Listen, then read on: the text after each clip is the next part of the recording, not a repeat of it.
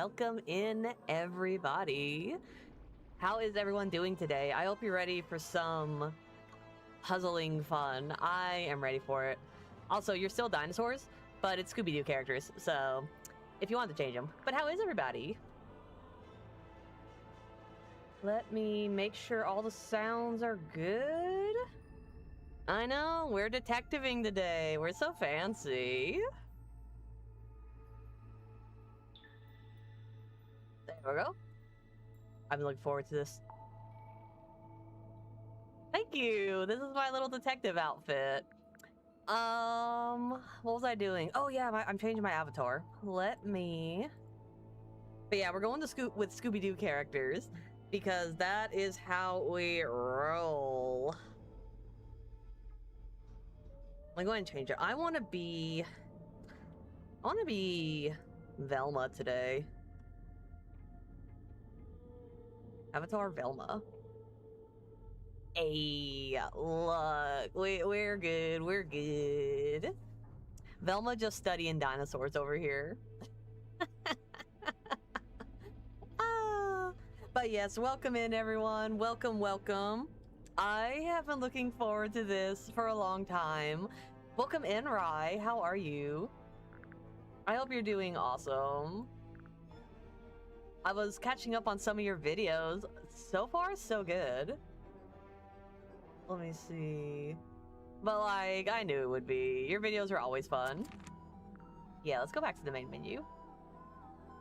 But yeah, it's been fun. It's been fun watching your videos and seeing new things that you're doing. Let me get some drink. Ah, delicious. But yeah, I'm ready. I am ready to just kind of do different things. I want to test something out real quick before we do anything. Let me get out my phone. But yeah, I hope you guys are ready for some adventure and shenanigans, because boy, are we going to be doing that. Let's go ahead and turn this down. I wanna test something I found out. Let me see. There we go. Okay, cool. Yeah, let me test something. Okay, cool. Yeah, so far that's looking good. Oh my gosh, it does work. Nice. I was testing to see like if I can adjust different scenes on the side, and I can. That's so cool. Technology is cool. Technology amazes me. Let's get out of this. Oh. And I don't have... I mean, I have a controller, but I don't wanna... No, we're not playing games. We're solving murders. Perfect. Okay, everything looks good to me. Yeah, everything looking good. I'm the best I've been in a long time. I am so unbelievably happy for you. Like, I'm so happy to see you making videos again, and you just sound like you're just really enjoying all of it again, and it's awesome. Glad to have you back. But I'm glad to see you getting better. It's fantastic to be back, and I won't be going anywhere again. Oh yeah, that's the mentality I like to see. Drink already. Okay, cool. I am done testing things in the background. I am ready to start. I hope everyone else is. Let's go. Hello, Nick Gamer. How are you? How are you doing? I hope you're ready for some fun times. We're about to solve a murder mystery and see what exactly is going on. Like, what is going on in the submarine?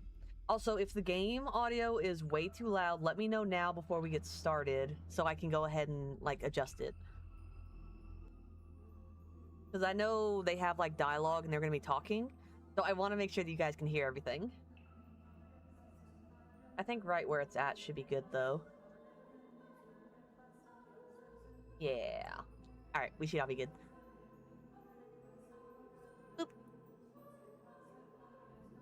Okay.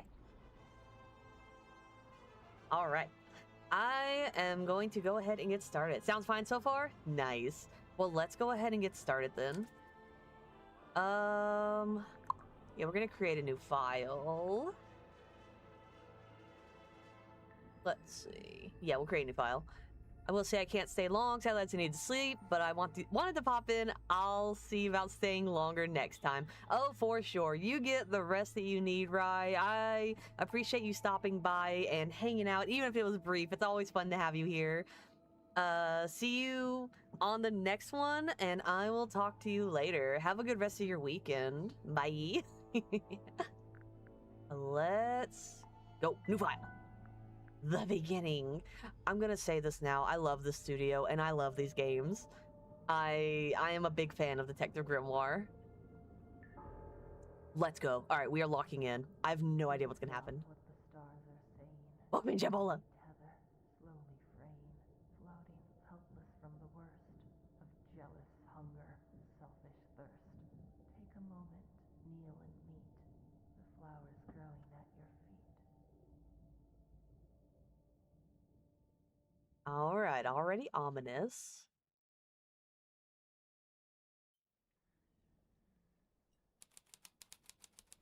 Ooh, there we go. The Stone Top Inn. Okay, okay. There she is sleeping. Fishing trips on board the dearest Selena. Oh, I missed this. I missed this. I'm guessing that's the name of the ship. Yes. Inquire with Felicia Stonetop at the bar, or with Sylvia Seafoam at the harbor. Nice. Are you sure I'm welcome? That was very aggressive. I just didn't want to miss it. It is a mystery book. I have to focus. I said hello. Hello, Jabola. How are you? It's not my fault you decided to wait until right when I started. Right, I said lock in. Welcome in, Turtle. You stuck in. How are you? Good to see you. Happy sleuthing tonight. How did the Dino Wars end up? It went awesome. We beat the game.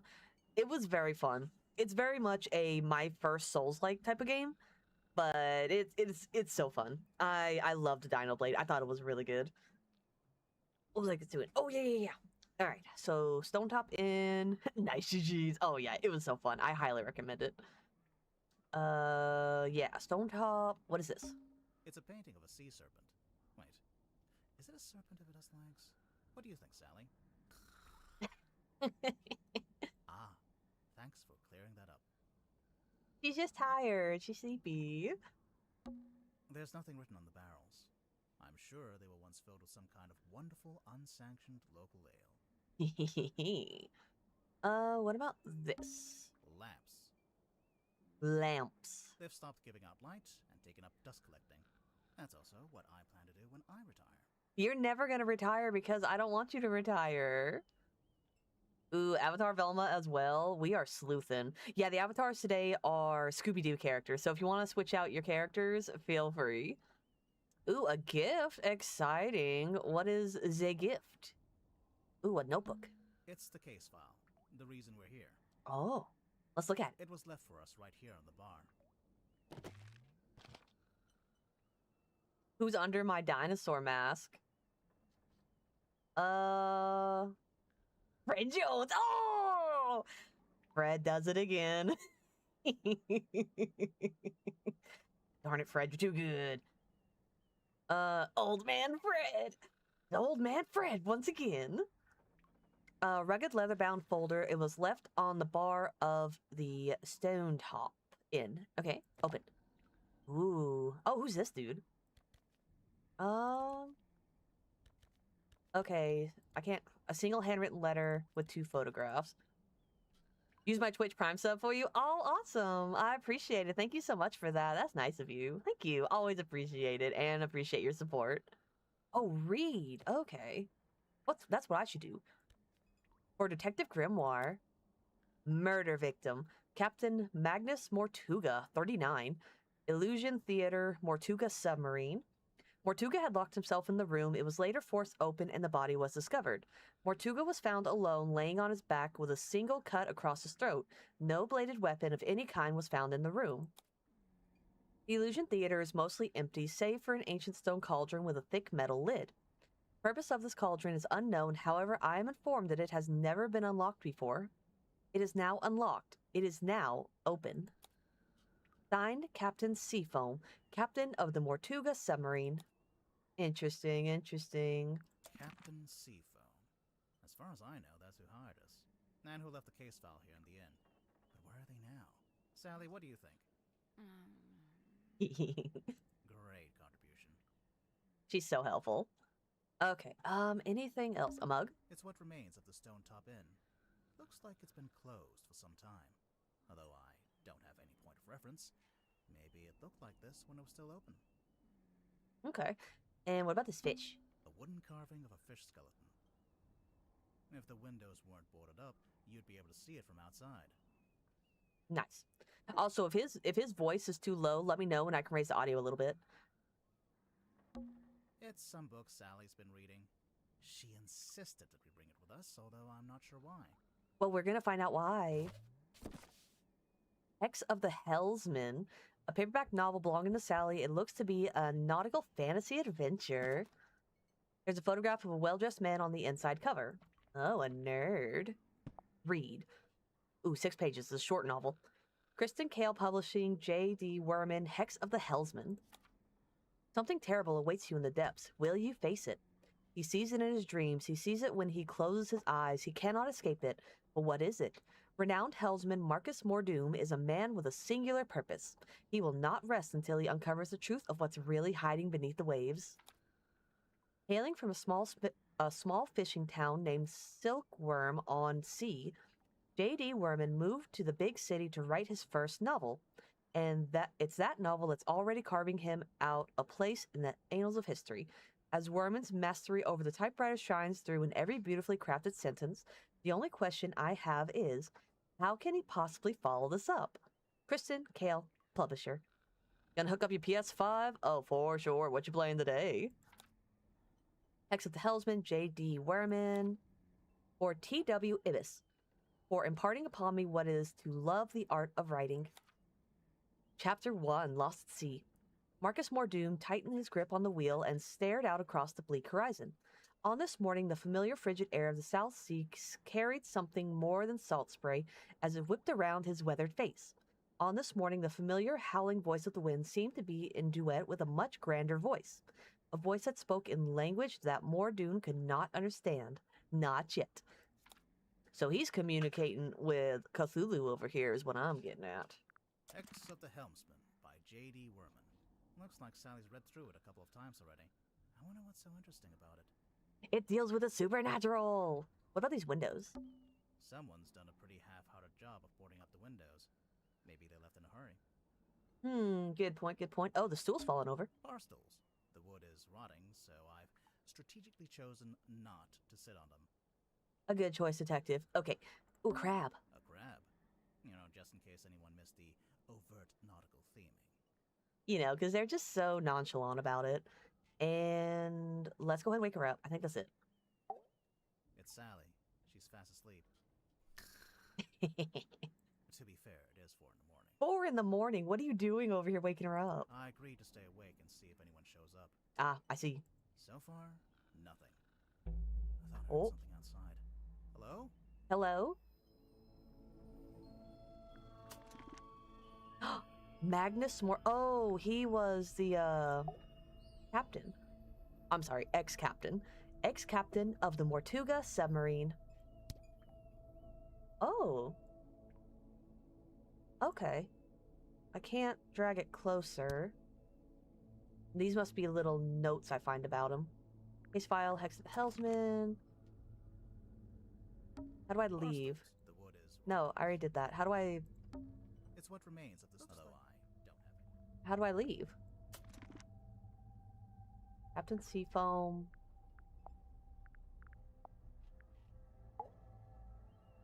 Unless I'm missing something. There's us. Why is he over here? Then yeah, he's blocked out. Case file. Sally, wake up. We have to go. Why? Because there's an eerie green light trying to lure us outside. Oh, that's a pretty good reason. I'll get up. Yeah, no, since you gave such a good reason. I think it's time to go outside. To move around, use the map button in the bottom left. Okay, so that's how I do it. Oh, fun. Don't top in the town of Silkworm on the sea. Let's go.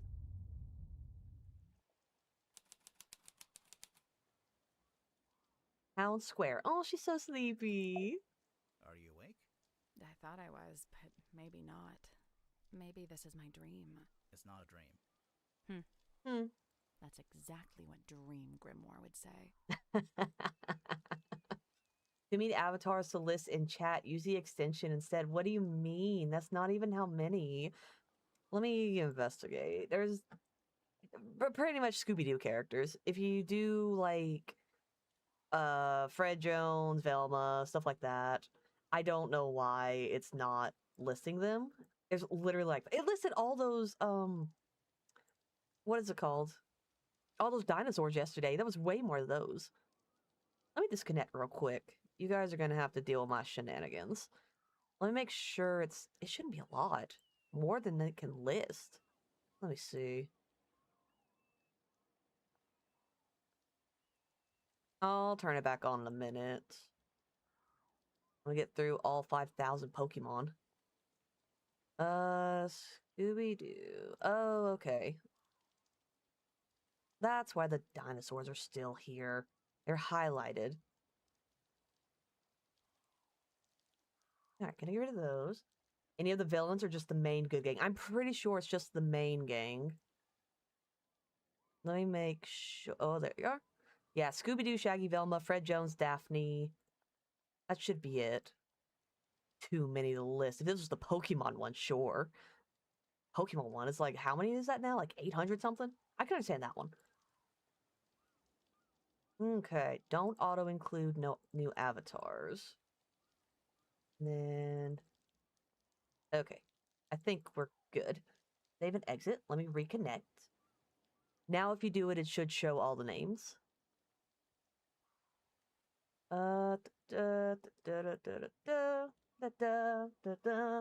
Cool. I think they're at 1,025 Pokemon now. I would believe it. As many Pokemon as there's been. Definitely understandable. But yeah, the list should work now. And also, you shouldn't be a dinosaur anymore. That. Look at all my stuff. I think we're good. Oh, I gotta pull out the bingo. So that way we can do the bingo card. Welcome in, Zeno. Let's go. We are having fun today with a murder mystery. I just gotta pull up the bingo card and we are good to go. How are you? How have you been? Let's see. Bingo. Is create game. Nice. All right, new game started. And awesome. For anyone who wants to play, it is now up and running. Okay, so we already had tech issues and fix the stream live. But we should be good now with the rest of the bingo. Yeah. I think we're good right now. So far, so good. Doing well. Just playing Fall Guys with a friend. Fall Guys is so fun. I haven't played it in a minute, but it was pretty fun last time I played. She's sheepy. It's the stone top emblem, I guess. Looks like a snowman. Man, anyone coming in to watch, be prepared for just coziness, and I'm gonna be clicking everything. It's not... Why would it be a snowman? Because it looks like a snowman. What do you mean? Alright, then what is it? I think it's 3 stones stacked on top of each other. No, it's definitely a snowman. Oh, that actually does make more sense. I love the voice acting in this game. That must be the logo for Mr. Grip's Emporium. I think it's a hot air balloon. I've always wanted to go in a hot air balloon. Well then, you're in the right place. At the wrong time. That's a shadowy figure as a woman. I can definitely see that too. I don't think she's saying 3 stones on top of each other. He says snowman. You say a woman shadow. I can see it both. Ooh, a light. We're not going to go there yet. There's an old lighthouse up on the rock. Can we go up to the top? Do you have permission from the lighthouse keeper? No. We can get it. It's only 4 a.m. They're up by now. Then no. Aw, you're such a buzzkill. Who's the statue? A large stone statue on top of a fountain. It looks like a fisherman wrestling with some kind of dragon. It says right here, the silkworm serpent. It can't be a serpent. It has legs. Right? Okay. So that's a little bit history. I'm definitely getting Cthulhu vibes. Welcome in, Still Somehow Alive. How are you? How are you doing? I hope you're ready for some fun times and shenanigans and mystery solving. Y'all remember that light? You mean the one from the Great Gatsby? Pretty much. We'll get to the light eventually. I need to click everything. Baroness Fortuna presents Fortuna Hall. Performing tonight, Waylon Wolf. Oh, tonight? Yeah, we didn't come all this way to go to the theater. Also, the sign is several years old. Aw, we missed the show. What about the stone path? Silkworm on Sea. It's a ghost town. A ghost town? Oh no, he's so scared. I just meant since, it's abandoned. But yeah, there might be ghosts. There's 100% ghosts. We are gonna go check out the light. There's something in the water. What is it? I don't know, but whatever it is the source of the green light. Ooh. Is that? A submarine. I think I can see someone standing on the deck. Maybe we should go take a look. Ooh, let's board it. Let's go. Ooh. The foredeck. Okay. I love her outfit. I've always liked her outfit. There's nobody here. The door's open, though. Somebody must have opened it after the submarine surfaced. Does that constitute an invitation? Not yet. An old wooden boy. With a face. With a face. Ew. It's chained to the deck of the Mortuga submarine. There's a faint green glow in its eyes. Ooh. This is where the green light was coming from. I noticed it started to fade as soon as we stepped onto the deck. So it's a boy that doubles as a lighthouse? The opposite, really. A lighthouse warns you to stay away. But this thing lured us in. Interesting. And we already know about the book. Let's see. Ooh, carrot cake. Wooden boy. I accidentally read that it's wooden boy. I did too.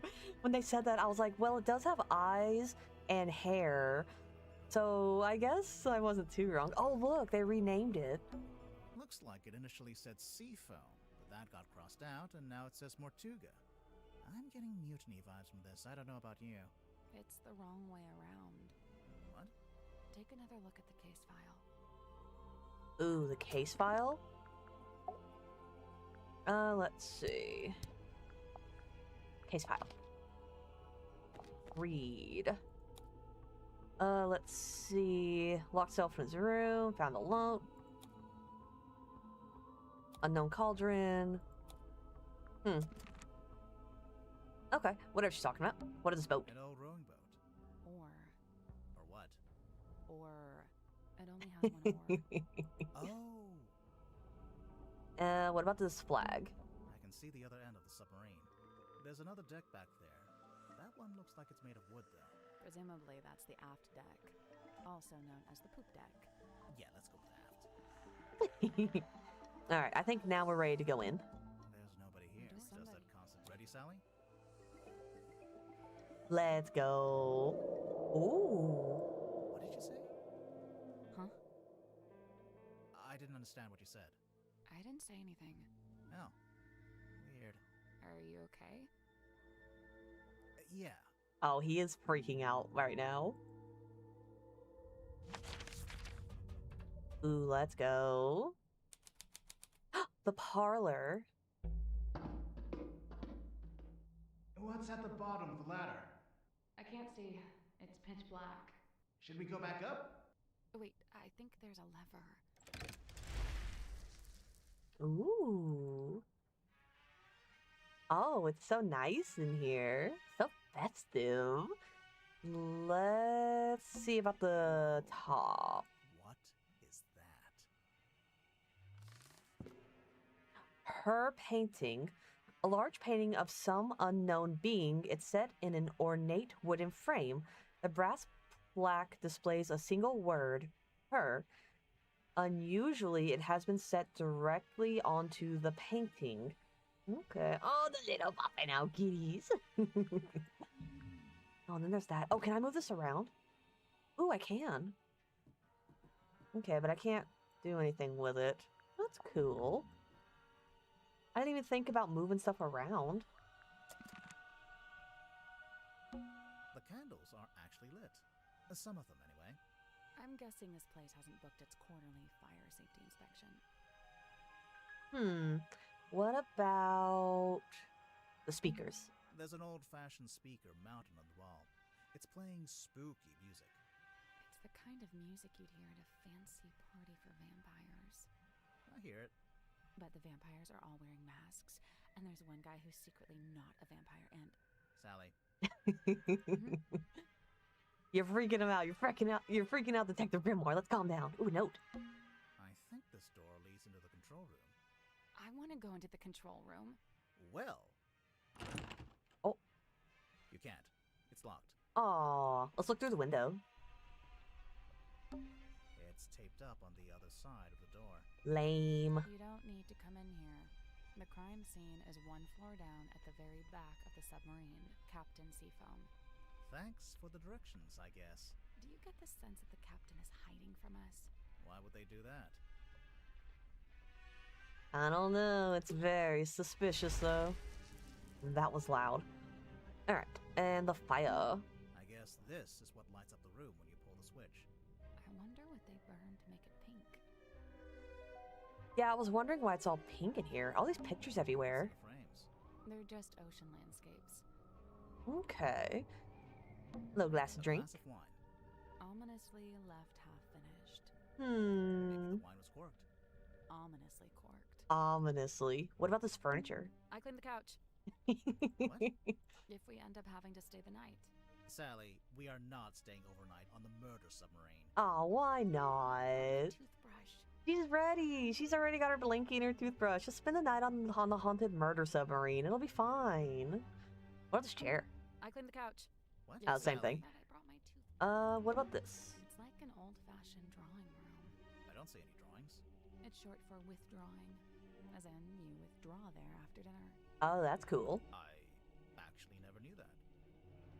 I wouldn't be surprised if she made that up. Let's see where else we can go. We can't go there. That's the control room. Can we go in here? Let's go to the crime scene before we do anything else. Aye, buzzkill. Ooh, mess hall. We're gonna click on all the things. It's Mr. Puff. A timeless classic. What, this one? This looks like dead coral. Is Coral ever alive? Yes, actually. Coral are marine animals, dude. They are. Coral is a living being. What? Some dishes. Pans for cooking. What about... Oh, this is shaking. It's a big metal statue of a serpent. There's a cabinet built into it, but I think it's locked. Oh, we're looking closer. Oh, rotate the 4 dials into the correct arrangement. Ah. Oh, that's cool. And then we gotta do that. Okay. Obviously, I don't know it now, but we will eventually. We'll eventually learn. Nope. 4 dials, with a window in the center of each one. Turning each dial rotates the shapes that appear in the surrounding windows. What do those numbers mean, though? We will figure it out. We'll come back later. Yeah, we'll come back later. The ladder leading back up to the parlor. Okay. What about this picture? A picture of a fish. Delightful. Very delightful. Okay, so I'm gonna have to remember about the little servant thing. And, oh, it rotates all the way around the submarine. That's so cool. Cards. Playing cards. Looks like someone got dealt a bad hand. Aw. I have no idea. I just thought that would sound cool. And what about... What is this? Hey, it's a kitchen. We didn't have one of those last time. What? Nothing. Oh, that's true. They didn't have a kitchen in that entire 3 house. tables, arranged into a Z shape. It's actually more like an S from this angle. Oh, maybe they were trying to write my name, but they ran out of tables. Aw. Okay, so... I don't notice anything else. Let's continue on to the next room. Mess hall. Is it this one? Let's head to the crime scene first. Is it? It's probably this one. Let's go to the crime scene before we. Let's go to the crime scene before we. Let's head Oh, to the crime scene. I meant to. I'm sorry. I didn't mean to click everything around it. Illusion Theater. I think this is the crime scene, guys. I think we found the crime scene. Someone's taped a drawing to the wall. Although it's upside down for some reason. I think it's supposed to be a poster. Oh, I could see it being a poster now that you mention it. Oh, that looks so cool. Alright, let's see. A hand-drawn poster. Let me... There we go. A hand-drawn poster taped to a pipe on the wall in the Illusion Theater. For some reason, it was displayed upside down. Okay, okay. Well, can I... Ooh. Lady of the Looking Glass. Okay. Can I... I don't know how to actually... There we go. Title here, Illusion Theater. Okay. And then it's like that. Interesting, interesting. Oh, it flipped over for me. Title here, Illusion Theater. Baroness Fortuna presents Lady of the Looking Glass. Unfathomable, beyond anything I can imagine. Inconceivable. I don't know what to believe anymore. Book tickets, Fortuna Hall, Silkworm on Sea, Monday through Saturday, starts at 8 o'clock. Interesting. There's a little broken bottle on the floor. I'm guessing Mortuga dropped this when he died. I'm guessing that too. Evidence. A moon vial. A small glass bottle found smashed on the floor in the Illusion Theater. The spilled purple liquid has a subtle botanical scent. The small paper label is marked with a simple picture of a moon. Interesting, interesting.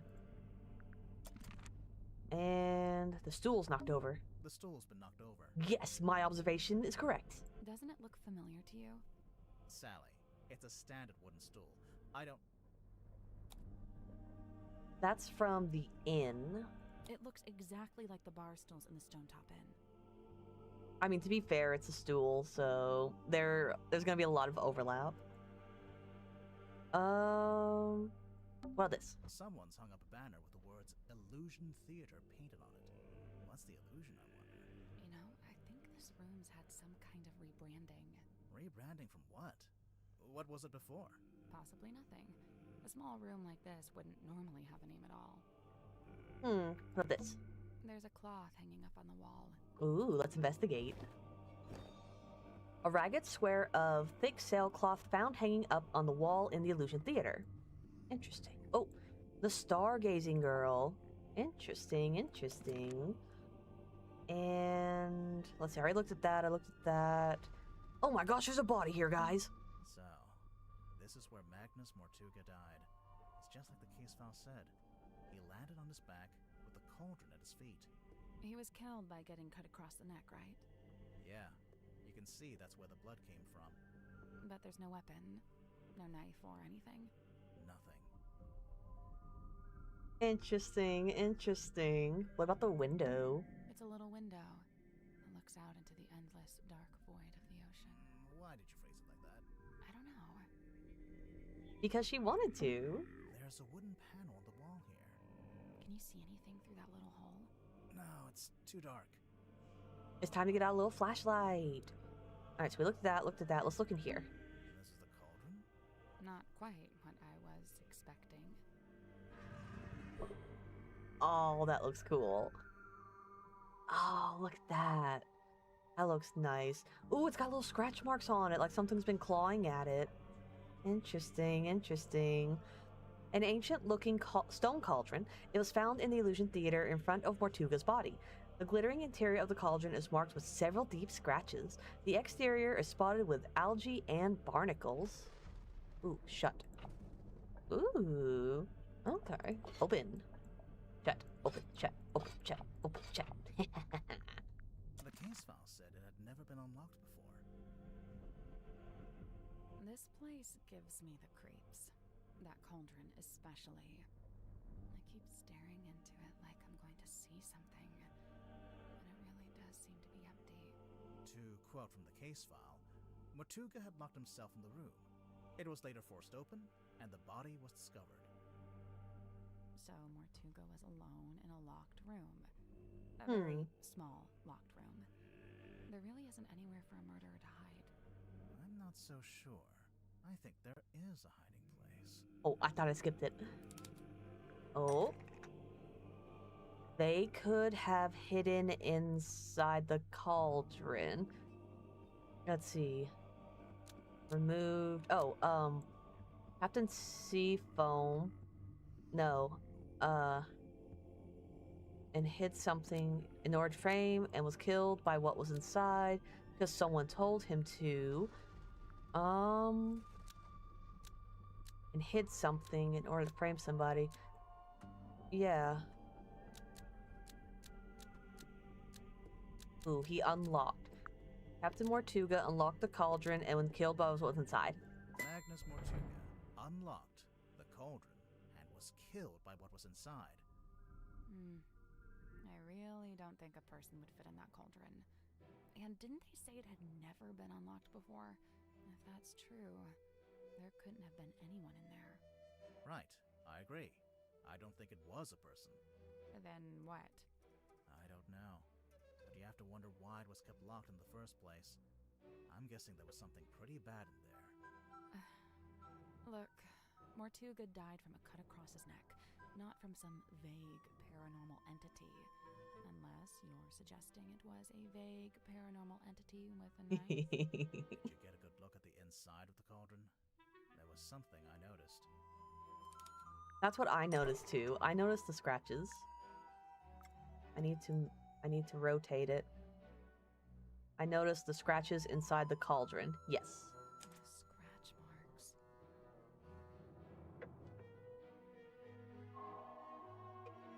Ooh, chapter 1, The Curse in the Cauldron. Continue. And, oh, welcome in, Sad Panda. How are you? I hope you're ready for some mystery solving fun. Right now, we have no idea what we're doing. We're just exploring. Alright, so we've unlocked that. Can we go in here? Oh, we can go in here now. Oh, a child's room. Oh, she's the one from the play that we read about. An eerie painting of a girl standing in the woods. It is just a painting, right? I don't know. Them eyes look like they're following us. Sure. Maybe. No. Maybe. Maybe. Is it a point and click mystery solving game? Yes. This is actually the third in the series. And I love it. The humor is just my type of humor. The style is really cool. And the mysteries are pretty intriguing. But yeah, is that thing blinking? Or am I imagining things? But yeah, this is definitely a point and click adventure, and it is super fun. I have no idea what's gonna happen. I know that painting blinked at me. Every time I look to the side, it looks like it. Oh, there it goes. Oh, I saw it that time. Now, I heard if you cut a starfish in half, both halves regenerate into a new starfish. Yeah, I can do that too. Also, they have no brain and no blood. Yep, ditto. Interesting, interesting. It's a seahorse rocking horse. Oh, can I ride it? I don't know. Are you a small Victorian child? Yes. I was wondering what she was gonna say. She's like, yes, I'm a small Victorian child, and I definitely can be. Only on Steam? Yes. Well, no. I think they also released it on the Switch. I believe they did. I'd have to double check. I think it's on console as well, but I'm playing it on the Steam version. It's a magic vanishing cabinet. I think it's just a wardrobe. Let's take a look inside. Oh, it's empty. Vanished. It vanished. It's a wooden chest. What's all this stuff on the top? Ooh, let's look and find out. Ooh, it's another puzzle. That's another thing. It's also puzzles to figure out too. Drag the 6 cards and 4 glass lenses into the correct arrangement. Okay. Well, I know. Oh. Big head. These are all the same. Oh. Let's see what this word says.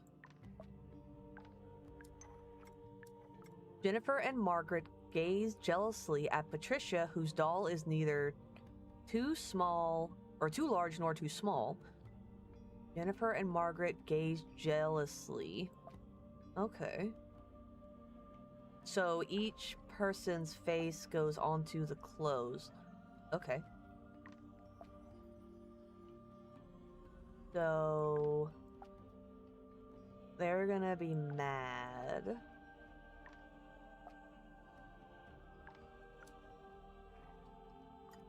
And this one's gonna look that way. Was it this one? No. They're too big. Looks like the Hansel and Gretel thing. Yeah. I feel like I'm missing one.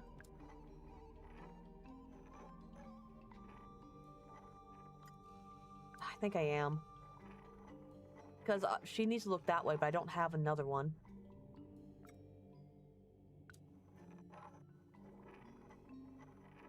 Yeah, I need a second one. Unless I can get them both on the same side. No. Heads are too far apart. Yeah. Okay, and then I'm gonna need another one to make... Okay, so I have to find the last piece. Nope. First things first, we need to make sense of that clue written on the box. Right. Surely it's the key to knowing where to put everything else. I think I'm just missing a piece.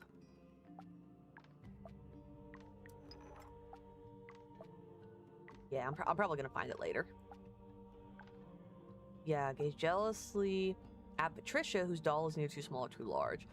The middle doll didn't need a glass. Oh, now that you say that. Let's see.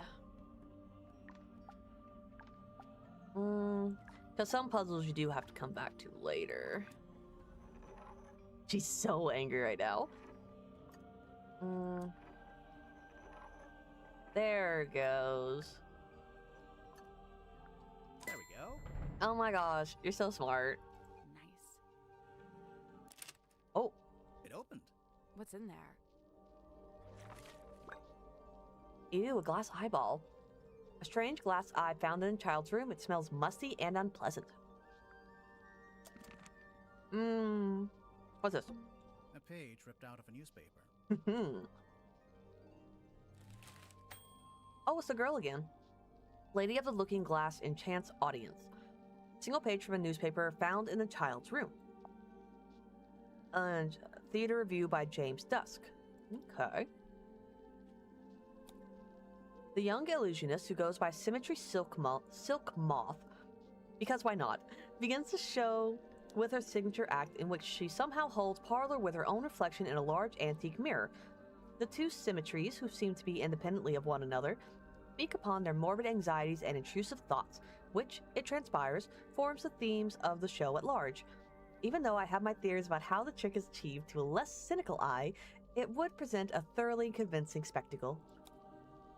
The mysterious Miss Silk Moth rounds off her performance with a surprisingly comedic set piece in which she attempts to communicate with her departed Uncle Gregory, who appears as an apparition within a crystal ball.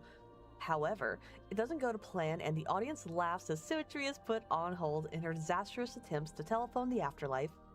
Overall, the show is a triumph, a brush with mysticism that stays with you long after the final bow. Let's see, gripes, nautical and aeronautical precision, measurements, navigation, shipyard, rigging, reefing, dome top inn, ales, wine, food, daily fishing trips. Oh, we gotta speak to the harbor master for sure. Catch the day, mysterious sea serpent hauled ashore. Oh. 3 a.m., the witching hour, and the moon is out. Dearest Selena creaks into port. Its once cheerful frame now seems burdened heavy.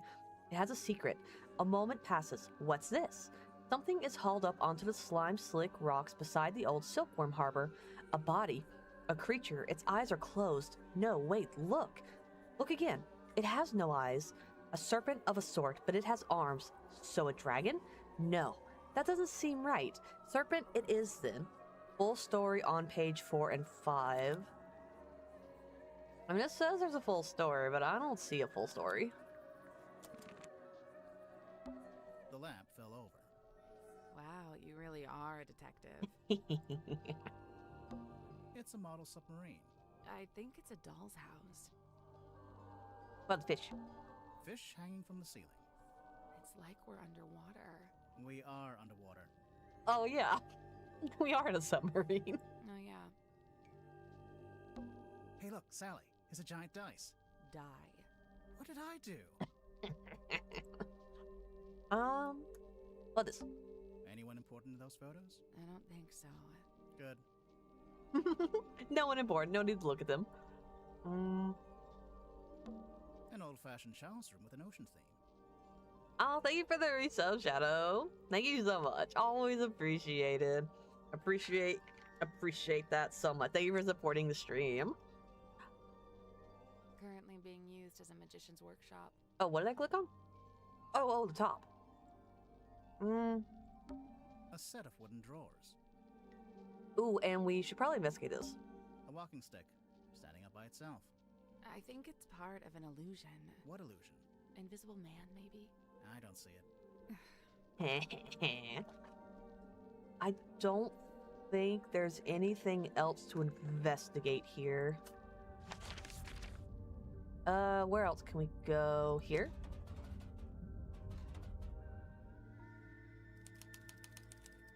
Oh, our first 2 people. Let's look at all their stuff first. Is that a tuxedo? You never know when you might have to go to a fancy party. What's this in the front pocket? It's a cell phone. That's locked. What do you mean it's locked? How can a phone be locked? Detective Grimoire, how old are you? Oh, wow. What? Do I just have to match them up? And then... No, it's a small line. Okay, and then... Like... Nice. And then... Maybe this one. And... Is there another one? No. Hey, get off. Let's see, we need... This... No, that's too small. This one.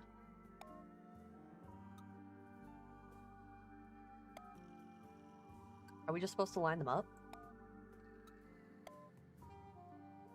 Oh, we're supposed to figure out which one goes in here. Okay, okay. I think this one. Yeah. No, it needs to go up a little higher. We'll figure it out. This one. That one maybe. I'm downloading BlazBlue Central Fiction, so watching till it finishes downloading? Exciting. It's gonna be so much fun playing BlazBlue. Yes, that's right. And... No, that's not it.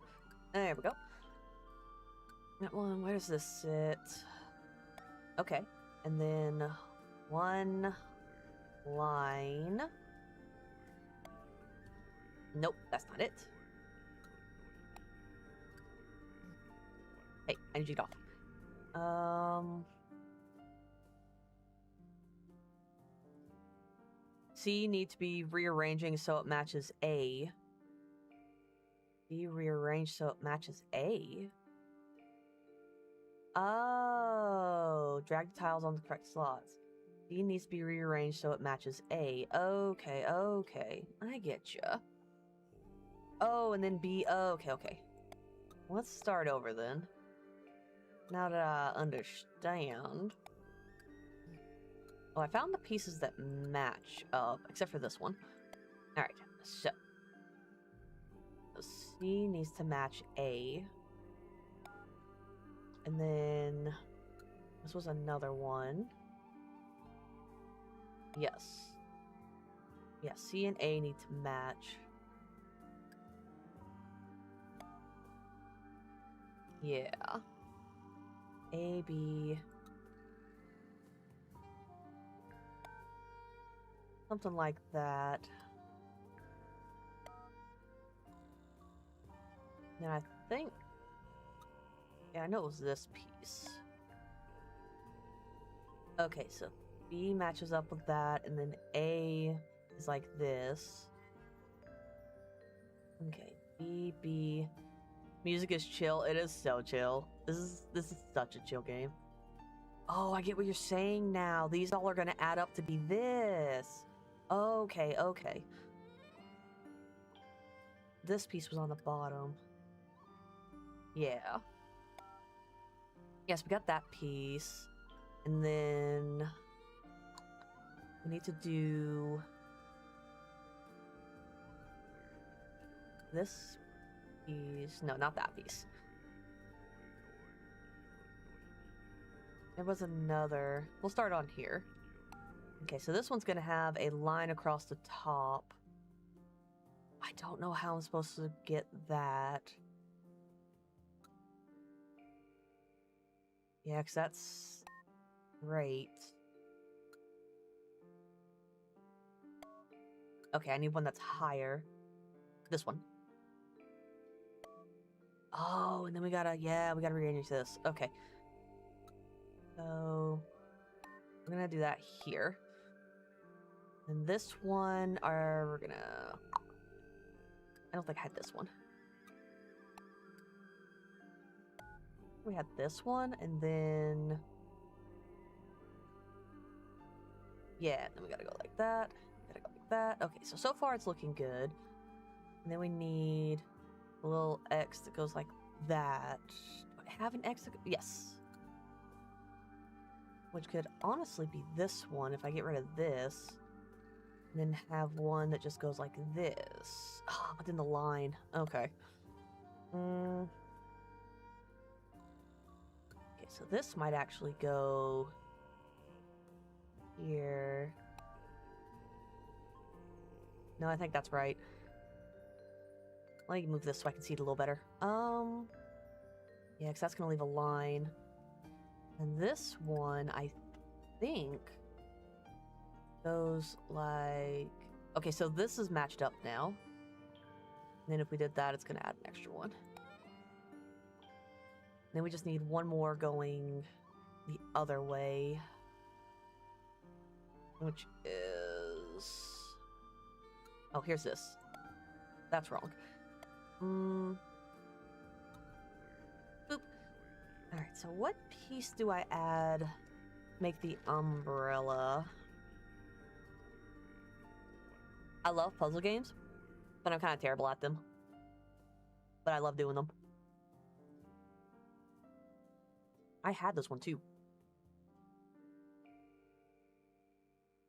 Maybe I can switch this one to be over here. And then move this one for now, move this one here.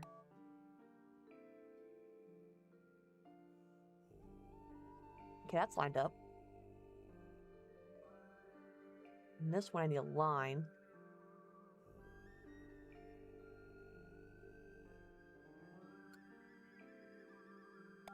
There we go.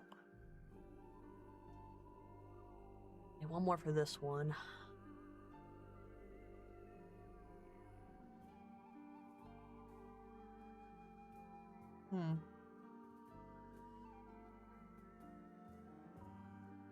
Yeah, it lines up.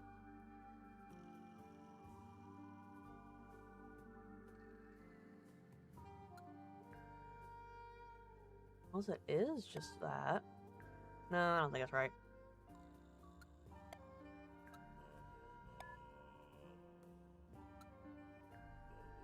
Oh, there we go. I need the last one going here. Which would be... Okay, what if I switched out that one for that one? There we go. And then... Oh, you're saying this one? Okay, I think that's it. Hey, I did it. Hey, we did it. I'm impressed. It's unlocked. So now we can look at it? We are totally snooping on this guy's phone for no reason. A cell phone with a lid that flips open. It was found in the pocket of a tuxedo in the bunk room. Oh, this is old school. Oh, it says mom. Alright. Oh, welcome, Dirk. Welcome. I'll just go through his messages. Dirk 007 at DirkNet. Big Real Studios. The offer's still on the table. 500,000 with no multi-picture deal. Sci-fi lasers explosions. It's gonna be big. Call me Steve. Hi Dirk, my name is Jimmy. I am a big fan. I have lots of ideas for movies you could do, and you can use them for free, but please put me in the credits. Okay, thanks. Okay, please, right back. Hey Dansome, where did you run off to? They said you went on a work trip. What the heck is going on? Thanks for inviting me. Steve admitted he'd email you again. This is a reminder that you are not free to take his offer, all in good time. Okay. And text messages. He's still struggling. He keeps writing the first chapter over and over. I'll let you know if there's any progress. Remember, we need several new characters, lots of action, and tell him to go big with the drama, romance, and sword fights. He is writing something, but I don't think it's going very well. He seems easily distracted. Accountant, agent, Big Real Steve, Daisy, Janelle, lawyer, mom. I wonder what happens if we actually call these numbers. Ooh, let's call his mom. 505-555-4888. Outgoing. Okay. Can we call his mom? I want to call his mom and ask her how she is. Ah, it won't let me call. Oh, I thought it was calling people. Also, it's at 23%. You should really charge it. Look through everything on Dirk's cell phone. Ooh, a little toy. It's some kind of doll. Sally, no. That is an action figure. It's a collectible action figure.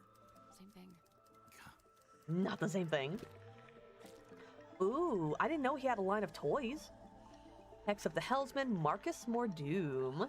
Oh, ages 5 and up. Careful, choking hazard.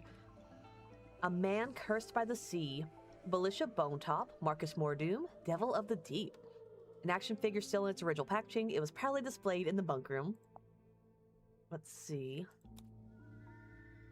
He sees it in his nightmares. He sees it when he shuts his eyes. He cannot escape from it, but what or who is it? Renowned helmsman Marcus Mordoom is a man on a singular mission. He won't rest until he discovers the truth of what's really hidden behind the stormy seas. The enigmatic sea captain includes ship's compass and treasure map. The tormented helmsman includes anchor sword and ship's wheel sword, whatever, wheel shield. The mysterious entity from beneath the waves includes Reaper Scythe. Oh. Series 2 coming soon. Hex of the Helmsman only in theaters. Okay.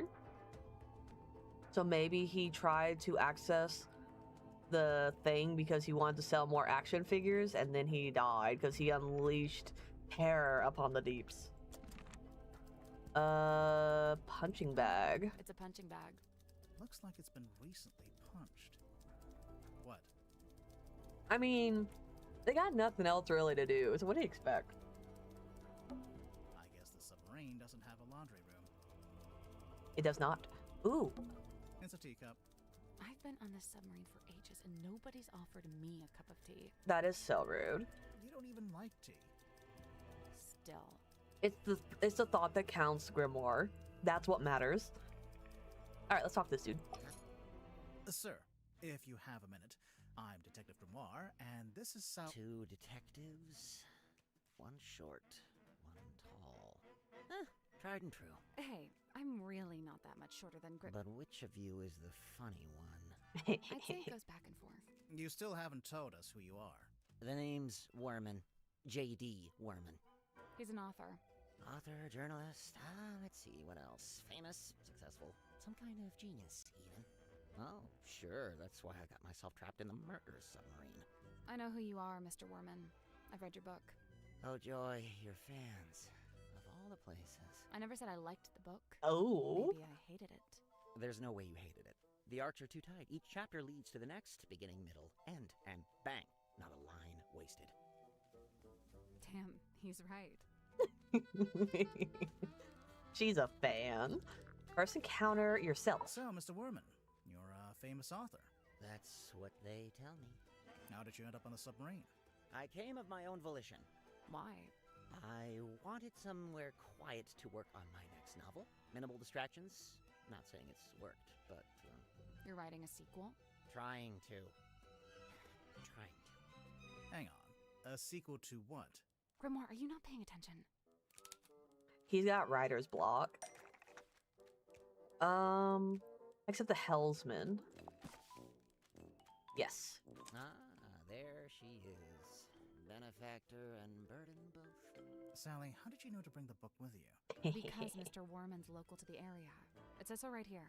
Hailing from a small fishing town named Silkworm on Sea, J.D. Worman moved to the big city to write his first novel. My publisher wrote that. It's quite true, but she made it sound so saccharine. So you're from the town. You moved away, and then you came back. Now, see, you've gone too far in the other direction. That's too utilitarian. I get going back to your hometown for peace and quiet, but then to end up on the submarine. How did you even find out about it? Did you already know Mortuga? Oh, I knew of him. He's a figure of some infamy, submarine included. In fact, it was good to finally put a face to the name after all those years. Interesting. And the submarine? So, how'd you like living on the Mortuga submarine? I will say, as a writer, it's a boon to be aboard this thing. The whole place is dripping with human narrative, stories practically leaking out of the walls. It's also a lot noisier than I thought it'd be. I couldn't have guessed Mortuga would basically be running a bed and breakfast down here. It was already busy when you arrived? Before the arrival of Mariana Moon, Dirk and I were the last two to join the gang. It's kind of surprising there was still a bunk room free at that point. Well, I wouldn't look a gift horse in the mouth. What's it like sharing a room with Dirk? Oh, we get on like a house on fire, 2 peas in a pod, that's us. And what about everyone else? It's a fascinating little microcosm, utterly discordant and yet somehow harmonious. At least that's how it felt before the captain was murdered. Interesting. Oh yeah, what about the night of the murder? Night rolls around and I can't sleep, as usual. I say night, I'm referring to the indistinctive block of time we on the submarine have agreed to collectively refer to as night. Anyway, I'm wide awake, so I stay up to get some writing done. I don't want to deprive Dirk of his beauty sleep, so I took my typewriter out into the mess hall. Was anyone else in there? Godric came up a few minutes later. Brought some kind of busy work with him. So there we were, whiling away until I look up and see this woman. Mariana Moon, apparently. Good name. Probably fake, but good. She got straight to work trying to extract my entire life story, but then Mortuga shows up and we all go quiet. The guy looked miserable, and he passed straight through the room like a ghost. But before he leaves, he asks us to show Mariana around the submarine. I really didn't have the energy, so I made an excuse and left. I slept for barely an hour before a big jerk wakes me up. I'm not talking about Dirk. I mean, the submarine, it moved, tilted. Anyway, I tried to get back to sleep, but no. Now there's a scream. Dirk and I follow the sound all the way down the corridor. Symmetry's frozen in place in the doorway at the end. And behind her, Mortuga, dead. Laying in front of some ancient stone cauldron. The lid of the thing flung open, like something had just burst out of it. The whole scene was otherworldly, like a painting. Then Madame Tadpole arrived, with just about everyone else trailing behind her. Tadpole brought everyone with her. So, she already knew about the murder. From what I gather, she discovered the body and then left to go get everybody else. And you know, I really didn't want to get in her way, so I returned to my room to await further instruction. Did you go back to sleep? No, I couldn't. I went back to work. Figured I'd be better off keeping busy, you know. Interesting. Suspicion. Ooh, ask about suspects. Cuts quite a figure, doesn't he? Like something from myth. He was real, of course. Flesh and blood. I imagine you must have been curious to meet him. As anyone would be. Did you get to know him at all? It's funny. Going in, I heard he was, you know, the strong and silent type. But I didn't find that to be the case. So he was friendly with you? In his own way. The day I first arrived, he invited me into his cabin, just to talk, apparently. What did you talk about? He asked me about my home life, my family, my father. Not to be rude, but why would Mortuga care about any of that? To this day, I'm not quite sure. I think maybe he was after some kind of information about the outside world, and thought I might be a good source. Interesting. Enjoy your snack, Shadow. Hope you enjoy what we snacking on today. So what made you want to become a writer? That's all I've ever done. I was given a job writing for a newspaper when I was pretty young. Given a job? Yeah, friends in high places, you know. Like who? My father was the mayor. Did you enjoy writing for the newspaper? Sometimes. Other times it was painfully dull. I've got a tendency to lean towards hyperbole, and the everyday goings-on in Silkworm weren't always enough to satiate me. For every rumor of a cursed man disappearing into the ocean, you'd have 10 elderly couple file complaint over garbage collection. Wait, you wrote an article about Mortuga? Oh no, I quit before that. I left town and went off to the city to be an author. And the result? Hex of the Helmsman. 50 national bestseller lists. As we speak, it's being translated into 5, 6, 7, 8 more languages. Must be nice. Your first book, and it's a big hit. I'm not complaining. I can see why you'd be writing a sequel. I really don't have a choice, do I? This is how things go. If you get a success, you have to keep it going. She's ready for that sequel. She don't care. Also, I love that it has the check marks because I'm pretty sure in the last few games it didn't have check marks, so you'd have to remember if you ask them about something. Ooh, that's right. We can ask them about all these items too and see what they have to say. I noticed on the back of the box it says, Series 2 coming soon. Look out for Hex of the Helmsman 2, only in theaters. Kinda presumptuous, isn't it? Considering you haven't even written the book yet. Thank you. That's what I said. I raised a fuss about it at the time. My objections fell on deaf ears, as usual. Why are they so keen to make a second movie, anyway? What else? Money. Money. Were the other games different names? Yes. The first one was the Swampy Marsh, or something like that. The second one was Tangle Tower, which is in a similar style to this one.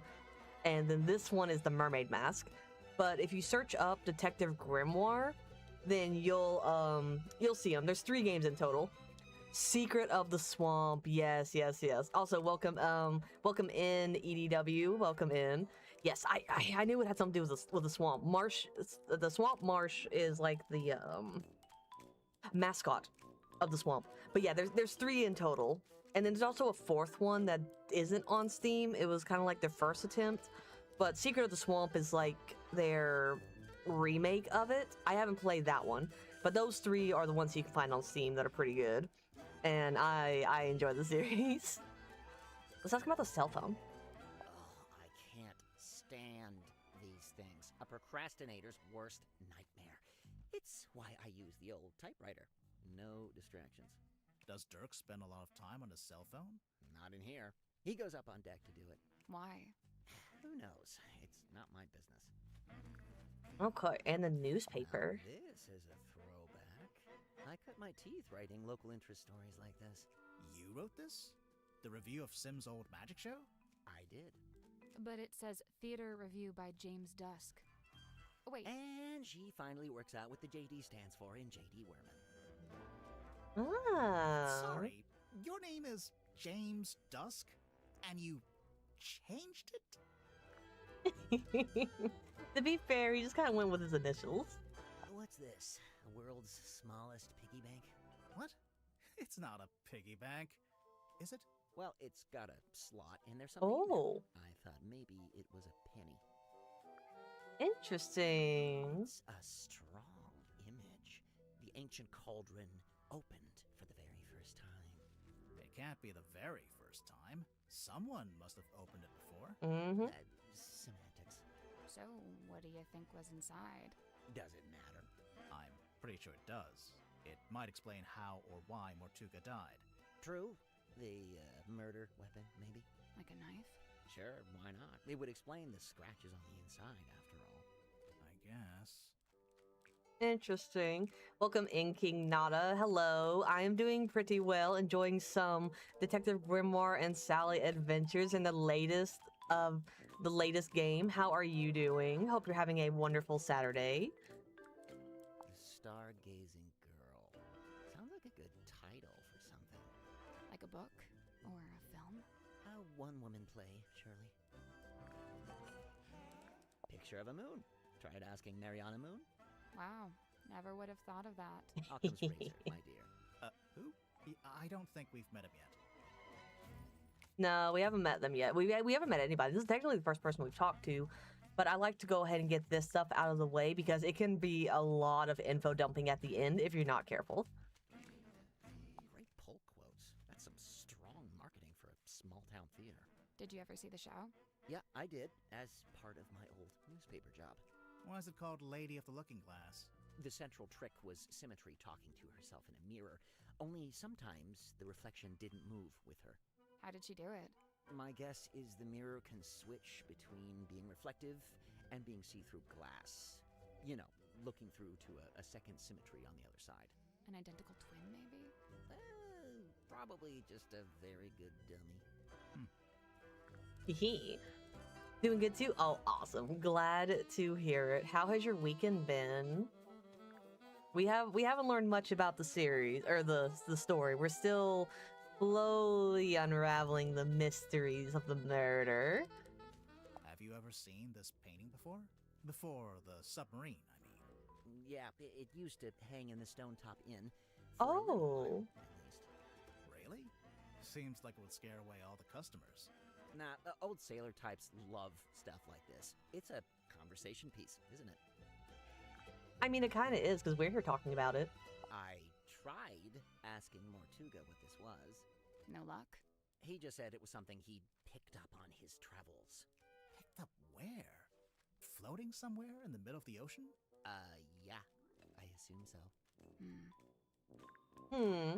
And what about your book? So, you've read it, Sally, but Grimoire hasn't? Nope. Nope. What's it about? I'd really rather not reduce it to a single sentence. It's about a guy named Marcus Mordoom looking for something called the Devil of the Deep. And does he find it? I just think it'd be better if you took the time. Yeah, kind of. It gets a little abstract towards the end. So what? It's just Marcus Mordoom on a ship, and that's it? We're talking about several themes carefully laid on top of each other. It's also a love story. Marcus is in love with a woman named Belicia. She's his captain. I don't see her on the cover. Really, all the nuance is lost if we just... No, she's there. Kinda. Like I said, it gets abstract. I'll take your word for it. If you'd like to read it, I have a spare copy you could... Nah, that's okay. No time. Detective Grimoire likes the audiobook version, please. I have to call in tonight. I got called in early for work tomorrow. Oh no.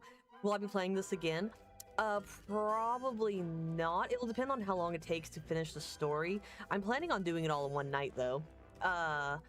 But we shall see. I definitely love to play mystery games and stuff like this, but I don't know if I'd play this again on stream. I plan on getting it all done in one night. Plus, it's also easier for me to keep up with everything. But it's okay. You have fun at work tomorrow, and I hope you have a great night of rest and that you have an awesome start to your week, Panda. Thanks for stopping by. One sitting, it's about 12 hours. It's a heads up, 12 hours. Oh, this is definitely longer than the rest of the games then, because usually with the rest of them I can beat them in like 6. If it's 12 hours, then I guess we're gonna do half now and half tomorrow then. I was not prepared for a 6-hour stream. We shall see how it goes. 12 hours though. This is definitely longer than the rest of them. Body discovered. For 12-hour stream? Cauldron open for the first time. Yeah, nice. Just enough information to hook you without giving too much away. Cynthia knows what she's doing. Oh, interesting, interesting. Clues, suspects, basic, suspicion? Let's talk to Werman. Let's explore the submarine. Let's explore Werman's... Okay, maybe I can do this part later. Nothing comes to mind. Okay. It's a huge iron dumbbell, made from nuts and bolts. So, you gonna pick it up? Might be a I doubt it. big, blunt object like that. Could be a weapon. I mean, could be. I'd say it looks pretty suspicious. Worth investigating. Lift it up, Grimoire. Go ahead. I disagree. All the paper on the A bunch of floor. discarded paper. There's something typed on it. Yeah, but I can barely make sense of it. Kinda looks like an attempt at the first chapter of a story. Oh my gosh. It's a suitcase. Clothes are neatly folded inside. Smells like men's aftershave. I'm getting bergamot, cedarwood, and notes of citrus. You done sniffing the suitcase? She is like deep into the trenches with that smell. Let's see. So we did that, coffee. It's a teacup. I've been on this submarine for ages. Oh, that's right. still. Tea and the sink. There's a sink here with its own little mirror. Looks like someone's been using it to shave.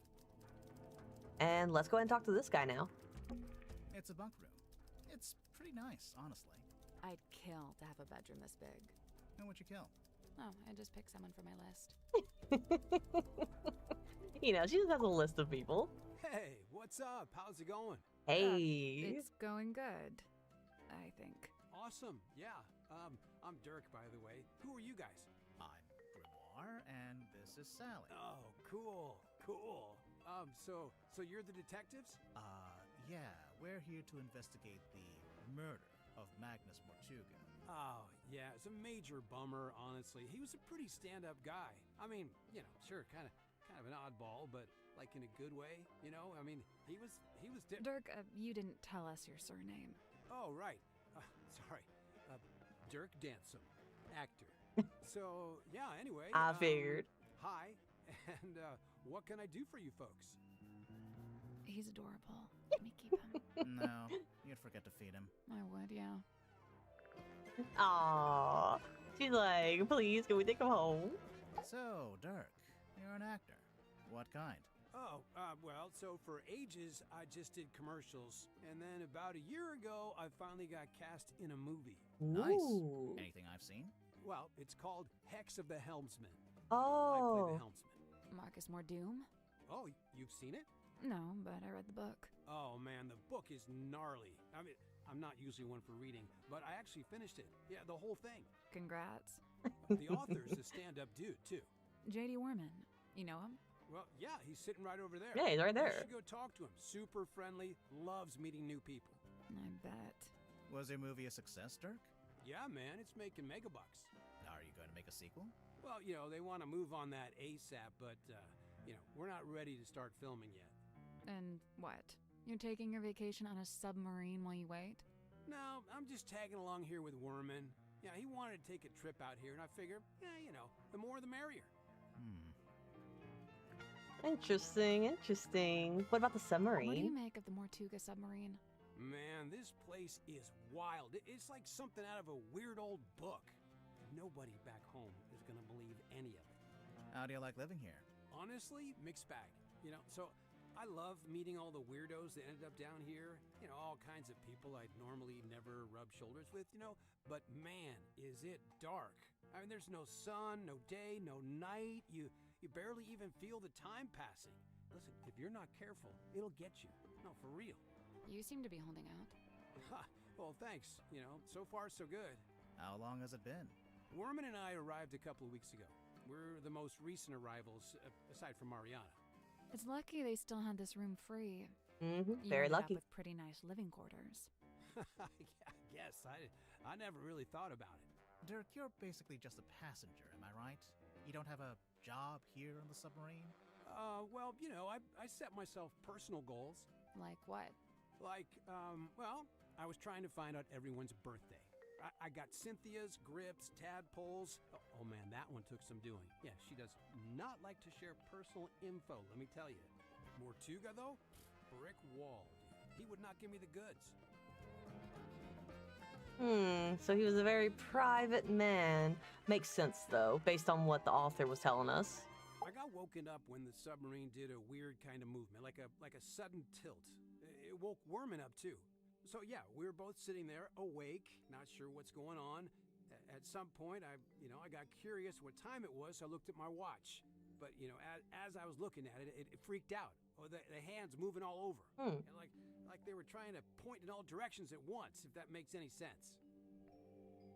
Anyway, I didn't have any more time to think about it since then we heard the scream.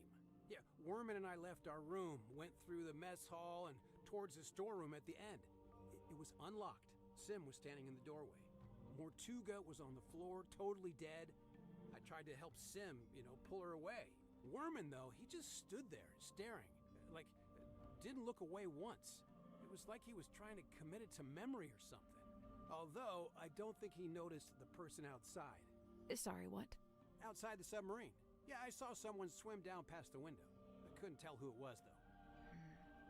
Okay. What did you do next? I wasn't sure what to do, to be honest. Luckily, Tadpole showed up a short while later, and she kind of took charge. Grip and Cynthia showed up next, then Mariana, then Zephyr. Tadpole wanted to know what had happened, but nobody had any answers for her. It was bad vibes all around. Sim and Cynthia left first, then Worman, then me and Mariana. We left around the same time. So, yeah, I went back to my room. Worman was there already. He'd gone straight back to work. And, that's all I got. Can I stop talking now? You're an actor. You should be used to talking. Let's see. Love your content, but we want you to take care of yourself too. Don't forget to bathe yourself. You streamed pretty late last night. Nah, it was the standard 6 hours. What are you talking about? I appreciate the concern, though. But I definitely don't think I'll be playing the whole game in one sitting, though. If it is 12 hours, which I am fine with, that's awesome. That means more content to enjoy from this game. But I'll probably do half today and half another day, probably tomorrow. I don't know. I'll see how it goes. I don't know if I want to wait till Wednesday to finish the story. I'll see how my schedule looks for the week. But we'll definitely be getting at least halfway done with the game today. Let's see. Oh, the suspects. Worman's my good buddy. Yeah, he's like the cranky older brother I never had. How did you become friends? Oh, it was mandated by the film studio. What? Well, I played the lead in the movie version of Worman's book, so the studio figured we needed to be friends. And now he's writing his next book, a sequel. Yeah, dude. Hex of the Helmsman 2. The Revenge Unleashed. Ooh. Or whatever. I don't think he actually has a title for it yet, or a story outline, or actually anything. I kind of feel bad for him, honestly. It's a lot of pressure, you know? Dirk, your work and Worman's work, they're kind of intertwined, aren't they? How do you mean? You can't make your next movie until Worman's written his next book. Mm-hmm. Oh, sure. I mean, that's true, I guess. Interesting. What about Magnus Mortuga? Listen, I heard the dude died because of a curse. Is that true? No, there's no evidence of a curse. Oh, still. Did you get to know Mortuga before he died? Man, I tried. Dude was not much for conversation. I tried explaining how I'm an actor playing a character that's kind of similar to him. Figured he'd be stoked. Let me guess. He was not, in fact, No. stoked. Actually, I tell a lie. There was one thing Mortuga wanted to talk to me about. Oh, yeah? He was super curious about contracts. Huh. Like the legal documents. Yeah, he wanted to know how they work. Like, how they can be used to make people do stuff or not do stuff. Weird. That is interesting. These people do not speak for me. Go 24 hours? Just play the game twice. Try to look for anything I missed the first time. Dirk Dansom, 6'2", Dirk Dansom. blonde, athletic, passionate, adaptable, amenable. Okay, you're hired. Please stop. And been an actor. Oh man, I've been trying to break into it for like forever, but I was getting nowhere until Mr. Vanderpeer said he wanted to hire an unknown for his new project, Hex of the Helmsman. It's kind of a fantasy horror adventure. I play mysterious anti-hero Marcus Mordoon. He's pretty much the main guy. So you went from getting no work to getting the lead in a big movie. Mm-hmm. Crazy, right? So you're rich and famous now? Well, I mean, yeah, right? I mean, hello? Hello. Hello. What's up? Silly Dirk. Silly Dirk. And let's ask about the clues. I am officially living the dream. How many people can say they're an action figure? I'll admit it. I'm jealous. You carry this thing around everywhere you go, Dirk. Of course, but I'm super duper careful to keep it in mint condition. Mint condition? I really wouldn't say. Yeah, they told me if I leave it in the box, it'll be worth way more in the future. Do you have the whole set? Looks like there are 2 other figures in the series. Oh no, they only gave me this one. My co-star Julie has the other 2. Interesting. This is yours, Dirk? We literally found it in the pocket of your tuxedo. How'd you know for sure it's my tuxedo? Dirk, show me one other living soul on the submarine that could even conceivably own a tuxedo. Just saying. Hey, the guy who wrote this review has the same name as As who? I'm not sure if I'm allowed to say. It's okay, we already figured that out. Someone lose an eye? It's not real. Oh. It's got a weird smell. So? So maybe try asking Mariana about it. She's got a wicked sense of smell, like a dog. I'm serious. Okay. Man, Mortuga really was an odd duck, wasn't he? I mean, who owns something like this? What's it even for? It used to be locked, so I think he kept something inside it. Oh, what? And it got stolen? The thing? Whatever it was? Maybe, yeah. Whoa. I wonder where it is now. Hard to say, since we don't know what we're looking for. But somewhere on the submarine, I guess. Not necessarily. Someone could have thrown it into the ocean. Oh, great. That's what I was thinking. Whatever came out of it is definitely still on the ship. I doubt it's been thrown into the ocean. It's somewhere on the submarine. What's the deal with those holes along the sides? They're from when it was a sail. Why would a submarine need a sail? Exactly. Why do they need it? Someone dropped their perfume? Bummer, that stuff can get expensive.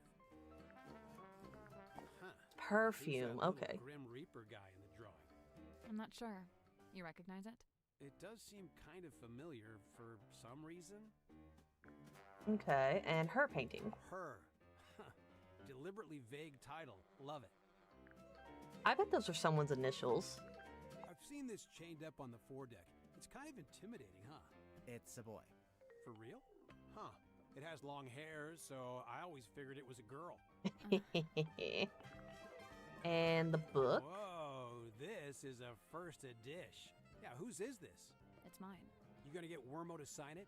No, I hadn't planned on it. He'd do it if you asked. I bet he'd even do a little doodle on the inside cover. Okay, maybe I do want that. I assume you've read it, Dirk? Of course, dude. First thing I did when I landed the part in the movie. What did you think? Loved it. I never thought about the sea so much in my whole life. It's almost like the ocean in the book. It represents something bigger, you know? Okay. I mean, if you're gonna be acting out a book, you might as well read the source material to really get a sense of the person you're supposed to be portraying. So good on him for reading the book. So, Cynthia hired you to solve the murder, huh? Pretty much. How much do you charge? Is it like a day rate or what? Oh, it depends. Just ballpark it. How much did you make from the last case you solved? Good question. Grimoire, how much did we make from the Tangle Tower case? Well, extenuating circumstances, being what they were. You never secured the payment, huh? Nope. Grimoire. A great detective, but not a good businessman. Alright, I think we're ready to leave this room. Let's look. Can I go here? Oh, we can go inside all the rooms. Let's do that. Oh, no one's in here. Oh, wait. There's someone in here. Let's look at this first. Why is this Hello? moving? Is anyone there? I think there's someone in that basket. Haha. Hello. What on earth are you doing? Ah, customers! Come in, and welcome to Mr. Grip's Emporium. Wait, what? I guess he's Mr. Grip. What's that? You'd like a succinct yet exhaustive rundown of our operational philosophy? I don't think I said that. Here at Mr. Grip's, we plot the unplottable, chart the unchartable, and measure the unmeasurable. No sea too vast, no night too dark, no fog too thick. With the right contraption in your pocket, even the great unknown may be quantified and calculated. So fret not, noble navigator, as we stock all the essentials. Nice. Oh. Oh, we can buy stuff. Oh, that's different. I'm broke, so. Oh, that's fun. I can't click it. Compass, I guess. I'm sorry, you can't afford this item. I don't want it. I'm afraid you don't have enough money. I know! I'm not trying to buy anything! Apologies, you can't afford that one. Ugh. He just wants to tell us we're poor. Mr. Grip, we're not customers. We're detectives. We need to talk to you. Why didn't you say so? Now, what is it you wanted to know? What a sudden mood shift. I love this guy. He's funny. I like this guy. Can I get your full name? Godric Grip of Mr. Grip's Emporium. And that's this little shop you run down here in the engine room, for some reason. This is merely the newest branch. The flagship site is back in Circuum-on-Sea. Oh. Yeah, we saw it. It's all boarded up. Yes, well, I can't make a living selling compasses to the ghosts in a ghost town, can I? So that's what you do? Sell compasses? Seems kind of niche. We buy, sell, and service all manner of nautical navigation equipment. What's that? Ah, yes, we also provide cartographic consultation. We'll analyze and decipher any map, all for a low fee. Some maps may be invalid, fee to be decided on a case-by-case basis. Aw. Sorry, did you just talk to your stick? You mean Cornelius Kane? And he's given it a name. Great. Don't ask any follow-up questions. Maybe he'll let us move on. Maybe. Oh, you found your wallet. Nice. That is always a terrifying feeling when you're like trying to mess with your pockets and find the item you lost. Oh my gosh. I'm so glad you found it though. Oh, the submarine. Yes. Tell us about this, you funny man. How'd you wind up here? I crashed my hot air balloon into the ocean. Whole thing came down. Dreadful. And of course, I've never been a swimmer, don't have the upper body strength. How'd you crash your balloon? A rather spirited disagreement with a flock of migratory pelicans led to an abrupt Sure, okay. And the actual reason? storm. There we go. Wait, so you're an aeronaut? I thought you were a shopkeeper. Yes, well, you're quite right, of course. But I've been inspired to leave my shop behind and head out on a journey of discovery into the great unknown. He has many That was talents. planned, at least. As you can see, I didn't make it very far at all. So there's a storm, the balloon crashes, you fall into the ocean, then what? Enter Captain Mortuga. He finds me adrift, fishes me out of the water, and promptly places me here. In the engine room? Was every other room taken? On the Yes. contrary, only Mortuga and Zephyr were living here when I arrived, so I rather had the run of the place. Cornelius and I just agreed this would be the best place to set up shop, as it were. Why did you set up your shop again? You just said you'd been inspired to leave it behind. I had to make myself useful somehow, didn't I? Interesting, interesting. Oh, it fell under your recliner? Oh, okay, good. At least it was inside your house nearby. Let's... Oh, let's hear his story. I'd taken Cornelius up to the mess hall. Poor fellow needed a little repair work, you see. Were you alone up there? Aside from Cornelius, I mean. No, Werman was there, working away on his typewriter. Then, all of a sudden, somebody new came down the ladder. A woman by the name of Mariana Moon. Werman and I conversed with her for a few minutes before Mortuga himself entered the room. He passed through towards the child's room and the storeroom, But before he left, he asked us to provide Mariana with a tour of the submarine. Werman feigned a sudden fatigue and slithered off back to his room, leaving me as the solitary tour guide. You do kinda look like a tour guide, to be honest. Yes, well, I won't bore you with a blow-by-blow. I'm sure Mariana will cover that in her statement. Suffice it to say, we ended up in the bilge at the very back of the submarine.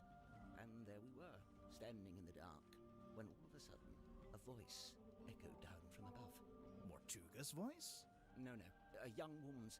Possibly two different women? Oh. The voices were followed by the sound of a blade. And finally a dull thud, like something hitting the ground. Interesting. Sounds like a murder to me. What did Mariana make of all this? Well, apparently satisfied by our impromptu eavesdropping session, she made her farewells and left. You didn't go with her? No, I stayed a little longer. Did you hear any other weird noises? I did. First, the sound of the storeroom door wrenching open and then closing again. Secondly, some kind of short, heavy scrape, mechanical. And finally, a dull thud, like something hitting the ground. Sorry, again? How many murders were there? I didn't really know what to do with myself after that, but an unexpected lurch of the submarine caused me to very nearly topple over into the bilge water. So I decided to take my leave and return to the safety of my engine room. You didn't want to go upstairs and see what was going on? I certainly thought about it. Ultimately, I think it came down to cowardice on my part. You didn't want to run into the murderer. So, I mean... let's see. I was sat there, feeling rather pathetic, when Cynthia appeared in my doorway. What did she want? Well, she had a compass she wanted me to fix. I agreed to take a look at it for her. But that wasn't the end of it. She then told me she'd been asked to bring me upstairs, along with everyone else. And so, after fetching Mariana from next door, the three of us went up to the storeroom. I saw Mortuga's body laying on the floor, saw the cut across his neck. The cowardice I'd felt before, compounded. Tadpole spoke to the room. She wanted a confession, or even just an explanation. It goes without saying that nobody was willing to offer one. Really, that's the end of it. After that, several things happened very quickly. Cynthia became captain, decided to bring in a detective. You two arrived, and here we are. Interesting story. It's probably going to be like the last game where all the stories kind of line up. I haven't noticed any discrepancies. I never got the details out of either of them, so I can't confirm this. But I believe Werman was invited onto the submarine by Mortuga himself. Really? Why? It's very strange. I can't for the life of me imagine why Mortuga would bring a journalist on board. Werman's an author, not a journalist. Well, he used to be a journalist. He wrote for the local newspaper. And I will say he doesn't seem to have lost the instinct to always be on the lookout for a story. I'm sorry, I forgot that you had sent a message. I was so enthralled in the story. Why does Grimoire's voice sound familiar to me? Yes, he sounds very familiar. I don't know what else he's been in besides these games. But if anyone else knows where we might be recognizing his voice from, let us know. 'Cause as far as I'm aware, I only know him from the games. He lived and worked in the inn opposite my emporium. I'd see him when I offered my custom at the inn, and in return, he'd come by my shop. As a sailor, Mortuga shared in my interest of nautical navigation. He even hired me for a job once. Did he tell you he was planning to go live on a submarine? I don't think he told anybody. After his disappearance, all I had was several largely unsatisfactory rumors. They said he disappeared into the sea, whatever that was supposed to mean. The first time I laid eyes on his eponymous submarine was when it rescued me from my fallen balloon. I can't tell you how surprised I was to see Magnus Mortuga step out onto the foredeck, although he wasn't quite the same man I'd known before. Ooh. How do you mean? Yeah. The light in his eyes was dulled, like he wasn't really there. And what had happened to him? Well, I'd never found out, but you know, perhaps the rumors were true after all. Perhaps he had disappeared into the sea. Okay. I noticed Dirk seems to be trying to tell Werman what to write in his book. Is he just trying to make sure Werman gets it done? Or is he trying to get him to write it in a certain way? A little of both, I'd wager. Maybe he's in league with Werman's publisher. Dirk? That can't be right. If I recall correctly, he told me he worked for something called, oh yes, thank you, Cornelius. Wit and Whimsy, that was it. But I'm not sure. Wit and It's a movie Whimsy. production company. Oh. It's owned by Vincent Van de Peer. He's a director and producer. Well, someone's well informed. Vincent once went location scouting in the swamp where I was gonna say, he was in the first game. Ah, of course. I was gonna say, I'm pretty sure that's the film guy from the first game. It's okay. So tell me about yourself.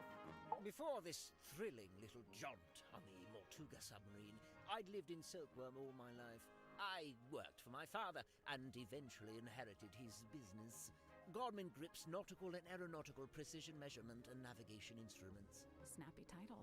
I eventually trimmed the name down to just Mr. Grip's Emporium. That was around the same time I hired young Cornelius here as a much-needed second pair of hands. He's a stick. He does not have hands. Yes, running that business was my whole life for many years. Slow, sometimes tedious work, but I was extremely good at it. I especially relished in the task of deciphering and restoring old maps. The more decrepit they were, the more I enjoyed it. And now you live in the engine room of a submarine.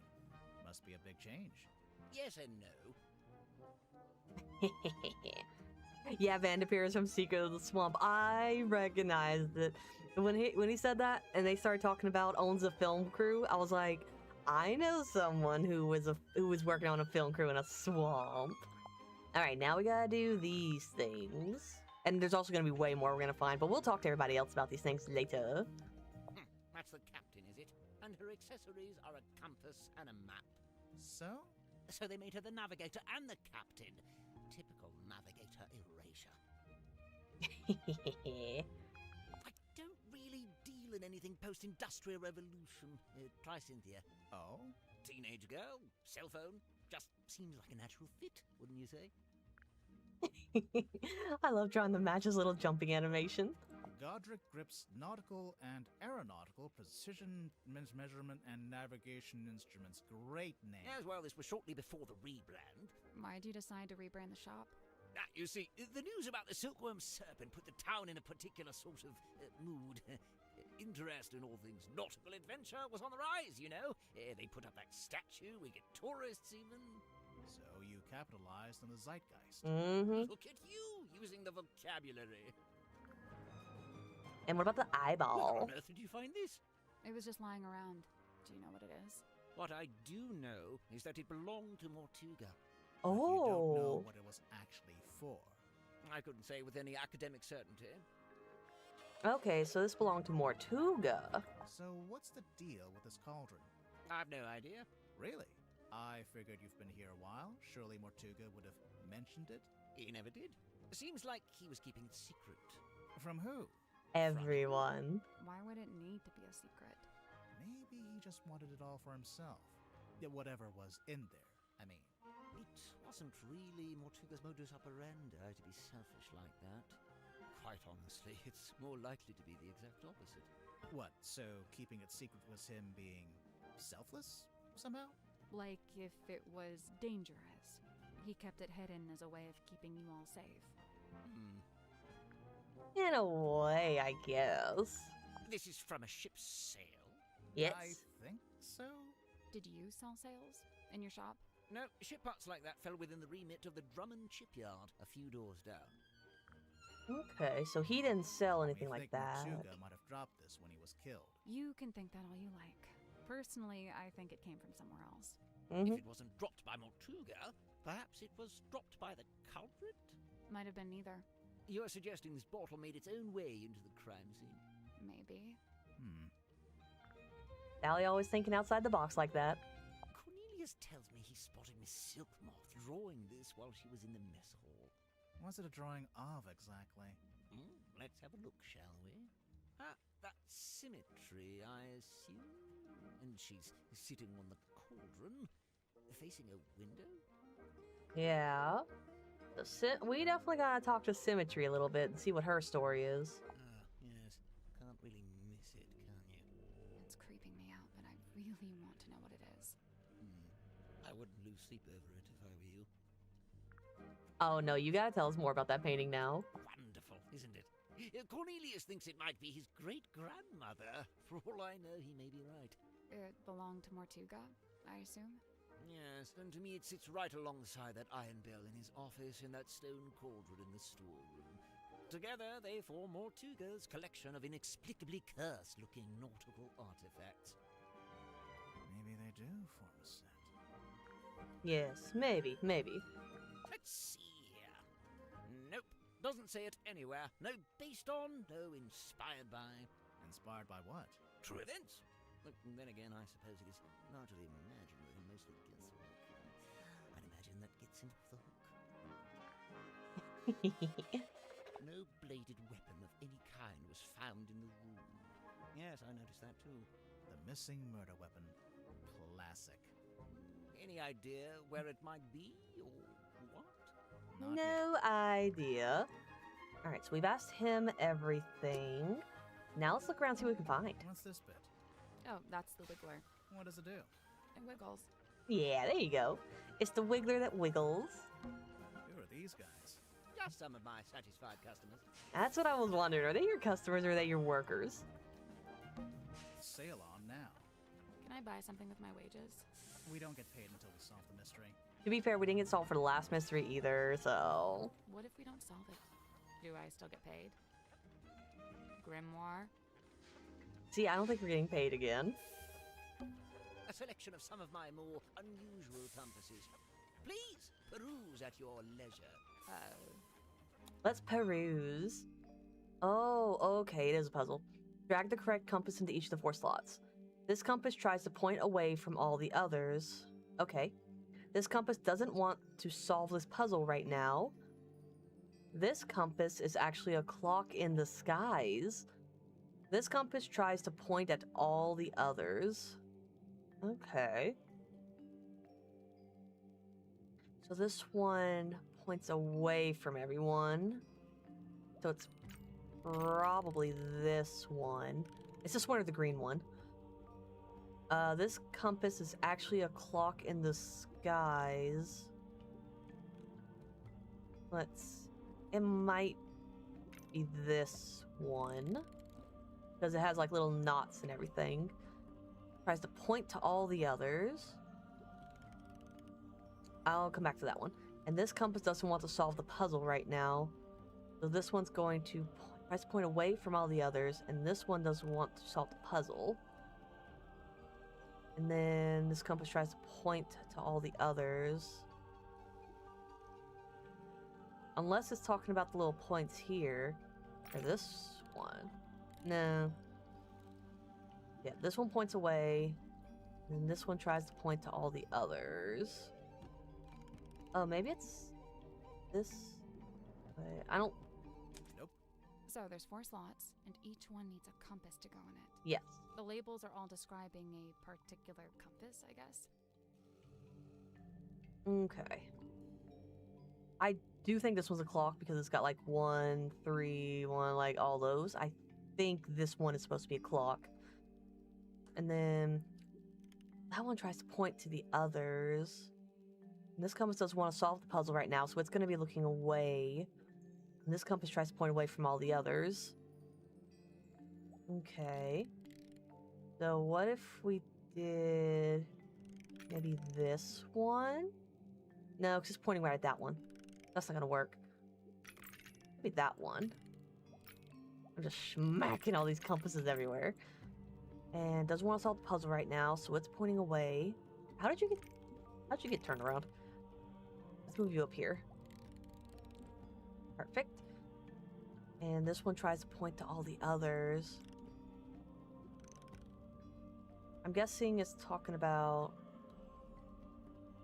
Like, I was thinking maybe this one points up at this one and that one goes here. Oh, I just noticed it follows them. Yeah, they do move. Do any of the other ones move? Oh, this one does. Okay. So this one and the yellow one kind of move. And this and the blue definitely does. Okay, so this one tries to point away. Let's try it like this.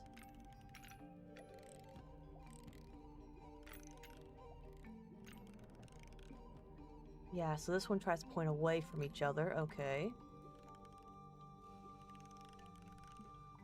Okay, so I think that one actually goes here. One tries to point away. There we go. What about this one? What if we switched them? I guess that's wrong. I think we'd get more information about how each compass worked if we moved them around. And pay attention to the needles while you're doing it. Okay, okay.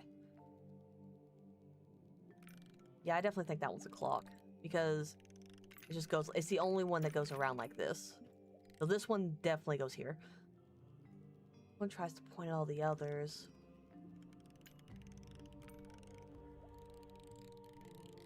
Okay, so I think this one stays out. This one's trying to point to the others. Doesn't move for all of them, though. Or it at least points to this one, though.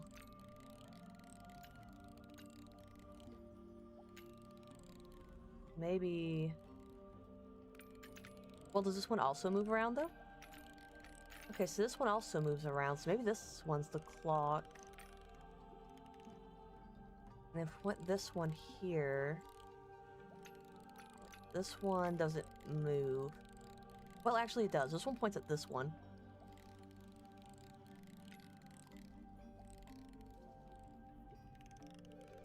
Okay, and that one doesn't move. So I need one that's going to point at others. Yes, that one's a clock. It's either that one or this one are the clocks. Then we need the one that's trying to point to everyone. So this one doesn't follow. Okay, this one is pointing away. Kind of.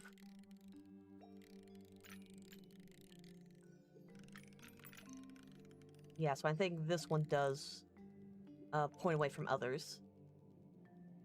Doesn't want to solve the puzzle now. I'll come back to that one. And the one that tries to point to all of them.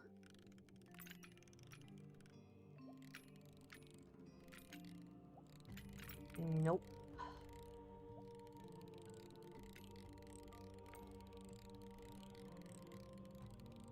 I was only pointing to this one. No, I think it might be the green, maybe? The green or the blue? Nothing. It's At really... least one of them doesn't seem to be a compass at all. Okay, so one of them isn't a compass at all. Yeah, so one of them's actually a clock. Let's see. This one tries to move. I think it's the green one. The clock. Yeah, because this one tries to point. Because this one follows this one. It also follows this one. Unless I'm supposed to get it to move. Follow that back.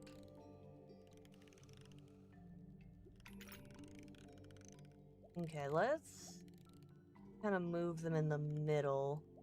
I'm gonna have to come back to this one. I love puzzle games, but I'm terrible at them. Okay. That one's not doing anything. Let's try this one. Nothing. What about the red one? Oh, that one kind of went in the opposite direction. No, now it's following everybody. Except for that one, it's going the opposite. Okay, it's going the opposite of these two. No, it's following this one.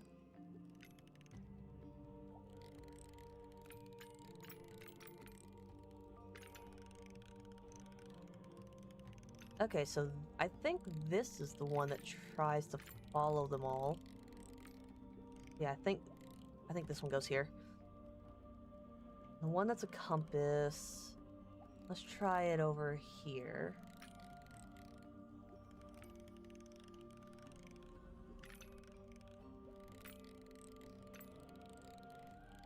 Okay, this one is opposite of this one. And this one. The blue one's following this one. So yeah, the yellow one points away. Yeah, yellow one points away. And this one doesn't follow everyone.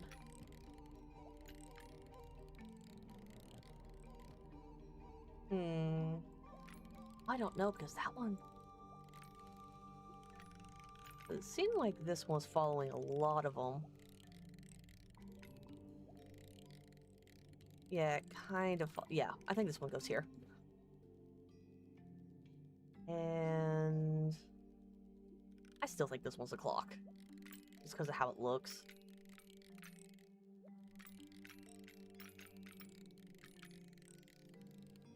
I bet it's one that doesn't move at all. It's probably a clock. Yeah, this one doesn't want to solve the puzzle. So it's probably going to be one that doesn't move at all. Which I think is this pink one. Which is the clock. Yeah, because it wouldn't move at all with the other ones. But this one is one that would look away. Not going to be the blue one.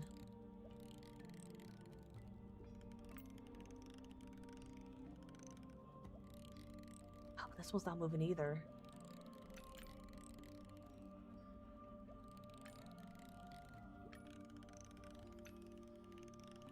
Yeah, this one's following that one.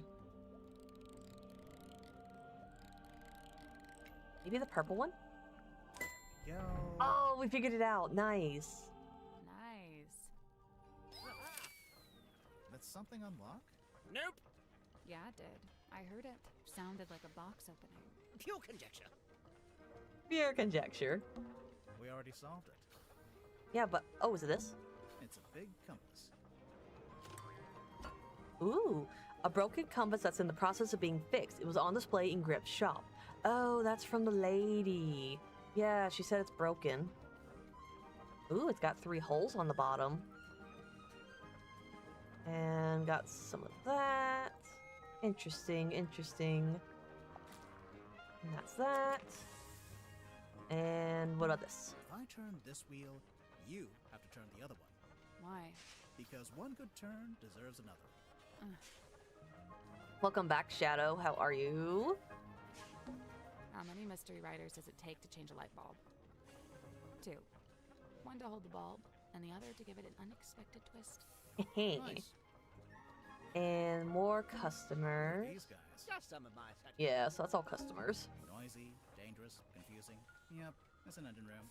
Definitely. You're talking about me. And what about this one? If I turn this Why? because Okay, same thing. Oh, this on the ground. noisy, dangerous. I thought you Nope. were talking about Grip's Emporium. Is that the balloon part of a hot air balloon? I think so. And it's branded with a logo. Mr. Grip's Emporium. Interesting. Well, I think that's it for this room. Oh, and he said that one lady was next door. I don't know if it's this room or this room. Good ends, or... Uh-oh, better rest up. Oh, there she is, there she is. Let's look at all of her stuff first. I assumed it was tea, but actually it smells like coffee. It's unfiltered too, and there's no milk. Hardcore. No cream or sugar. A pinboard? I assume it belongs to that woman over there. Right. We'd better talk to her first. Nope, I'm gonna look at everything else first. This is actually a pretty good place to hang laundry. Assuming you want your clothes to smell like the cargo hold of a submarine. Interesting. What about this? It's the cargo hold. It's made entirely out of wood. And? And we're in a submarine, Good point, actually. aren't we? That is actually a good point. What's in these old wooden crates? I don't know. I can't get them open. What did I tell you? Always bring the crowbar. Always Grimoire. It's a pizza oven. No. No, it's a furnace for heating the submarine. Right. But you could put a pizza in there. I mean, you could just put it in there for like, what, 10 seconds, and then you got a fresh hot pizza? Then her little tent. It's a tent. It's a piece of fabric draped over a rope. Yeah, a tent. Let's look inside her tent. Hold on there, bucko. No, we're nosy. It's private, all right? I enjoyed that she called you Bucko. Yeah, a little bit. It's a big traveler's backpack. It smells like soil and grass. Well, she's been outside. Done smelling it. There's something in the pouch I think we should take a look at. Oh. Silkworm map. A square of parchment found in the cargo hold. It's been folded up and tied with a string. Let's open it. Oh. Zero sugar root beer is terrible. I believe that. I'm not a big fan of root beer, so I definitely believe that a sugar version also doesn't taste that good. Ooh, the Governor's Manor, Fortuna Hall, Stone Top Inn. Okay, so this is the city. And then, yeah, let's see what the Rita says. Yeah, see, and then I guess this is how they all connect on the street or something. It's the cargo hold. It's made of and steel, aren't we? Yeah, I got that. it's a little It mirror. could do with a polish. You could do with the polish. Oh my gosh, this hostility. You need to back off. Like, why are we being so rude to each other? Okay, let's talk to her. Ah, weary travellers. Take a seat by the fire, shake out your boots. We're not weary travelers. Then why do you both look so haggard and trail-worn? Ouch. There goes my self-esteem for the rest of the day. We're detectives. I'm Grimoire, and this is Sally. We're here investigating the murder of Magnus Mortuga, your previous captain. My captain? Never. My captain is the moonlight as it shimmers across the lake. My captain is the wind as it whispers through the valley. Who is this woman? No idea. I kind of like her, though. My name is Moon. Mariana Moon. Aha. And what do you do? I do not do. I simply am. Okay, well, let's see what information we can find out about her. So, what, you're just some random traveler? A traveller, yes, but random, never. I'm here because I chose to be. I've been searching for the Mortuga submarine for some time, you know. How come? How come? This thing is the motherlode The motherlode of what? of whispered half-truth, of murky rumor, of stories unspoken. Oh, like urban myths and stuff? Right. Urban myths and stuff. So, you're a historian. Historian, storyteller, rambler, ambler, fireside gambler. How long have you been here? Well, let's see. I arrived a few hours before the captain was murdered. Oh, dang. Really? Quite the story, isn't it? But you're just on the submarine because you find it interesting. Would that be such a crime? No. Murder's a crime, though, I'm pretty sure. Interesting. And what do you have to say about the submarine? A merciless wind rattles the rotting wood of the old silkworm harbor. The shadow of a vessel lurking low in the night-black water. A mysterious stranger steps onto her foredeck. Cloaked in darkness, she slips inside the submarine. Who is she? What is her dark purpose? It's you. We get it. Oh, how mysterious stranger, I said. She descends into an ornate parlor, empty, save for a lone figure standing by the fire. So, not empty. He turns, his face still half hidden in flickering shadow. It is Captain Magnus Mortuga. What was he like? Nice guy. Stoic, but polite. Kind. He tells me to wait in the control room and then disappears off towards the back of the ship. After a little while, he comes back. But now, he's a slightly different man. What do you mean? The light is gone from his eyes. He seems sad, angry. He avoids my gaze as he crosses the room to take hold of the wheel. He tells me to head down the ladder towards the mess hall. Doing so, I encounter two gentlemen named Mr. Worman and Mr. Grip. Neither of them look like sailors, so I know they can't be crew. I assume they must be guests like me. And true enough, it transpires that Mr. Worman is a writer and Mr. Grip is, some kind of watch repairman. Captain Mortuga reappears, descending the ladder. He asks the two men to show me around the submarine and introduce me to the others. Then he disappears through the rear corridor. It's the last time I see him alive. Mr. Worman apologizes, explains he's too tired, and leaves through the opposite corridor. Mr. Grip, unable to come up with such an excuse, agrees to show me around. Now, I wrote this down in my diary, so I may as well let you read it. Oh, let us read your diary. Imagine my excitement to finally get a good look around the Mortuga submarine. I was even given a tour by one of Mortuga's subordinates, a Mr. Godric Grip. We began by visiting a bizarre laboratory known as the Dream Chamber. It smelled of dried herbs and dusty glass, but was devoid of its dream custodian. An early disappointment. The captain's cabin was locked. Mr. Grip explained how Captain Mortuga mostly keeps this room locked when it's not in use. We climbed down into the living quarters, where a pair of bunk rooms sat at the end of a corridor. The first smelled of crane dust and unwatered flowers. A young woman was laying in her bed, poring over an old document. She hastily hid the document away and introduced herself as Miss Cynthia Seaford, a name to remember, dear reader, as she will shortly become quite important. The second bunk room smelled of aftershave and desperation. The two men within, Mr. James Worman and Mr. Dirk Dansom, both appeared to be asleep, so we decided not to intrude.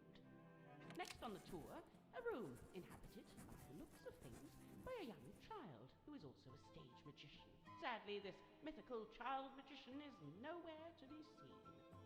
The room at the very end of the hallway was sealed with a heavy bulkhead door. Mr. Grip dismissed it as a storeroom that only Captain Mortuga makes use of. Perhaps you'll agree with me, dear reader, when I suggest the peculiarity of a simple storeroom being sealed off with such a significant door. Mr. Grip took me down to the cargo hold. It smells of damp wood and tarred rope. Yes, I describe it in the present tense, for it is here I sit as I write this very diary. Next door, the engine room, burnished bronze and tea-stained parchment. I learned that it's something of a nest for Mr. Grip himself, and thus was currently unoccupied. Outside, I encountered a Dr. Zacharias Zephyr, the aforementioned keeper of the Dream Chamber. Surprised to see us, he nearly dropped the empty glass bottle he was carrying. Clearly wishing to remove himself from the situation, the good doctor muttered something inaudible and disappeared up the ladder. We continued on into the next room, which I was amused to discover was some kind of shimmering mermaid grotto. Ooh, a mermaid grotto. I smelled her before I saw her. The unmistakable mix of salt, seaweed, and sequined spandex. It can only be Madame Tadpole, a name which may be familiar to long-time readers of this diary. Is Toddy rocking a new bow? No, she's always wearing a little bow. It's just been covered up by the Majora's Mask whenever we were playing Wind Waker. It's been covered up for a while, but she's always had a little red bow. If anything, I'm matching her right now. We're little besties. Tadpole and I caught up while Mr. Grip skulked in the doorway, clearly hoping this would mark the end of the tour, but it did not, dear reader. It did not. Right, so, yes, I can see there's one more room to visit. Yes. Mr. Grip insists it's just the bilge, a dark, dank and smelly place, ill-frequented by humankind. I tell him he couldn't have sold it to me better if he'd tried. Okay. And what about the murder? We enter the bilge, but it's too dark to see anything. Mr. Grip, who is clearly tiring of my company by this point, opens the vent in the ceiling to let in a little light. Moments later, a voice is heard, echoing down from above. Whose voice? A young woman, and then an older woman. I can't remember exactly what was said, but I remember thinking it sounded a little like poetry. What happened next? The sound of a scream, and then a dull thud. Oh, Yeah, that sounds like a murder. But a witch murder. Anyway, by this point, I've used up all my patience. So I decide to take my leave. I thank Mr. Grip for the tour and return to my new lodgings in the cargo hold. I have to put up my tent twice, as on the first attempt, a sudden movement of the submarine undoes my progress. After some time, Mr. Grip and the young Miss Seafoam appear in my doorway. It seems they've come to fetch me for some kind of official submarine business. We head back towards the mess hall, Mr. Grip and Miss Seafoam heading up the ladder before me. I spot Dr. Zephyr emerging from the airlock.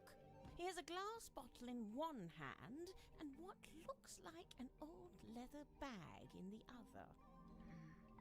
I update him with what little information I have and attempt to catch up with the others. Laying on the floor is the body of Captain Magnus Mortuga. Amongst the living, mutterings are breaking out. Murder and mutiny, cauldrons and curses. But with Zephyr finally in attendance, Tadpole calls for order, demanding justice for her slain captain. But nobody really seems to know what to say.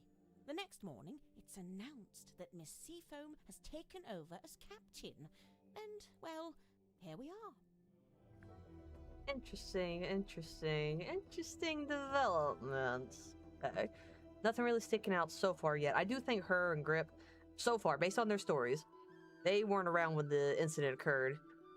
So I don't think they're the murderers, but we just got started, but I don't think they are. Worman, I know he once worked as a newspaper journalist. Oh, that's before he changed his name, of course. Have you read his book, Hex of the Helmsman? I, leafed through it. I must say he's got some good research skills. I'd love to know what his sources were. What do you mean? The book is very clearly a loose retelling of the real-life story of one Magnus Mortuga. Yes, we have come to that conclusion, yes. So, Mariana, where are you from? No fixed address. That's the way it's been for some time. Oh, I see. But you came to Silkworm looking for the Mortuga submarine. How come? I go wherever I please, which usually amounts to wherever has the most interesting rumors. I don't want to be rude, but do you ever have to do work to get money? From time to time. I've taken up work as a tour guide, a historian, a performing storyteller. But how did you wind up getting onto the submarine? Yeah. Is it a secret? Well, if it's such a secret, how did you do it? We were invited. I got a phone call from Cynthia Seafoam, and she told us to come to Silkworm. And then the submarine came up to the harbor so we could get on. Well, there we are. Perhaps that's how I did it, too. Mrs. Mood, you are very mysterious. Broad shoulders, long arms, good for reaching across a wheel. He had a hard face, but soft eyes. I'd wager he was once a very handsome man. Do you know anything about his life before the submarine? Like if he had a family? I'd never heard mention of his parentage, no. But he lived in Silkworm. Do you know where exactly? The only record I found lists him as living at the Stonetop Inn and working on board the Stonetop family sailing ship. As the captain? As a deckhand, and eventually as the helmsman. So how'd he end up as the captain of a submarine?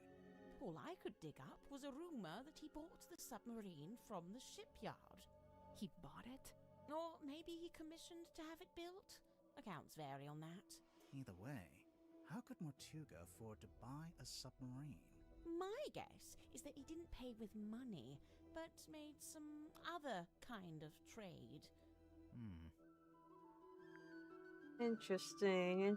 And sus. Oh, yeah. She's definitely sus. I saw Dirk wandering the halls this morning, like he was looking for something. I asked him what it was he'd lost, and he said he couldn't really describe it, but it looked a bit like a gun. What? So, something that looks like a gun, but isn't actually a gun. I can't imagine what he was talking about. And what about Godric? So, Mariana, what do you make of him? Godric, I mean. I will say, for someone with such Did they have to a use that novel picture? outfit, he's ever so quiet. Quiet? You disagree? I thought his whole thing was to be deliberately obnoxious. He wasn't like that with you? Not at all. Whilst showing me around the submarine, he was mostly subdued. Didn't say an awful lot. Maybe you make him nervous. Maybe you make him nervous. Ma'am, no need to get hostile. And let's go ahead and ask her about the I questions. see you've been enjoying my map. Yes. It's barely a map. It's closer to a list. What about the family tree on the back? Most of my research into silkworm has been focused on these two family lines, the Fellows and the Stone Tops. Seems like you haven't worked out how Mortuga fits into it. His name is just floating out there by itself. I'm not sure if he does fit into it, to be honest. Mariana, you've got a question mark there. Someone you don't know the name of. Ah, yes. Quite the mystery, you see. I'd heard about... We know her name. It's Freya. You're welcome. Hold up, I want to look at this now. Freya, she was in the last game, I believe. I never needed a compass. I prefer old-fashioned methods of navigation. I'm pretty sure a compass is the old-fashioned method. Not as old as the sun and stars, and unlike this compass, they never break and need repairing. I'm not sure it is broken, actually. Okay, what about the action figure? Oh, sorry, Belisha Bonetop. Yeah, that's what she's called in the book, too. Marcus Mordoom's captain/love interest. Flying a little close to the sun with that name, aren't they? A ZX5. Nice piece of kit. Polycarbonate shell, tactile interface, unusually good battery life. I mean, it's a cell phone. Whose is it? Dirk Danson. I suppose that makes the most sense. After all, Mortuga really didn't seem like the cell phone type. This is a series? Yes. This is the third game in the Detective Grimoire series. They're all kind of loosely connected, but you don't have to necessarily play the other two to know what's going on with this one. Thankfully, they're all separate, but they do make kind of references to past games, which they've already done twice now. So you wouldn't know the references, but otherwise, I'm pretty sure you can just play this without. You can play this without playing the other two. This marks a pivotal moment in Silkworm's history, the day the silver snake was discovered. It also shows the two women who found it, Felicia Stonetop, that's her on the left, and Sylvia Seafoam on the right. Hang on. We saw a statue about this in the town square, but on the statue, the serpent was shown being wrestled by a male fisherman. Yes, well, that's history for you. I do believe it's available on console. I think Steam, but not Steam, Switch. But I'm playing it on Steam. But yeah, as far as consoles, I think it has a Switch game. I'm not sure about the other consoles, but I think it might also be available on PlayStation. I'm not sure about Xbox. I'd have to double check, but I know I'm pretty sure Switch and Steam it is available on. It carries something of the cadaver about it. Might be the smell, rust and stagnant seawater. Perhaps it came from the ocean. Have you asked Madame Tadpole about it? We haven't even met Madame Tadpole yet. She's on the list. There's only one thing more mysterious than a locked box, and that's an unlocked box that's been emptied of its contents. Did you ever come across the cauldron in your research? No, it really does seem to be something Mortuga's been keeping to himself. What do you make of those scratch marks? I'm not sure. They don't really look like anything made by an animal. That's a relief. Wait, is it? Oh, I was thinking it might have been some kind of animal. Interesting. Now I want to know what she thinks it might be. It's a piece of an old sail, roughly cut into a square. Yes. Yeah, sometimes they just don't have any information to really give, which is fine. It makes sense they wouldn't be knowledgeable about everything. Do you recognize this, Mariana? Should I? Well, we just figured since there's a moon drawn on the label. So because my name is Moon, all moon-related things must belong to me? Yes. Even if it's not yours, do you have any idea what it is? It's a herbal compound of some kind. Valerian, skullcap, chamomile, and seawater. So, not poison. Maybe it's medicine. Would those herbs do anything in particular?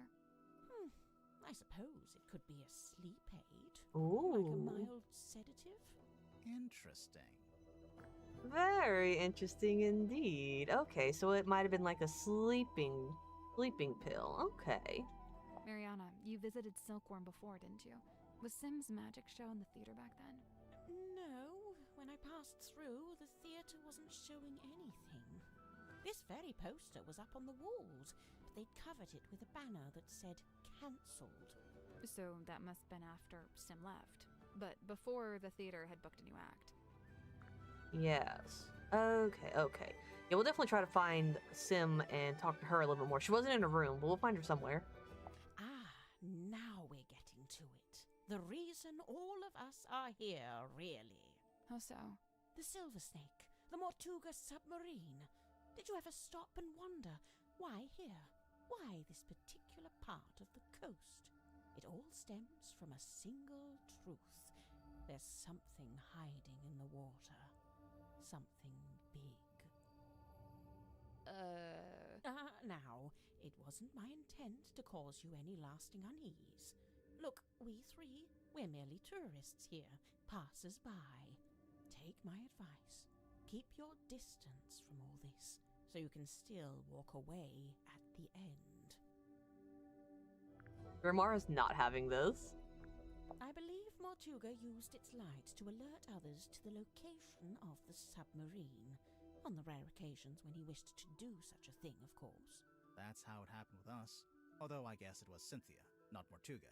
You know, for some time now, I've heard stories of sailors seeing a green light in the ocean at night. Well, I guess you have your explanation. The problem is, several of the stories predate the Mortuga submarine. Interesting. And what about the book? You've read it, right? Everybody's read it. I'll show you something amusing. See this photograph on the inside cover? It's a picture of Worman, isn't it? If it is, it's a very flattering one. It's not Worman at all. It's his rather more handsome father, Mayor Damien Oh, that's Get his out. dad. Really? Dusk. No word of a lie. Oh, it's not on PS5? Okay, I couldn't remember. Don't hold me to it. I'm pretty sure it is on Switch, though. Pretty sure. I see Cynthia's proudly wielding the Seafoam S in her signature there. Yes. Why shouldn't she? Of course, she's well within her rights to do so, but I do think perhaps it sends a certain message. What message would that be? I claim this submarine in the name of the Seafoam family. Something like that, don't you think? It is a little suspicious how quickly she became the captain and took over. We'll learn more about that when we speak with her. I don't think there's anything else to find or talk to her about. Let's see who's in here. Then we'll try to get in this room. And I think there's one more. And then we'll finally go where the game actually wants us to go. Oh, it's the person. I think she was like second in command or something. I don't know why she didn't take over the submarine. Let's look at her stuff. Old glass bottles. I love her room. Looks like they've all been salvaged from the ocean. Hey, this one has a message inside. Oh, how lucky. A glass bottle mostly sealed with wax. A sheet of paper is rolled up inside. Curse in the cauldron. A small room within the bowels of the ship. His lifeless body lies in the shadows of an ancient stone cauldron. The cauldron's heavy iron lid has never been unlocked. It has never been opened. For all his strength, he ultimately proved powerless against the lure of the unknown. On this morning, the cauldron has been unlocked. On this morning, it is wide open. Ooh. Okay, so that's definitely the cauldron, and that's Mortuga's body. And then that's the window and the door. Okay. Nice. And looking at it, yeah, that's definitely what that is. And let's see what She else we can sells find. seashells by the seashore. She sells seashells by the seashore. Terrible place to sell seashells. Anyone can get them for free. They're just lying around. She's drying grimoire. It's hard in this economy. Old glass. Hey, this one has a message inside. Let's see, we already looked at that. Okay, so they're all gonna be the same. What about this cup? An ornate teacup. Yes, drink the water. Delicious. We need liquid refreshments. Let's see. With an ornate crack down the side. Okay. What about this jellyfish? Looks like a jellyfish. I love jellyfish. It's 2 glass bowls and some seashells. Right. But what does it look like? Jellyfish. Ooh, the mirror's cracked. That's a big mirror. It's the kind of mirror you'd walk through to get to Mirror World. You've been to Mirror World? What's it like? On reflection, it's not that great. Heh. And what about these? It's a collection of small mirrors. You know, it might be fun to start a mirror collection. I could really see myself doing that. They are all about the corny puns, and I love it. What about this ladder? It's a ladder. It doesn't go anywhere, though. I imagine it's for lowering into the hole so you can climb down. Oh. Or, you know, you could use it to display your collection of rusty jewelry. Ooh, what's this? Oh, that reminds me. I need to buy new towels for my bathroom. Sally, we're solving a murder here. Focus. We can't focus. We're focusing on our home. It's a curved piece of wood. Looks like it's from the hull of a ship. And what's in here? Sally, how do you feel about swimming? Nope, not happening. Look down. Ooh, a treasure chest. It's a treasure chest. We can't reach it while it's underwater. What a tease. Okay. It's the airlock hole. Okay. Interesting. And let's go ahead and I talk think to it's her. the lid that fits over the airlock. It's been taken off the hinge. So there's no lid? What if it floods? Then we drown. As long as we're aligned on that. We just drowned. There's nothing you can do about it. Just accept your fate. Alright, we'll talk to you now. Hey, it's me, Madam Tadpole. Yep, Yup. that's my name. First question. Go. Are you a mermaid or what's the A deal? mermaid. Great question. Half mermaid. The top half, obviously. From the waist up, all mermaid. And as you can see, I have the legs of an ordinary human woman. An ordinary human woman? Who happens to be an Olympic-level swimmer. Oh. Second question. Go. Tell us more about yourself, Mrs. Half Mermaid. So, Madam Tadpole, you're a professional swimmer? Or a professional mermaid? I'm not a professional anything, not anymore. I'm done with all that. Do you have gills? Nope, it's a tattoo. Sorry to Oh, disappoint. aw. It's cool. Why'd you get it? I've always been real good at holding my breath underwater, like scary good. The other kids used to call me Fish Girl. Ah, kids can be mean. I'd say they had it right. How come you're here on the submarine? Okay, so I like to go diving. In the sea, deep. Oh, like with an oxygen tank and a mask? No. I don't use any of that stuff. Anyway, so one time I went too deep. I wasn't going to come back up. I was pretty much done for. Somehow Magnus found me, pulled me into a submarine. He brought me back. I owe him my life. Wait, so are you from Silkworm? Were you living in the town? Nope, I'm from far away. Then how come you were diving into this bit of ocean? Oh, well, yeah, I was visiting the town. For work. What kind of work? Performance art. Uh-huh. Kinda. Like I said, I'm done with all that.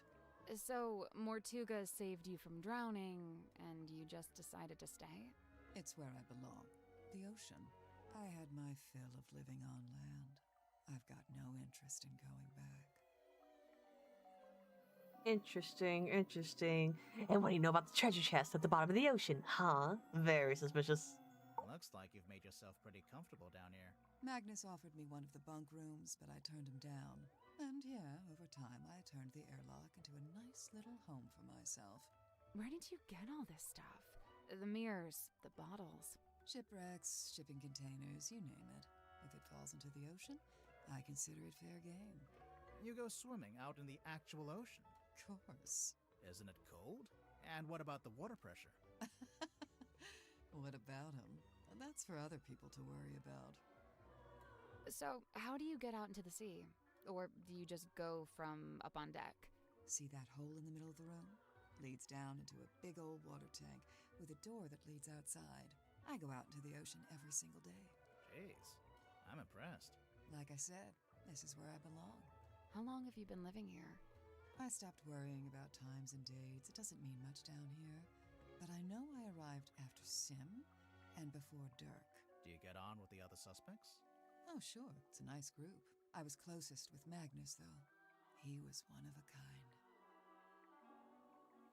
Everybody just loves Magnus. So tell us about what happened to you the night of the murder. I remember the sub did a weird kind of tilt. Don't know what it was, but anyway, it woke me up. So yeah, I'm trying to go back to sleep, but I can't because now there's all these footsteps outside my room. I get up and check outside. Nothing. So I check the bilge. Was anyone in there? No, but something's dripping into the water. I get a closer look, and it's blood coming through the drain that connects to the room above. So I head up there to check. The door's locked. I open it up. You unlocked it? How? By turning the wheel. So, okay, I guess it's not really locked. More like shut. Could anyone turn that wheel? Probably not. It takes some upper body strength. I go inside, and that's when I find him. Dead. Killed, looks like. I get angry. I'm out for revenge. I gotta find the guy who did it. So I run to the mess hall. Nobody. Climb up to the parlor. Nobody. Then I notice the hatch up to the foredeck was left open. Someone's making an escape, I think. Cowardly. I go up on deck. Nobody. I look across to the aft deck. Let me guess. Nobody. Nah, there was a demon. What? Yep. Glowing eyes, single horn coming out of the head, like an antler, kind of. Was it a person? I don't know, maybe. It was dark. I could only really make out the eyes, and it wasn't looking at me. It was looking out to the side, at the ocean, I guess.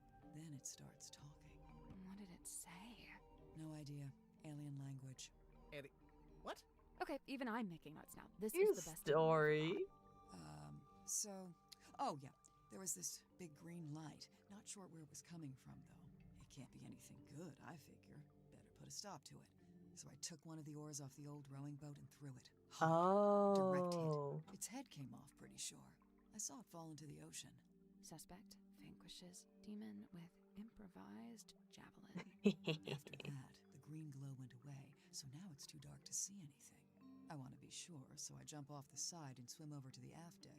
But nope, nothing. Then I dive down past the back of the sub to take a look around. Did you see anyone? No. No. Suspicious. How should I put this? I'm pretty sure I was being watched. Like I could feel something was out there with me. I don't know. Sorry. Did you ever find the head of the demon or whatever it was? You said it fell into the ocean. Oh yeah, I did actually. It was right there, floating in the water. Turns out it was this leather mask kind of thing. A mask? Like a full head mask, you know, kind of like a balaclava. Do you still have it? Nope. I took it back inside the submarine, left it right here in the airlock, and, it's gone. I think it got stolen. That's, disappointing. Tadpole, you didn't finish your statement. Right. I left the airlock, told Cynthia to gather up the others and come up to the storeroom. Zephyr was in the mess hall. I told him to come too. So I go to the storeroom. Dirk's there with Werman and Sim. Everyone else shows up shortly after. So, you all gathered at the crime scene. What happened? Nobody wanted to admit to murder, so it was a bit of a stalemate. Most of the others made excuses and scurried off. Zephyr, Grip, and I stayed behind. I guess we were the ones who knew Magnus best. That's it. Story's over. Get out of here. Oh my gosh, but we're not done questioning you. Welcome in our game. How are you? The game's going pretty well. Mostly just taking in all of the information and learning about each of the characters and what they have to tell us. So it's definitely been a lot of observing and just kind of taking notes and listening. How are you doing? How is your, I guess it's now Monday? How was your weekend? How did it go? Now, when Werman got here, that's when things got because he's a famous author? Oh no, I don't care about that. I don't read pulp literature. Oh, right. Then what's so interesting? Okay, so Worman's from Silkworm, Yes. just like Mortuga. And after he arrived on the submarine, Mortuga spent a lot of time talking with him. Wait, you think they knew each other from before? From when they both lived in the town? No, but I do think they share a connection. Like, maybe they have a mutual friend or something? Something like that. Then it seems like Mortuga would have wanted Worman on the submarine if he had something to gain from it, even if it was just information. What information, though? What was Mortuga trying to find out? It's only Sunday? Oh my gosh, you're right. It's Sunday. I was thinking it was Sunday when I started. No, now it's Sunday. We started on Saturday. Ugh. I don't know what day it is anymore. Let's talk about Mariana Moon. She's kind of quirky. I couldn't believe it when she showed up. I swear this submarine is like some kind of giant sink strainer. You know Mariana Moon from before? Yeah, we've crossed paths. Oh. We very briefly both worked for the same guy. What guy? Doing what? Performance art. Mariana's act was storytelling. What about? The show I saw was about the history of Silkworm on Sea, with a focus on all the rumors and urban myths. This was before I'd even been there myself. She even mentioned the rumor of the Mortuga submarine, how she'd been in Silkworm looking for it. What was the rumor? Just that there was supposed to be this haunted submarine with a captain who got cursed to live underwater forever. Sounds made up. I know, right? Yeah, I'm pretty sure that's not a myth and it is based on facts because I think that's actually what's happened here. But let's talk about Godric. I know he used to run a shop selling compasses or whatever, but from what I gather, he knew it wasn't really his life's calling. Although he seems to have fallen back into it, so I don't know what's going on there. Creature of habit, I guess. If Grip didn't actually want to work in a shop, what did he want to do? He wanted to be the navigator for the submarine. He'd probably be pretty good at that. Problem was, Magnus didn't need a navigator. Didn't want one. What? It's just, now that Mortuga's dead and there's a new captain. You're thinking Grip might finally get to be navigator? Mm-hmm. Under Cynthia? Maybe. I don't know. I don't think Grip wants to be Cynthia's navigator. I think he wanted to be Mortuga's navigator. Interesting. What about Dirk Dansome? Dirk's got a little crush on me, pretty Aw. sure. Cute. He's a good egg, but he's not my type. I don't go in for the Boy Scout look. Now, if he grew a beard, then I'd be open for negotiation. Sure, I could see that. Sorry, could we maybe talk about something more relevant? See, if he grows a beard, he can have a shot at her. Tell me about Magnus. I really liked him. He wasn't like anyone else I've met. What did you like about him? He was this great combination of super introverted and super proactive. Like you'd be complaining that you had a headache or whatever, and he wouldn't say a word. But then the next morning, you'd wake up and find painkillers beside your bed. Wow. Kind of creepy, sneaking into your room at night. And where would he get painkillers on a submarine? The point is, he actually cared about other people. Really, the only person he was hard on was himself. Go on. Well, for one, he never let himself leave the submarine, even if he wanted to. Did he want to? I think so. Then what was stopping him? I wish I could say. Interesting. And tell us more about yourself. Miss Tadpole, you said you were an Olympic-level swimmer. Oh, sure. They never let me compete, though. I got banned way back when I used to swim in regionals. Why? Why? What did you do? Nothing. They just decided I had certain physical abnormalities that made it unfair to the other swimmers. That kind of sucks.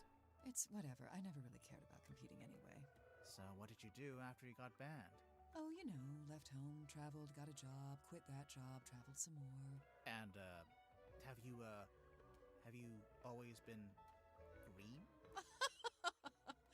Oh, you finally built up the courage to ask, huh? No, it was a reaction to some chemicals we used in a little water tank I used to swim in. The doctor said it's Oh. reversible, but I couldn't afford the treatment, so yeah, I'm green. Interesting, interesting. Hello, Ghost Feline. How are you? I hope you're having a wonderful weekend and enjoying the story of the Mermaid Mask. It's definitely the point of the stream where we just kind of sit and ponder and watch and just kind of take in all the information. Not much is being said because I don't want to miss anything. But how are you? How has your weekend been going? Where did you get this bottle from? I found it in the ocean, like everything else in here. When? Recently? Yeah, this morning. Was it near the submarine? Of course, I never go too far out. Are you gonna open it up? No way, it's a message in a bottle. If I opened it, it'd just be a message and a bottle. Not nearly as interesting. He's not wrong. It would not be as interesting. And what about the map? Silkworm on sea. Let's see. Magnus, Grip, Worman, Cynthia. Oh, and Sim. Those 5 are from the town. Or they lived there for a while at least. You think they all knew each other from before the submarine? Magnus and Grip knew each other, I think. They lived opposite, see? Oh, yeah. Oh yeah. Now you pointed out, I do see that. How Mischievous just played Mario Party with friends was great. Oh, awesome. I love Mario Party. How did it go? Did you end up winning? Did you get lots of stars in the end? I feel like the bonus stars are definitely one of the best parts of that game. It's so good. Which one did you play? Which Mario Party? Take another sip of water while we gather more information. We're gonna ask her about the broken compass. Cynthia mentioned the ship's compass broke. Looks like Grip's in the middle of fixing it. Did Cynthia say exactly how it broke or what was wrong with it? She just said it was acting erratically. Interesting. Oh, we'll do the action figure. Oh, you won? Nice. You won through bonus stars. Oh, lucky, lucky. Ooh, Jamboree. Jamboree is pretty fun. That one's pretty good. Sorry, I'm also snacking on cookies. Cookies help your brain think a little bit more. That sounds like fun. It's always fun to hang around with friends and play some Mario Party. Any idea what you'll be playing next? If you care to share that insider information. You know, I think I'd make a pretty good action figure. Maybe a bath toy with little legs that kick when you wind me up. I'd buy it. I kind of wish Dirk hadn't brought that onto the submarine. Why? Feels like it breaks some unspoken rule, having contact with the outside world. Where did you find this? Symmetry had it. Does it not belong to her? No, it belongs to Magnus. Just the front Oh. page? Or did he have the whole newspaper? Just this one page. Why is he so interested in Sim's old magic act? He's not. Interesting. Where did you find that? Yeah, it was in Sim's... Oh, we just found it lying around in a corridor. What is it? It's Magnus's key. It unlocks his cabin. Oh. You just gotta push the iris, and the key pops out the back, see? Oh, thank you for telling us. Violent. So, you need this to lock or unlock the captain's cabin. Uh-huh. Magnus only locked that door on rare occasions, but whenever he did, he used this key. Huh. Interesting. And, the cabin is... Down the hall from the parlor, at the very back of the submarine. You are so informative, Miss Tadpole. Thank you so much. Ooh, more Pikmin 4 on Monday, and then finish the Game Boy Advance game Mario Superstar Saga on Tuesday. Oh, those sound like fun. I've only played the first Pikmin. I definitely want to get the good ending. I've been able to get the mid ending and the terrible ending. The good ending still eludes me, so I definitely want to play that again at some point. But it's a fun series. I definitely need to play the rest of them though. Hope your game has been well, though. Happy to support as usual. Oh, yes. This game has definitely been going well. Like I said, we are in the part of the story where you're just listening and learning. Once we talk to everybody and get some information, that's when we kind of just start going places and trying to deduce what's going on. Get a little bit of water.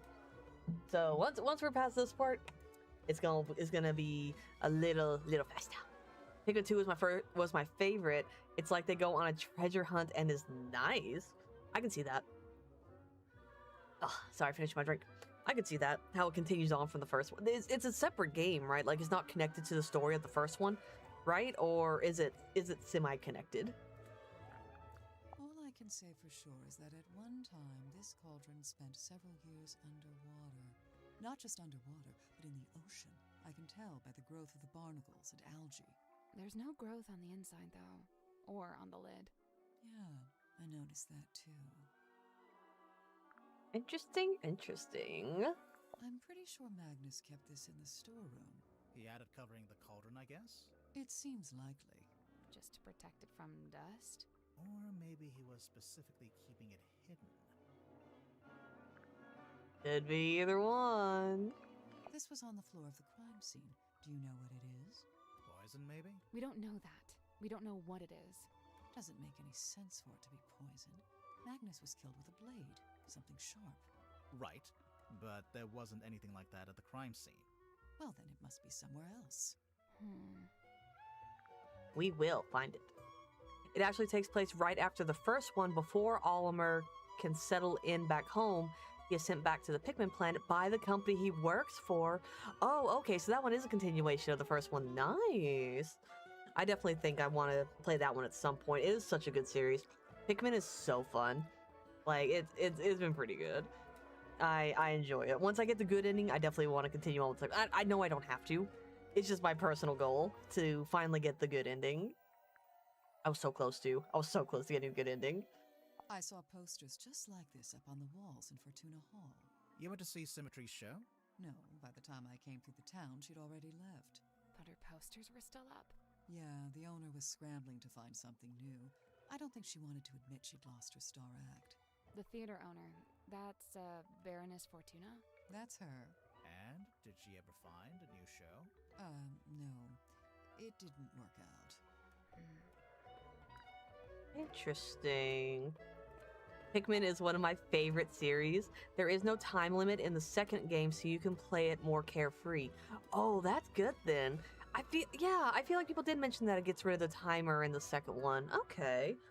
I bet it is more laid back and a lot more less stressful in the first one, because I love the time limit of the 30 days, but boy, does it really get you stressed. I like the Pikmin series since it's like you're raising an army of ants. They are the best. They are the best little army. They will do the job and get it done right. You don't have to worry about them. They will take care of themselves in whatever mission you send them on. They are on it. What's going on, Tadpole? I feel like I know what this is. What is it? The thing in the painting. You've seen it? Not seen it. More like felt it. I'm pretty sure it's out there. Maybe even right now. Should we be worried about this? That's up to you. Okay, so that's definitely the monster that Mortuga was talking to. Magnus wouldn't bring this inside the submarine, but he didn't seem to want to get rid of it either. So it must have some kind of purpose. We already know what it does. We saw it on the way in. It shines a big green light so you know where to go to find the submarine. Interesting. My tip for the first game is to always use the red Pikmin if there is something dangerous to fight, since they hit the hardest, and to raise up blues often for the water parts.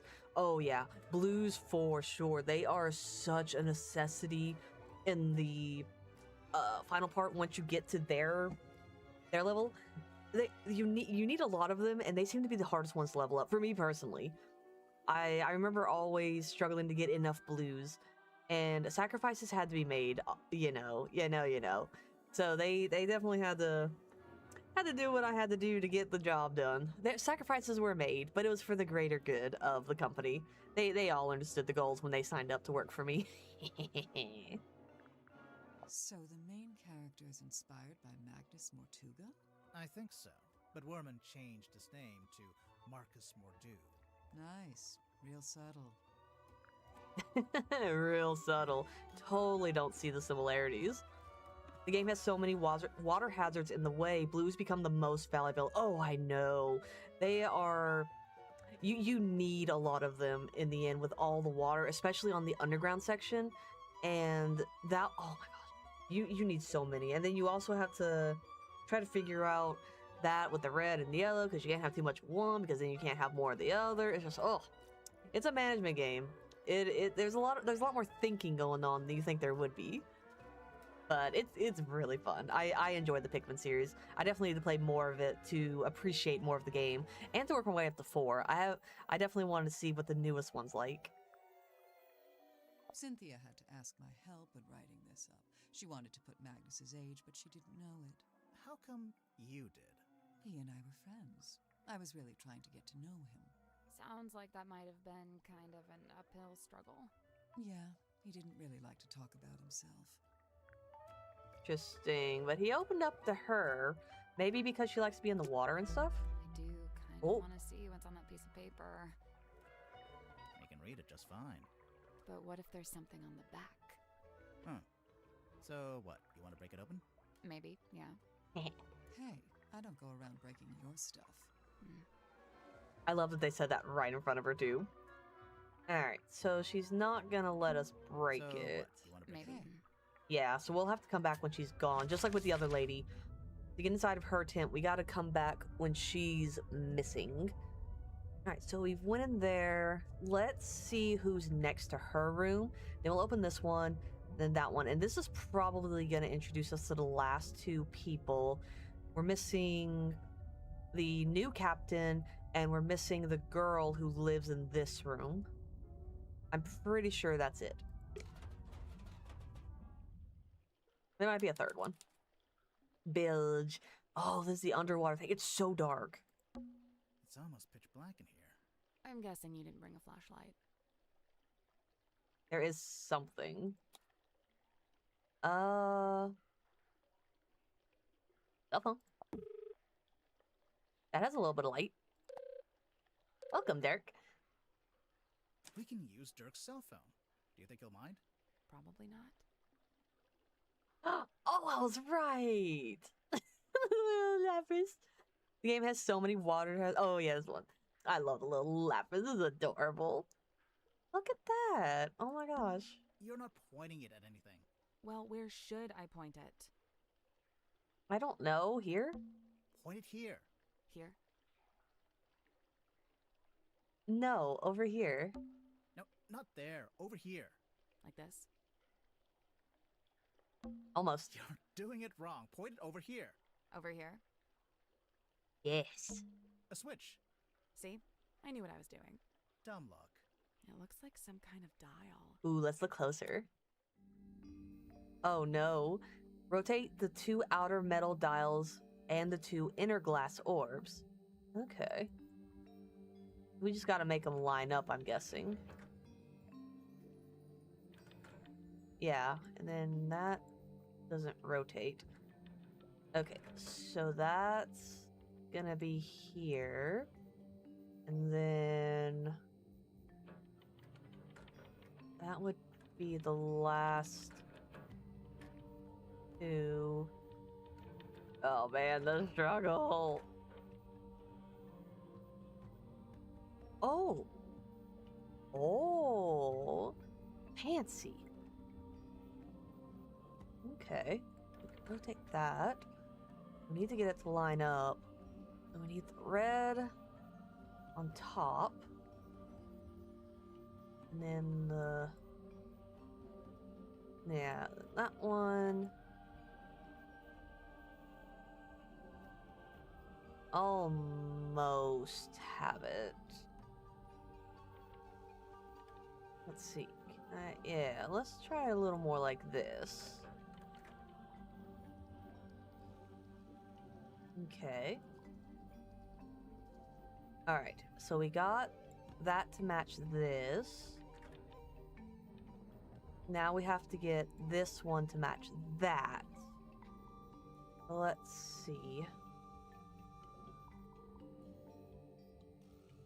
What if we rotate a little bit more? Okay. Pretty sure we have to do that. Rotate a little bit more like this. Okay, we almost have it. We just gotta get these last 2. Let's see if we rotate it like this. Ah, so close.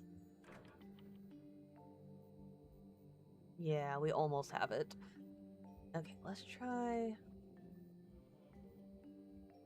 Yeah, that's lined up. We gotta get this one here and kind of like that.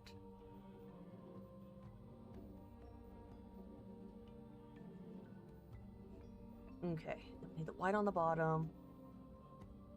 Not quite right. This lined up.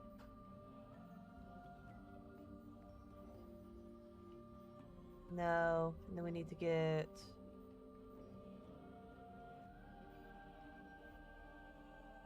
Okay, that's almost it. Let's try rotating it a bit.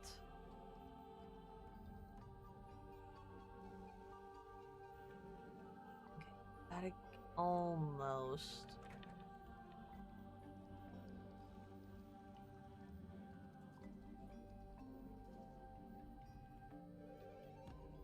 Okay, what if we did it like this?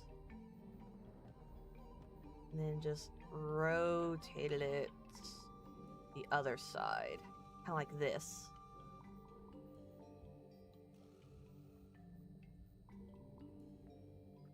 Okay, I just flipped this. Yeah, because if I go like... Yeah, if I go like this, it's the opposite. So I would have to get it to go over there.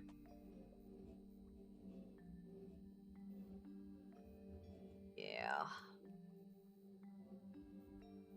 What if we went... kind of like this? No. I'm pretty sure this and this are the same. Pretty sure, anyway.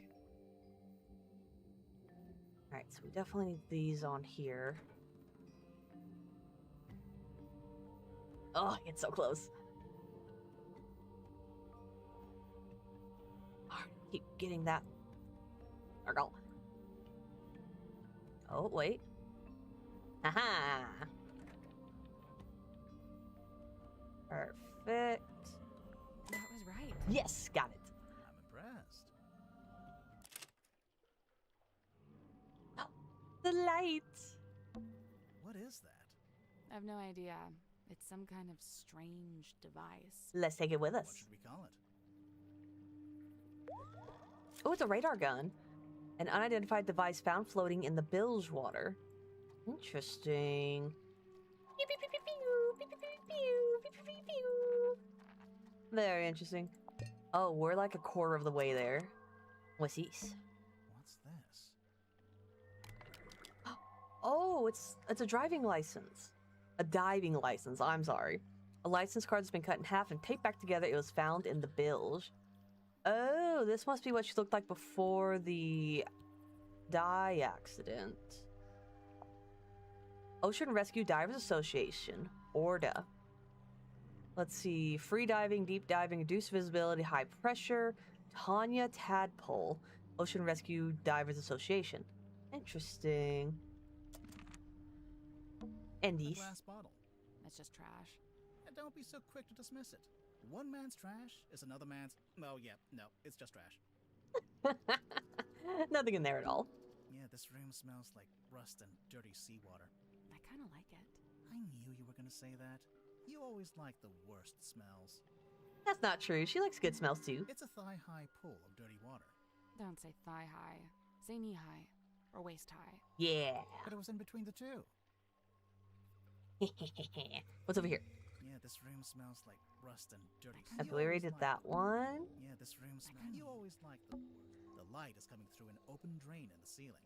A drain in the floor of the room above, you mean? Literally the same thing. Literally two different things. I think that's everything. Yeah, this room smells. You always like the. I didn't mean to this click room that. smells- You always like the. All right.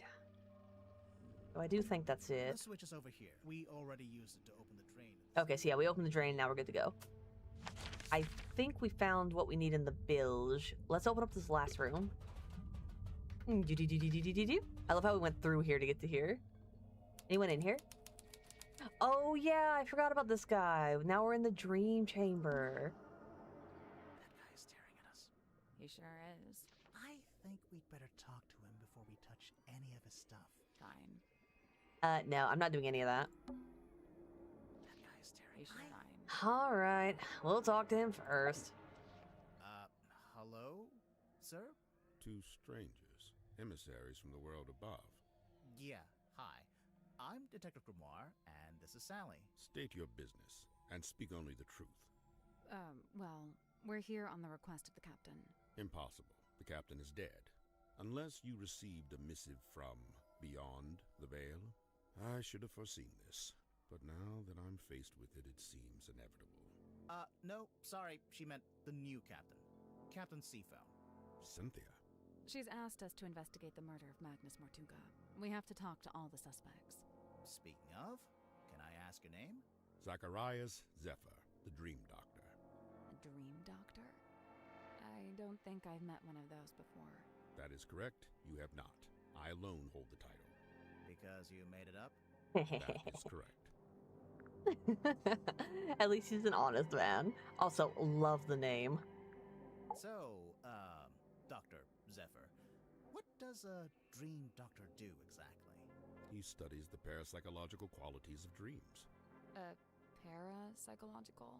Yeah, that's like psychics and telepathy and stuff, isn't it? How does that relate to dreams? Dreams are transmissions comprised of spirit energy from another dimension. Oh, sure. I mean, that's common knowledge. What kind of other dimension? Spirit energy originates in the spirit realm, of course. Like the afterlife? That is but one of many names. So, have you made any kind of discoveries or breakthroughs? Nothing I can meaningfully explain to you in your current state. What about all this stuff in here? What does it all do? Specialist instruments, most of them too complex or too subtle for you to comprehend. I don't know. It mostly looks like a bunch of old junk. It is an unrivaled collection of rare artifacts. All right. What's the rarest thing you've got? My rarest items are not for the viewing public. Okay, now I have to see what they are. The pull of the unknown. I realized I should have lied and showed you something of middling rarity to throw He you would off lie the to us? Lesson learned, huh? Okay, and what about the submarine? How come there's a room like this in the submarine anyway? When I arrived, it was but a simple infirmary. After I set up my equipment, we renamed it the Dream Chamber. And how long have you been here? I was the first person to be invited on board. I joined Magnus here shortly before the submarine's maiden voyage. So, presumably, you know why Mortuga became a submarine captain? Why? Yeah, like, where was he going? What was he doing? He simply told me he'd acquired a submarine and would be living in it for an undisclosed amount of time. That's all he told you? Yet surely there was more to it. I don't doubt it. He was a man of secrets, every bit as much as I. So when you started off, it was just the two of you. But now it's, what, 8 people? We were 9 souls, now 8. I'm not counting either of you.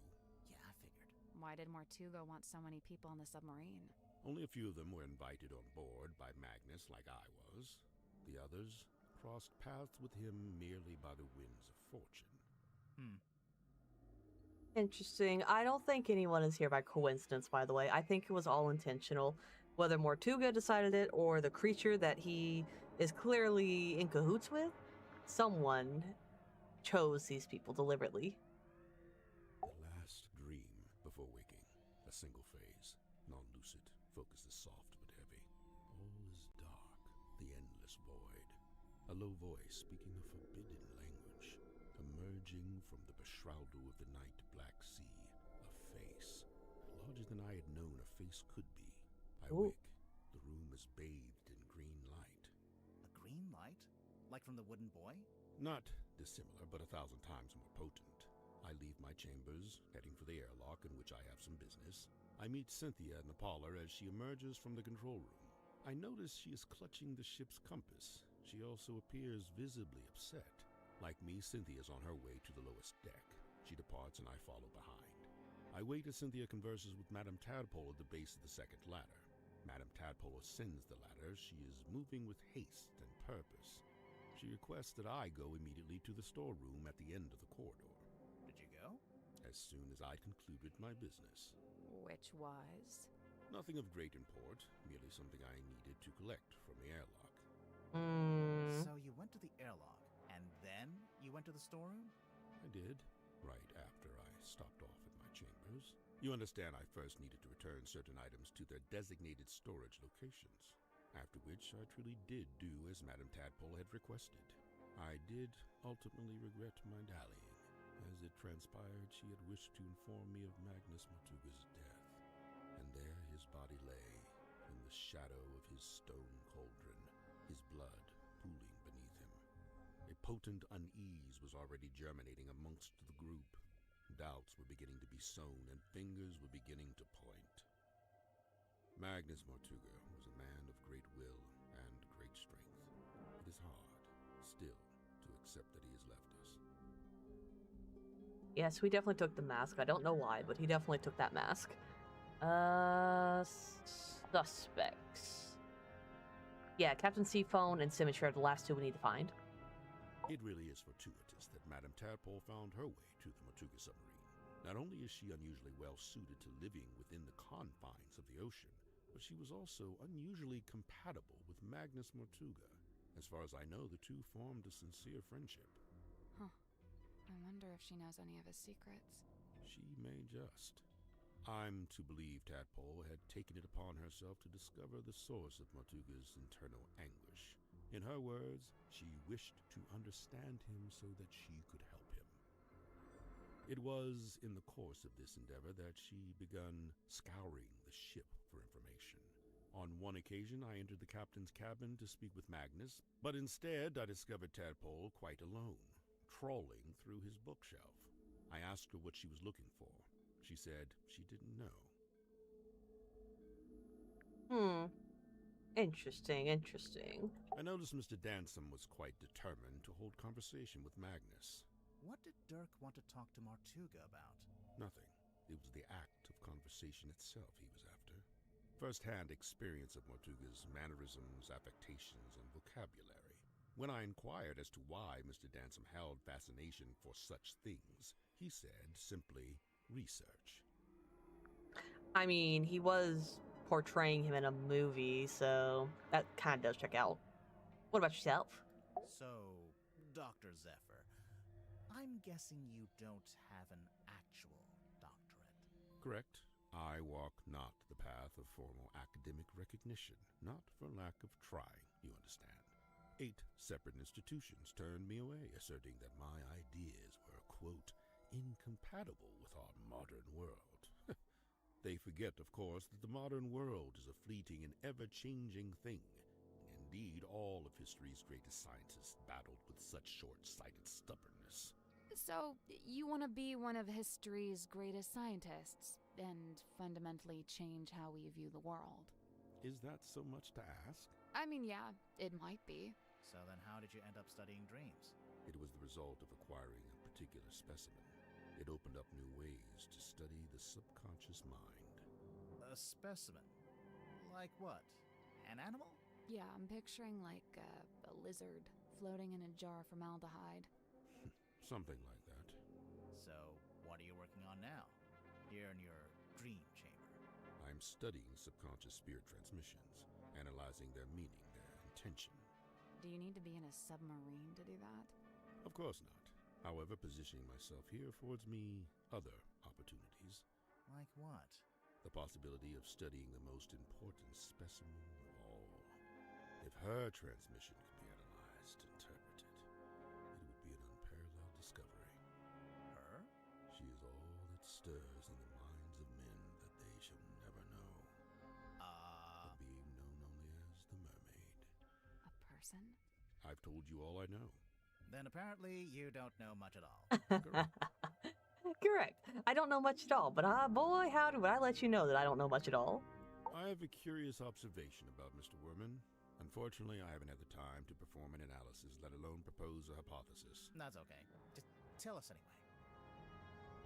I observed that he did not seem at all saddened or sorrowed by the death of Magnus Mortuga. Ooh. You can't know that. Some people don't always show emotion on the surface. Of course, quite true. However, Mr. Werman did display an emotion.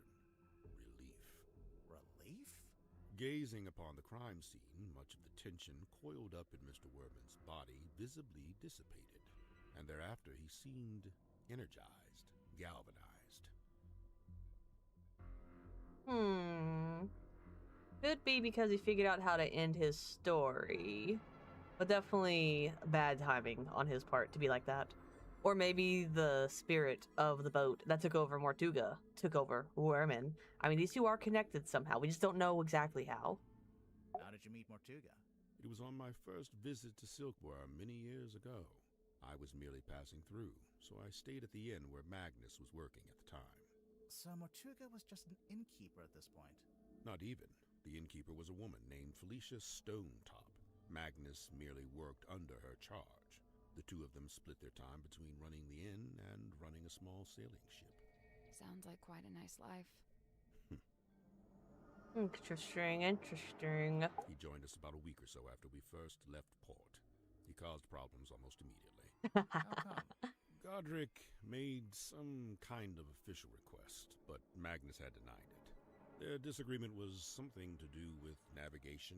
For my own sake, I stayed out of it. Yeah, he definitely wanted to be the navigator under Mortuga.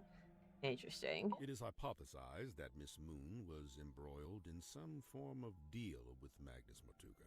What kind of deal? What would she give him? Money? His heart beat not for money and things. What did it beat for? People. Kinship. So, Mariana gave him a person? Maybe information about a person, or how to find a person.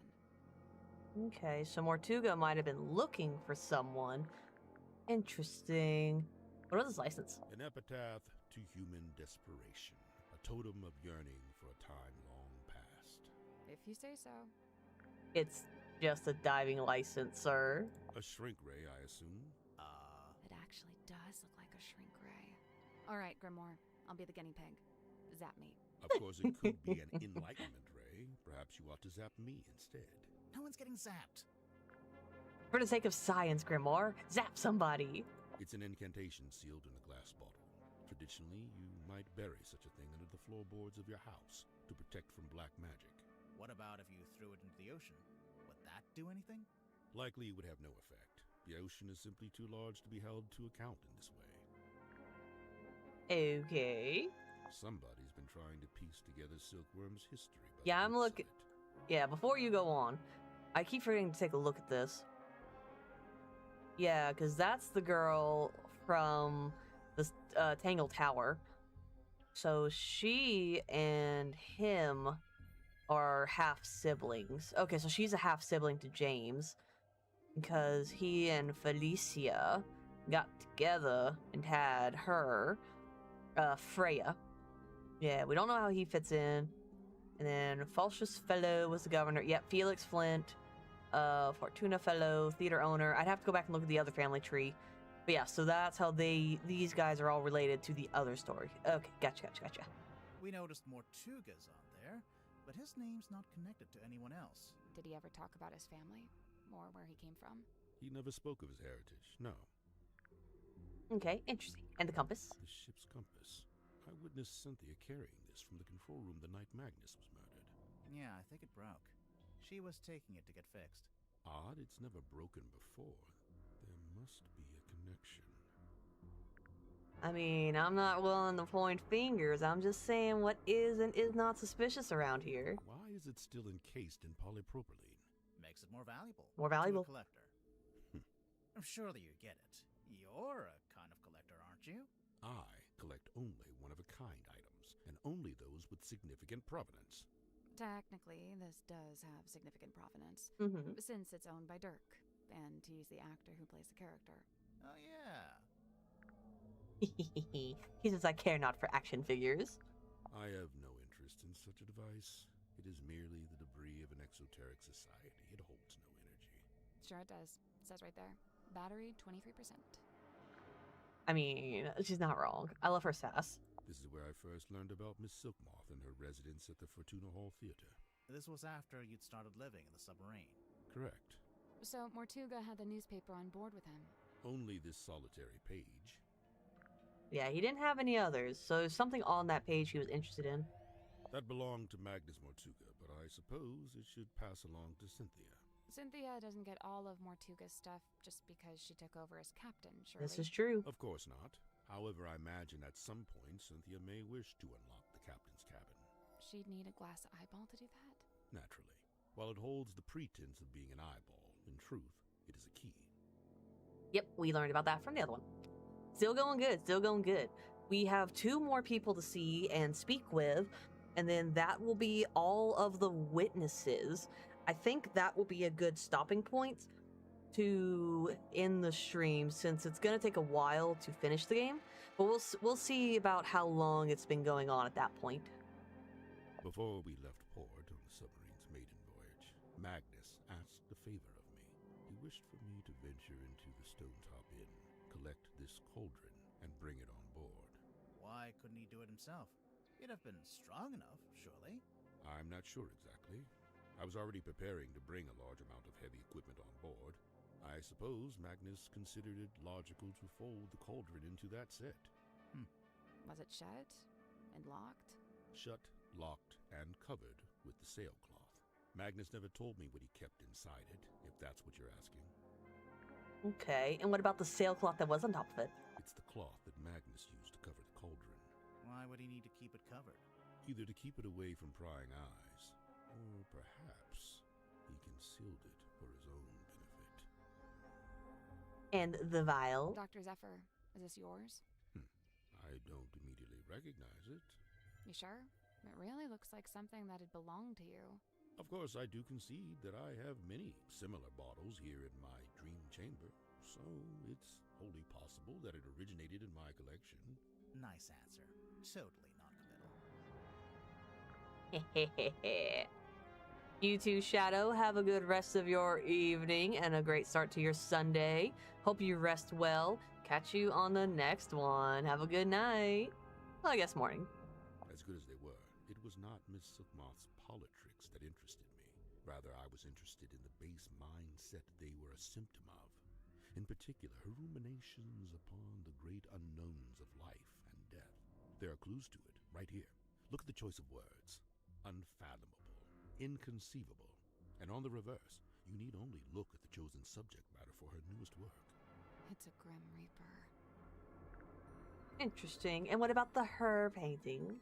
I believe this to be a depiction of a being known as the Mermaid. However, I've nothing to compare it with, as it's the only depiction I know of. It doesn't look much like a mermaid. It doesn't look much like anything, really. Except for the fact it's got a face. At least, I think that's a face. Stories alluding to such a being were the reason I traveled to Silkworm in the first place. However, I was disappointed to discover that nobody in town seemed to know what I was talking about. It seems to be a secret held by only a very select few. And what about the buoy? How long has this been chained to the foredeck? Do you know? Since the conception of the submarine, as far as I know. The conception of its current incarnation, I should say. The wider history of the vessel reaches back a good deal further, of course. And what about Hex of the Hellsman? A bit of Have you read light it? reading, It's a book about a hex. So I see, a charming pulp adventure by the looks of it. He's like, I've never read it, but I'm interested. It seems our collective fate hangs on the outcome of your investigation. I guess. This is a good thing. It is high time for a shifting of the tides. What do you mean? There are too many souls aboard this ship, many of them seeking things they shall not find. Interesting. Am I now allowed to look around the room? It's a weird glass bottle. It is the Hex bottle. Yeah, I knew that. Okay, well, I want to look at it. A glass bottle with a strange object floating inside. It was found in the dream chamber. A subtle floral smell is gently emanating from within. Oh, well, I do see a flower, and the fact that... Ooh, I can shake it. Actually, shake. Ooh, what if I do it like this? Nothing happens, but I love that I can shake it. Shake, shake, shake, shake. Alright. What else can I find? What's on those wall charts? Sacred geometry. Is that a heavy metal band? Probably. I mean, it's not a terrible name. What about this? It's a weird crystal orb, It is the Fog Ball. if you say so. Looks like a crystal orb to me. A strange glass ball found in the dream chamber. Something is swirling inside of it. Alright. Ooh. I don't think I can do anything with it, though. Yeah, I can't do anything with it. And what about this? It's a weird metal helmet. It is the dream helmet. Of course it is. He's got so many cool items in here. A peculiar piece of equipment found in Dr. Zephyr's dream chamber. A large brass funnel is attached to the top of a pair of leather goggles. Curiously, the goggles are fully opaque. You can't see anything while you're wearing them. Interesting, interesting. Very interesting, sir. What else you got in here? A set of small glass bottles. Poison? Might just be perfume. I'll meet you in the middle at poisoned perfume. But let's look closer at the Ooh, poison perfume is a puzzle. Drag the bottle caps and swap them onto the correct droppers. Oh. A crimson hue upon the label. Okay. Aerated with effervescence. Exhales a curious vapor. Drips fall with a hurried cadence. A gluttonous viscosity. A conspicuous X upon the label. Okay. So I think this eyeball goes here. Crimson hue upon the label. Crimson is red. But it's on the label. So I think... Is this crimson? Is this one or this one? I'll put it here for now. Aerated with effervescence. Effervescence. I'll come back to that one. Exhales a curious vapor. Drips fall with a hurried cadence. So, okay. A gluttonous viscosity. I think that goes here. A conspicuous X upon the label. No, I think that goes here. So that means this one probably goes here. And... Oh, I can lift it. Oh, I didn't know that. Okay. So crimson hue upon the label. I'm pretty sure crimson is red. So I do think this one goes here. And this one, a gluttonous viscosity. Yeah, that's this. And so these two are right. Aerated with effervescence. So I guess... Oh, it probably goes on this one. Oh, no, this one does too. Okay. So that one probably goes here then. Yeah, I think that one goes here. I got these three. Drips fall with a hurried cadence. Not that one.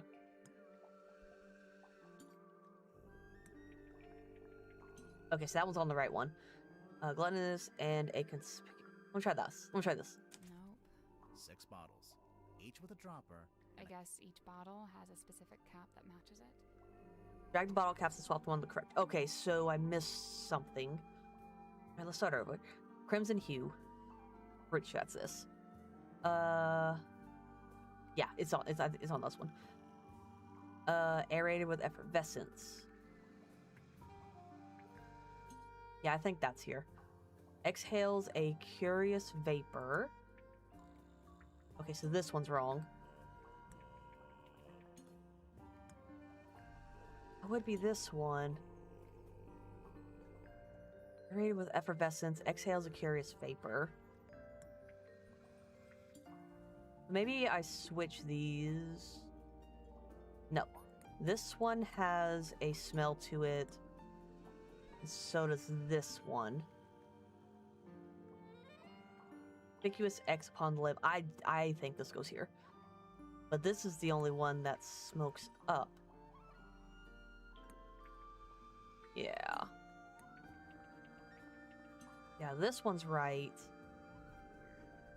And I'm pretty sure that goes here. Just because it's right in the middle.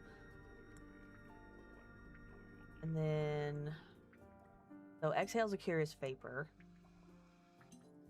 Let's try switching these two. Or maybe this one does go here. No, because then that one needs the... Got it. Oh, okay. For some reason, that was it. Nice work. Ooh. The glass moved. Let's take a closer look at that bookshelf. Oh, there's like a mask or something. I think I can see a face in there. That's probably just pareidolia. Who? The human habit of seeing faces where there aren't... No, there's something in there. Okay, no, I just saw it too. No, there's a face in there. This one's not really a book. Looks more like a magazine. Ooh, Caretaker's Journal, a small booklet found on the bookcase in the Dream Chamber. Ooh, Lillian's Pocket, Silver Skull, the Mermaid's Tongue. Ooh, that's what he has, his golden palm. Ooh, and then a little picture. Caretaker Collective, quarterly journal listings and inquiries. Lillian Lucian was a witch of some infamy before her untimely end at the hand of a curse. Some say the locket protects from curses, others suggest it absorbs them, imbibing their power. Silver Snake Skull, the disembodied skull of the mysterious silkworm serpent. Notably, it has no eye sockets. Use discretion as several high-quality fakes are in circulation. His golden palm, made from an unknown material 90% similar to gold. The hand is said to be able to touch ghosts. Ooh. The Mermaid's Tongue, said to facilitate communication with she who lives beyond the veil, or lies beyond the veil. Requires a special key to operate. Both the key and the Mermaid's Tongue itself are rumored to be lost at sea. Name your price. Interesting, interesting. What else we got? Well, that's definitely the Mermaid's Tongue. I think I can see a face. That's probably the human. Okay, no, I just saw it too. Yeah, so that's the A Mermaid ghost Mask. rises Or before Mermaid me. Tongue. By Joseph Jenkins.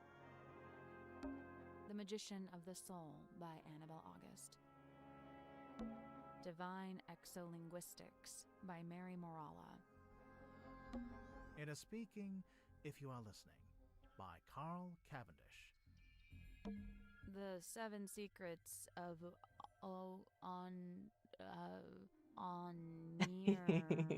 Onirology? The Seven Secrets of Onirology by Edward Edmonton. Interesting.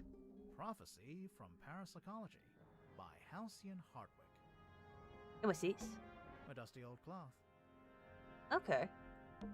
It's Zephyr's bookshelf. Yes. Okay. It's Zephyr's bookshelf. So if we're not going to talk about that mask back there, we're just going to ignore it, I guess. Ooh, examine the dark hole in Dr. Zephyr's bookcase. We definitely did that. Big glass bell jars with creepy things inside. If I had a penny for every time we go somewhere and there's big glass bell jars with creepy things inside. We'd be rolling in it. I'll just take a look in this cabinet.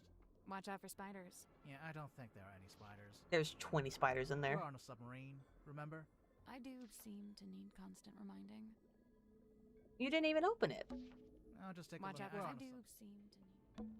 I can't see anything important on these shelves. Good, because I couldn't reach the stuff at the top if I wanted to. We're just short. I wonder how it gets electricity. Yeah, I would recommend that you don't wonder about that. What about these things? I can't Good. see. Okay, we can't see anything. A dream chamber? Looks more like an apothecary. The what? An old-timey potion shop. Thank you. Thank you so much. Appreciate the knowledge. What about in here? The cabinet's full of scrolls, but, Can't think of an excuse not to read them. they're too fragile, maybe? Hell, just say they're blank. No one will know. I think that's it for in here. So all that's left is to talk to the captain because we can't find her yet. But we've talked to almost everybody else. Oh, she's not even in here. We're just at the parlor. Oh, look. Hello? Who solved the crime? We're doing it. Did you talk to Sim yet? Sim? Sim! Symmetry! Where is she? Yeah, we can't find her. She'll be in the room nearest the illusion beaver. The child's room? The one with that weird painting? We checked in there. Yeah, no, there's no weird painting in that room. Just a weird girl. Tell her to knock it off and start taking this seriously. I knew it. So that was her in the picture. I knew that picture was blinking at us. All right, so let's go investigate. Symmetry! Alas, outwitted, my paltry facade undone. I mean, yeah, I could see you. We could hear you breathing a little bit too. Sorry. Bound are we by limitation of the flesh. Your symmetry, is that right? Symmetry silk moth, illusionist. And you? Are you not detectives both, in service to the captain? Pretty much, yeah. And should thou find me guilty, what punishment awaits? We don't really plan that far ahead, to be honest. Will we find you guilty? My heart is burdened heavy, true, but not from murderer's guilt. Okay, glad to hear it. Technically, she just said she isn't feeling guilty. She didn't say she wasn't guilty. And tell us more about yourself, Symmetry. So you're an illusionist. What kind of tricks do you do? My magic act is theatre-born and played upon a stage. Oh, like with big props? Smoke and mirrors kind of stuff? Smoke and mirror, crate and cage, doors and doubles both. How long have you been doing it? Since approximate 12. I'm now approximate 18. About 6 years. My sum of years I cannot say. Time hath kept no count. Oh, okay. Do you only do big stage magic? You don't by any chance do any close-up stuff? Grimoire, she's not here to perform for you. Cast thine eyes upon this card. On its back an image clear, a duck or rabbit's form. Think hard and choose with steady mind, and I'll predict the course of fate. We are going to think of a duck. Okay, I'm thinking about it. That's the trick. Sorry, but this is like the most basic optical illusion. There'll be a drawing that looks like a duck or a rabbit, depending on how you interpret it. What does it say? That's the trick. Sorry, but this is like the most basic optical illusion. There'll be a drawing. Okay, I get it. Very good. Well done. Gee, got her. And what about the submarine itself? Is this your bedroom? My chamber shared with Cynthia Fair. Take a left down the hall. Oh, so this room is, what exactly? My place of toil. What are you toiling on? Many a thing, all a manner of things. Keeping busy, huh? I must remain of some use, lest I should become useless. What would happen then? Surely I'll be tossed into the sea, where I will promptly perish. Thereupon my listless form becomes a meal for a passing sea turtle. Symmetry. But oh, the turtle finds me scant sustenance. He is so silly. And he too will perish, and we'll both be dead forever and ever. Symmetry! They were getting tired of that story. Tell us about the murder. Scene opens. Submarine interior. Symmetry lies awake in bed. We're really doing it like this. She is restless, wrought with guilt. Guilt about what? A sudden movement of the submarine wakes Cynthia. Cynthia, noticing Symmetry. Oh, you were already awake. What is wrong? The two young women briefly talk to one another. Not gonna give us that bit? Cynthia, getting up. Oh, I must go and inspect the control room. Exit Cynthia. Symmetry lays in bed a little longer. Symmetry, getting up. Oh, I must return to the Illusion Theatre. I cannot bear it. Return? The Illusion Theatre. The door is already open. Symmetry sees Captain Mortuga laying dead on the ground. She screams. She also sees a large face passing by the window. Ooh. A face outside the submarine. Enter Dansum and Worman. Dansum. Oh, my dude, this is crazy. Worman says nothing. Enter Madame Tadpole. In her wake, Mr. Grip, Cynthia, and Mariana. And after a short while, Dr. Zephyr. Madame Tadpole taking charge. Oh, which one of you is the murderer?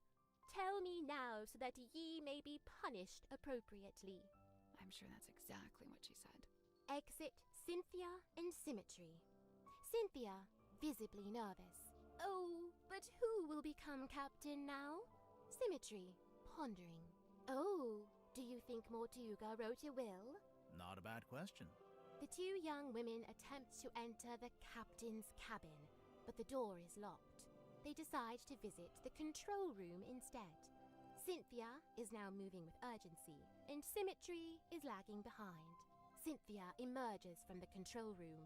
She is holding several sheets of paper and the captain's logbook. Cynthia goes down the ladder. Symmetry follows behind. Outside Worman's bunk room, Symmetry noticing a piece of paper on the ground. Oh, surely this was dropped by Worman, as it is from his typewriter. I shall return it to whence it came. She places the paper back into the typewriter. Symmetry returns to her bedroom. Scene ends. And then the scene ends. You can tell she just thinks about theater and acting. Okay, tell us about Madame Tadpole. Likened to the orchard oak, sturdy, stout, and towering tall, but bears she a quietsome grace, like a windless night on sail-still sea. I ponder, could some such thing be mine to know? I don't see why not. Maybe I should cut my hair short and dye it green. Maybe that'll do it. What's that? Madame Tadpole, number 5. The Still Waters. Okay. Still Waters. Hiding a dangerous secret. Tranquility. Resistant to change. Tranquility? Tranquility? What if I click something Likened else? to the orchard oak, but I maybe don't I see- should What's cut that? Madame Tranquility. Oh, okay. It just sticks with that answer. Okay. An actor or a mage in guise who sways men's souls with artful feigned truth. You, think Dirk might be swaying our souls? Fret not, as dwell he in this deep sea womb, his strength's divorced from skyward source. Skyward source? The sun, I'm guessing. How do you know he likes the sun so much? Alone he's oft espied, atop our ship, and stood enrobed in warmer light. Dirk goes up on deck a lot, huh? By himself, I wonder. Dirk Dansom, number 8, the shiny penny. Easily distracted, capitalist greed, a fresh start. I would say a fresh start, since he just became a big name actor, kind of sort of in the movie.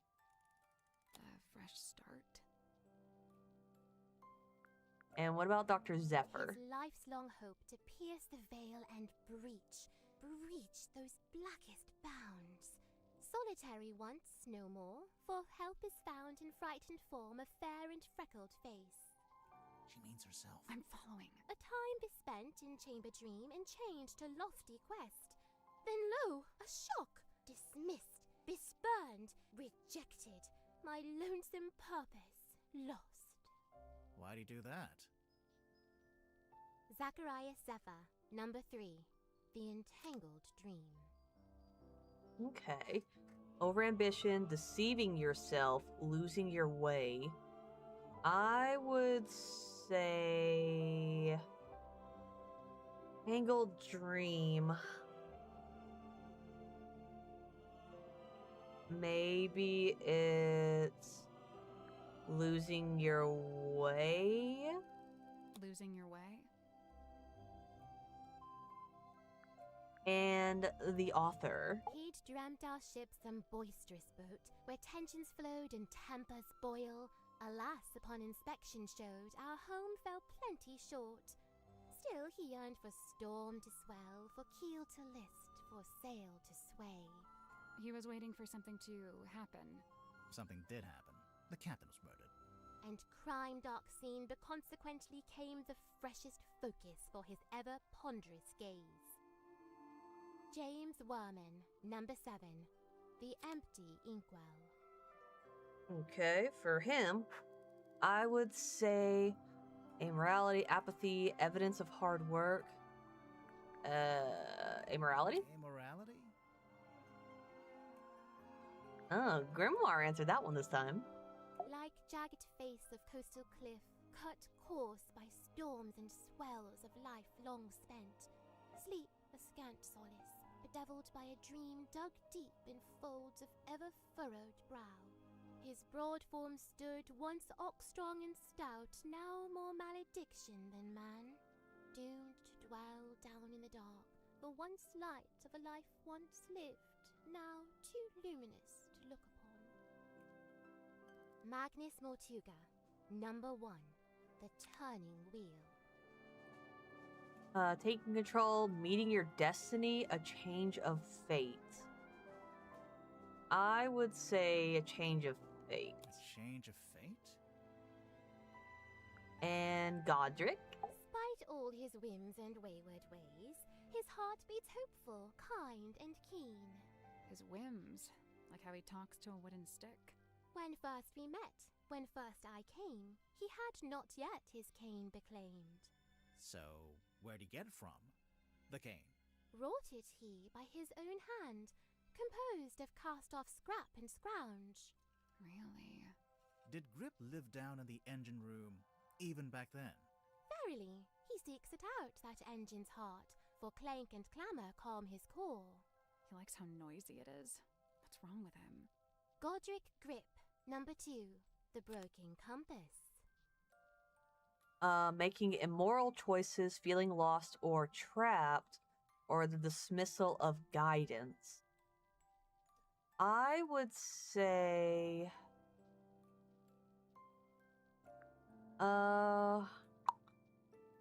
be lost or trapped. Feeling lost or trapped? And let's do moon. Still estranged, this moon and I, but she and me befind ourselves in newfound kinship joined. What kind of kinship would that be? The kinship of wearing a big yellow locket around your neck. We may need to workshop the name. Mariana's moon necklace? That's a locket? Must be. I've seen her open it up and peer concernedly at its internals. Huh. Mariana Moon, number 9, the half-hidden moon. Reclusive, being incomplete, disingenuous. I am going to say that she is disingenuous. Something about her is kind of suspicious. Disingenuousness? And you? You look kind of pale. Are you getting enough to eat?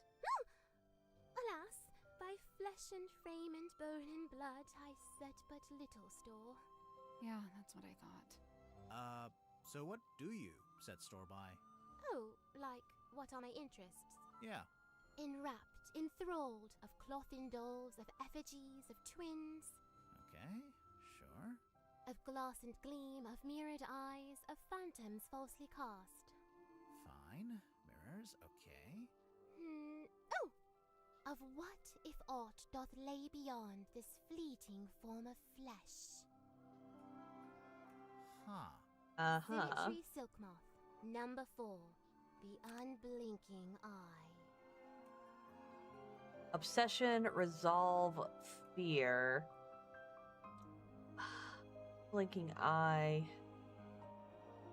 Maybe obsession? Because it means you're just like staring at it, you're obsessed with it. Obsession?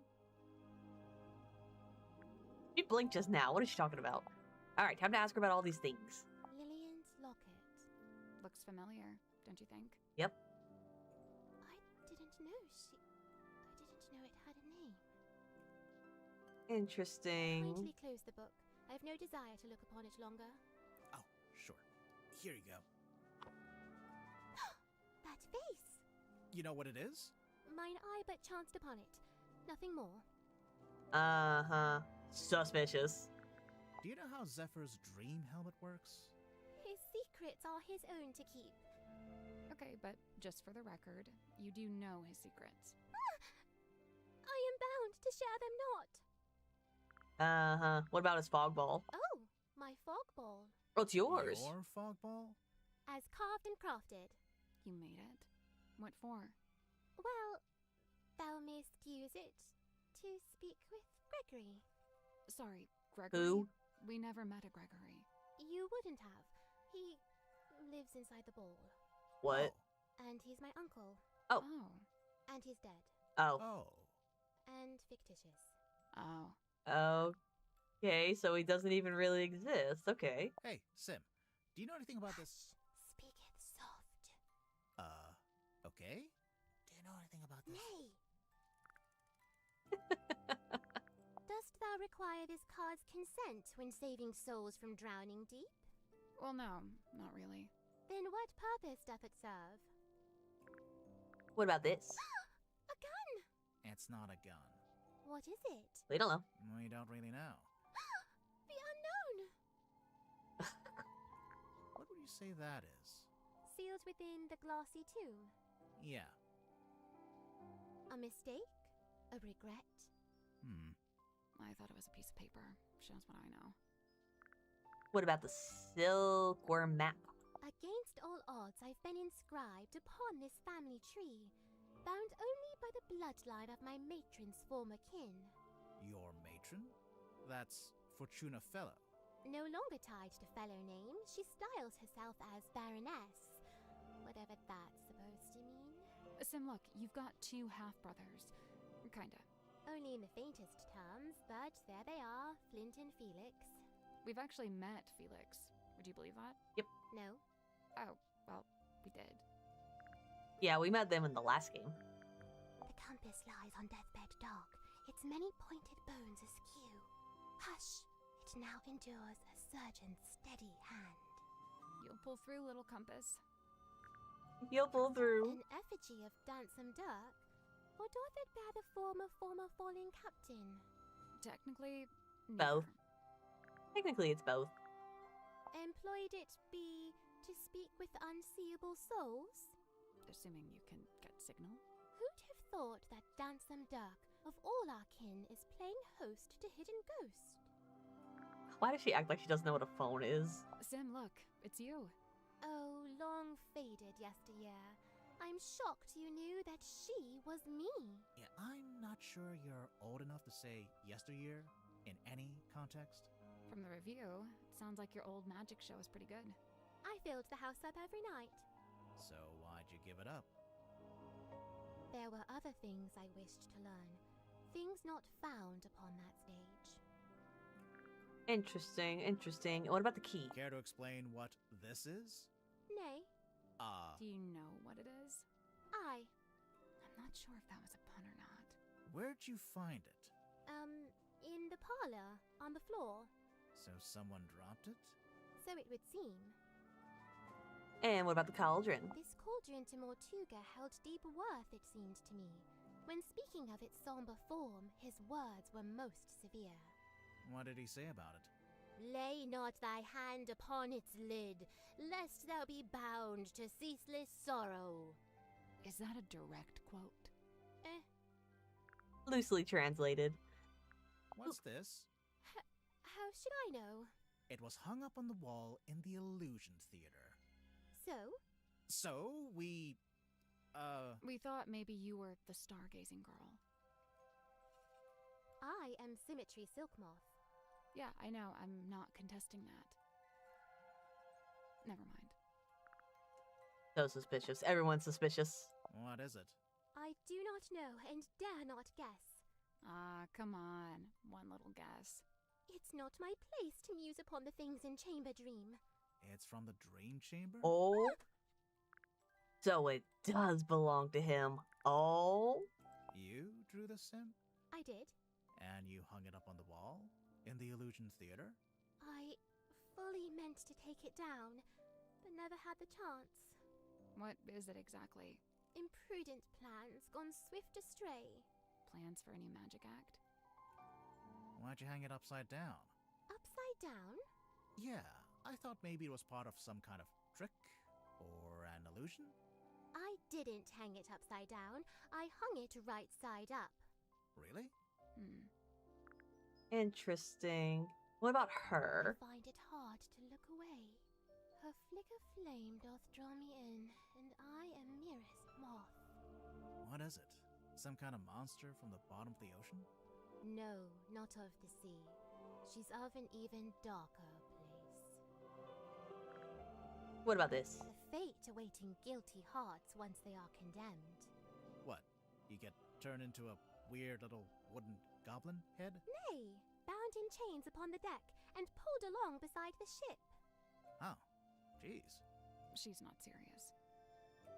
I don't think. I don't think she's being serious.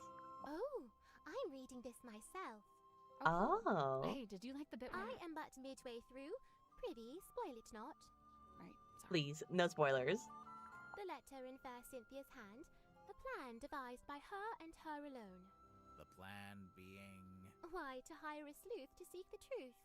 That's us. Couple of sleuths seeking the truth. Heck yeah. Unravel swift this tangled tale, and name the knave ere further harm befall.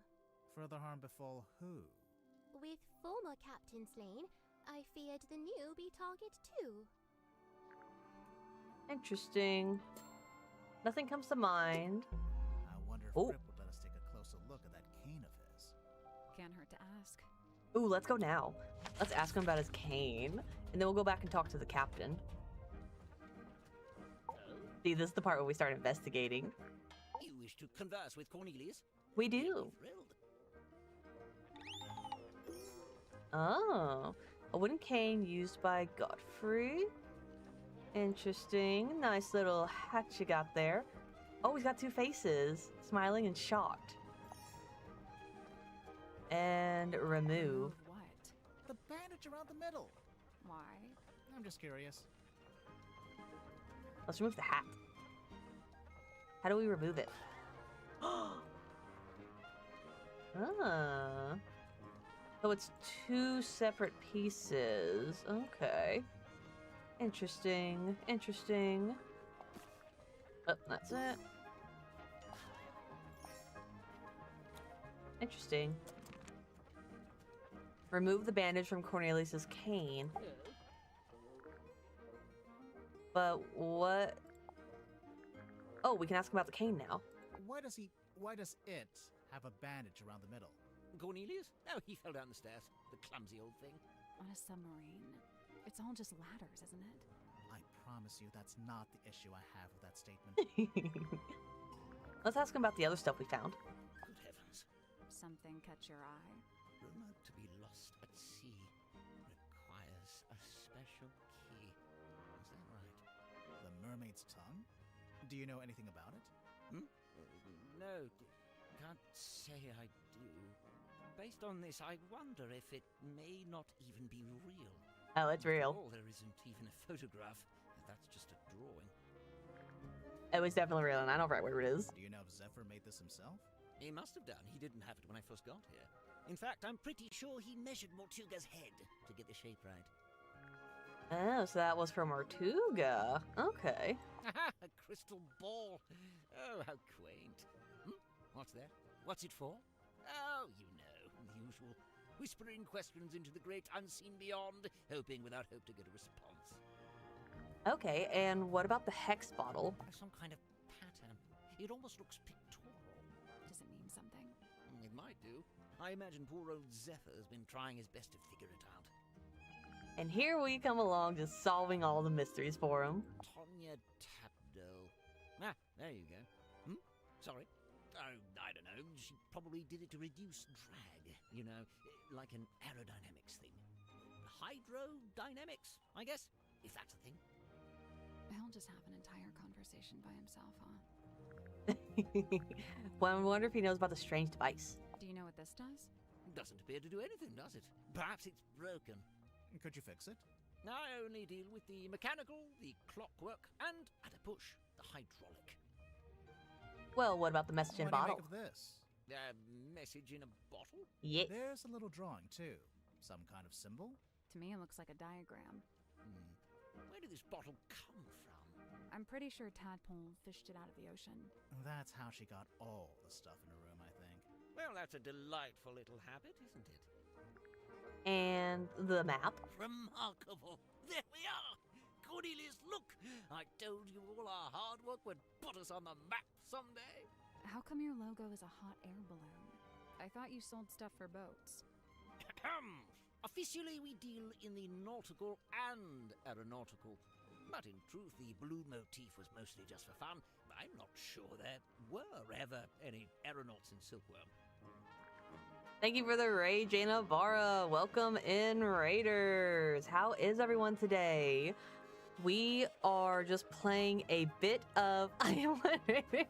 Oh no, you're fine, you're fine. We appreciate all the raids of all sizes. Welcome in, everyone. How was your stream, Jaina Vara? Oh, you were streaming Overwatch? Nice. How did that go? How many matches did you end up winning? I'm pretty sure I'm thinking of the right game. No, you're fine, you're fine. I streamed a bunch of things. Oh, okay. What did you end up streaming today? But yeah, we are just 3. Oh, okay, fun. Oh, just stretching a bit. But yeah, we're just solving the mystery of the Mortuga here. So far, we're going very slowly, just kind of discovering every little thing and figuring out what to get done where and all these fun little things. Ooh, Tiny Bookshop. I want to play Tiny Bookshop. It looks so cute. How was it? How was Tiny Bookshop? Balatro, I've seen other people play, but I haven't played that myself. Well, how was it? How were both of those things? Oh, let's talk about the last broken compass. What's with all the needles and cogs and stuff? It looks like Grip's halfway through fixing it. That's what I figured, anyway. Ah, thank heavens! That's what I was hoping for. Sorry, what? Perhaps I should explain. You see, Miss Seafoam came to me with a compass she needed fixing. I went to put the needle back on, but Cynthia stopped me. No, she said. The whole thing is broken. You'll have to take a look at the insides. You'll have to replace the needle. For some reason, she seemed to need it to be true. She needed the compass to be broken. I told her I had various spare needles I could try out as replacements, and here we are.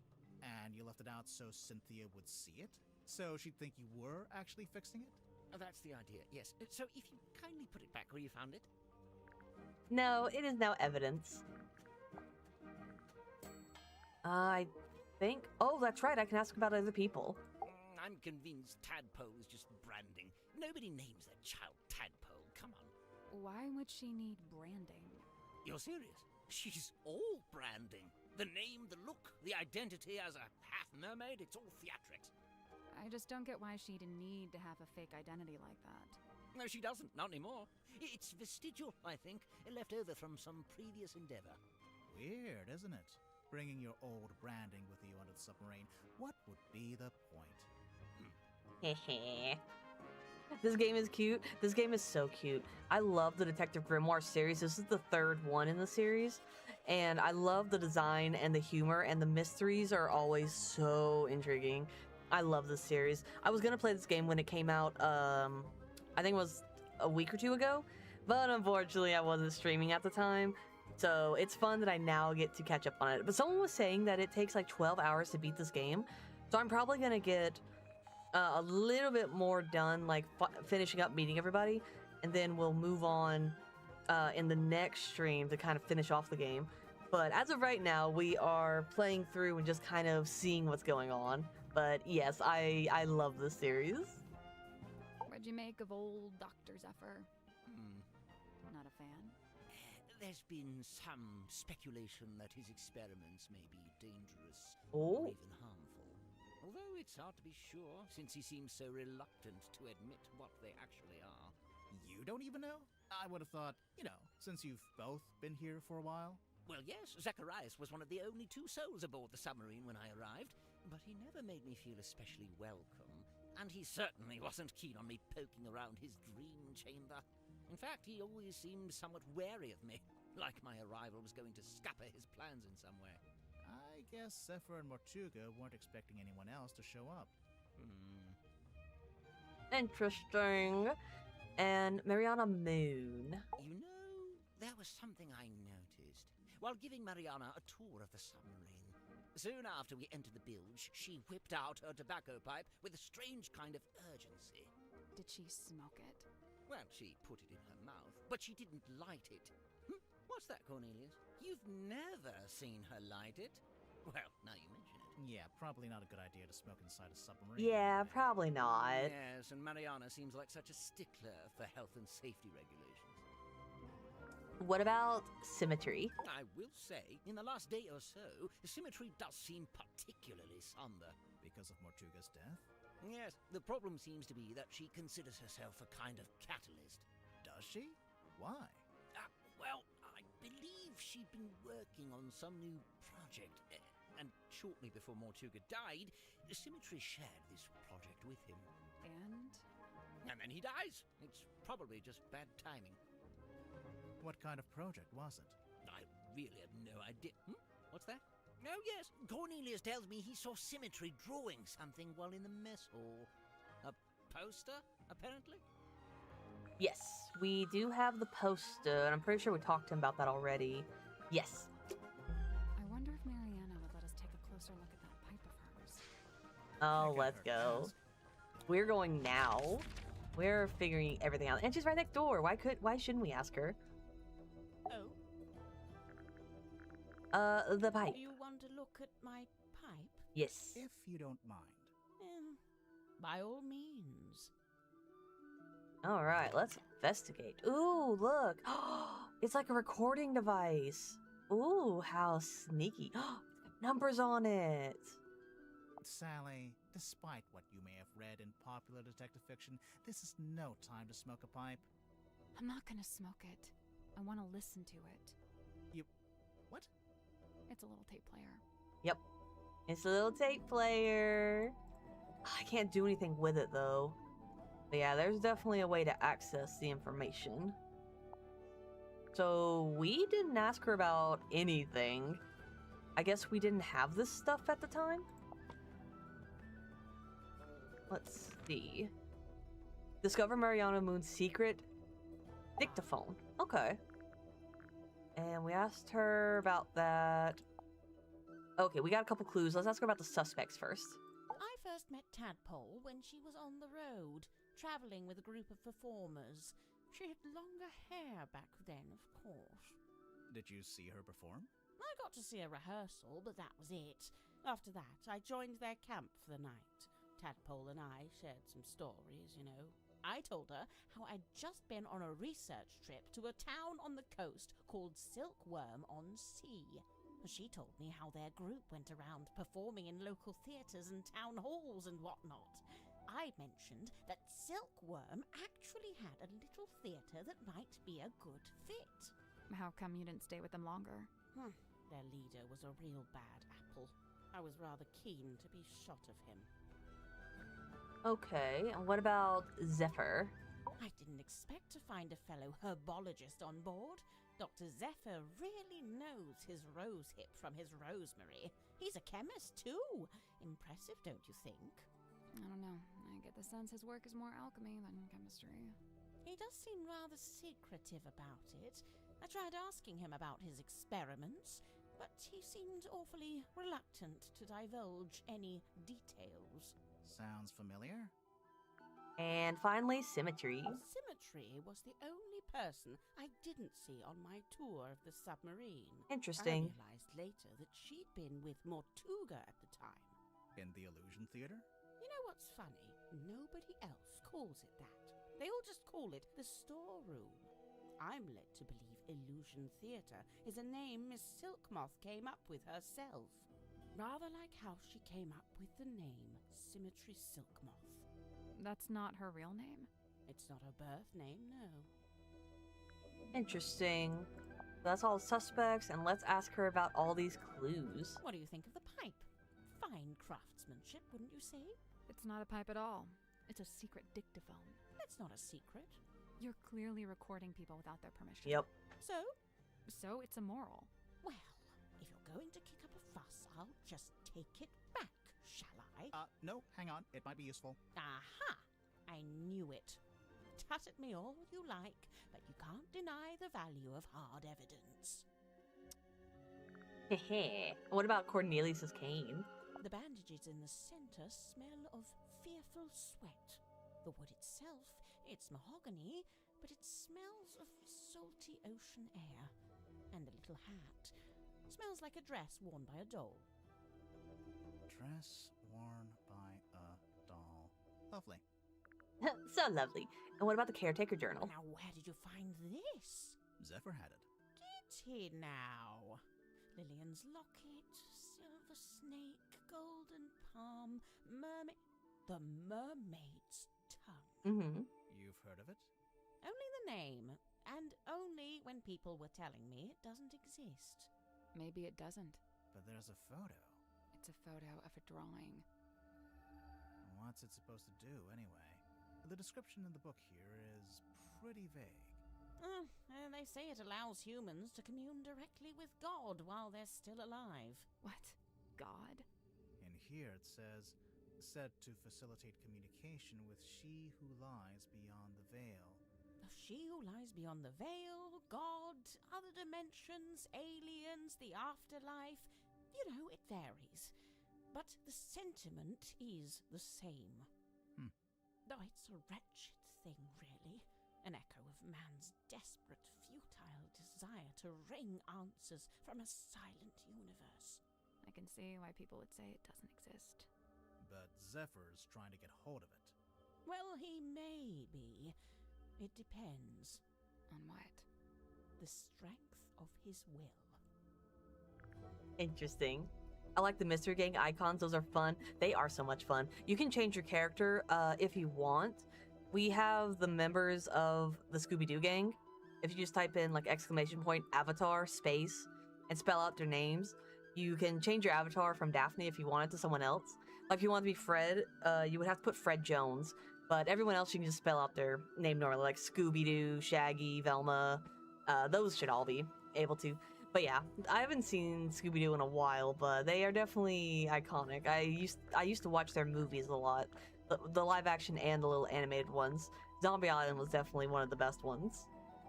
Mariana, I was wondering if you could tell us who's worn this. How's she supposed to do that? You know, by the smell. Oh, gross. Very well. Let's see. I'm getting wind-battered mahogany, ice-cold sea spray, and mostly melted candle wax. Great, thanks.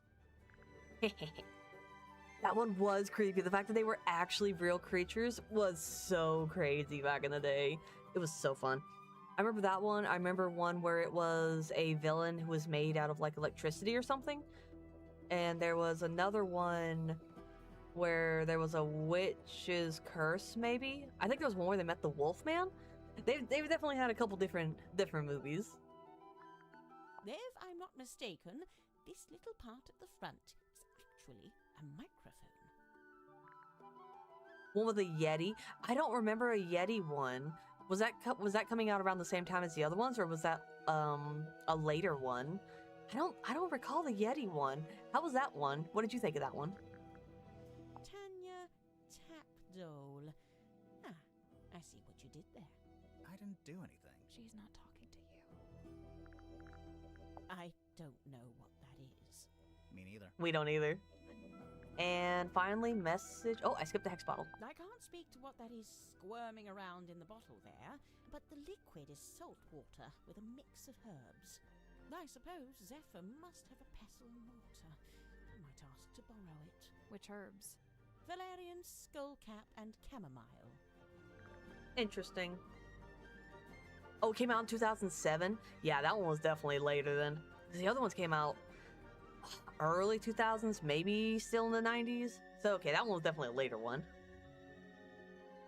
Chill Out Scooby-Doo. I remember that title, but I don't remember. I also remember the series. Pup Named Scooby-Doo, and then Mystery Incorporated. Pup Named Scooby-Doo wasn't too bad. That one, I remember that one being alright. That algae is still young. Meaning? Meaning the bottle's been in the ocean, but not for all that long. Interesting. Alright, so that looks to be everything. Nothing comes to mind. Oh, that's it. I thought they were going to say something else. Well, I think we're going to go back here and meet the captain.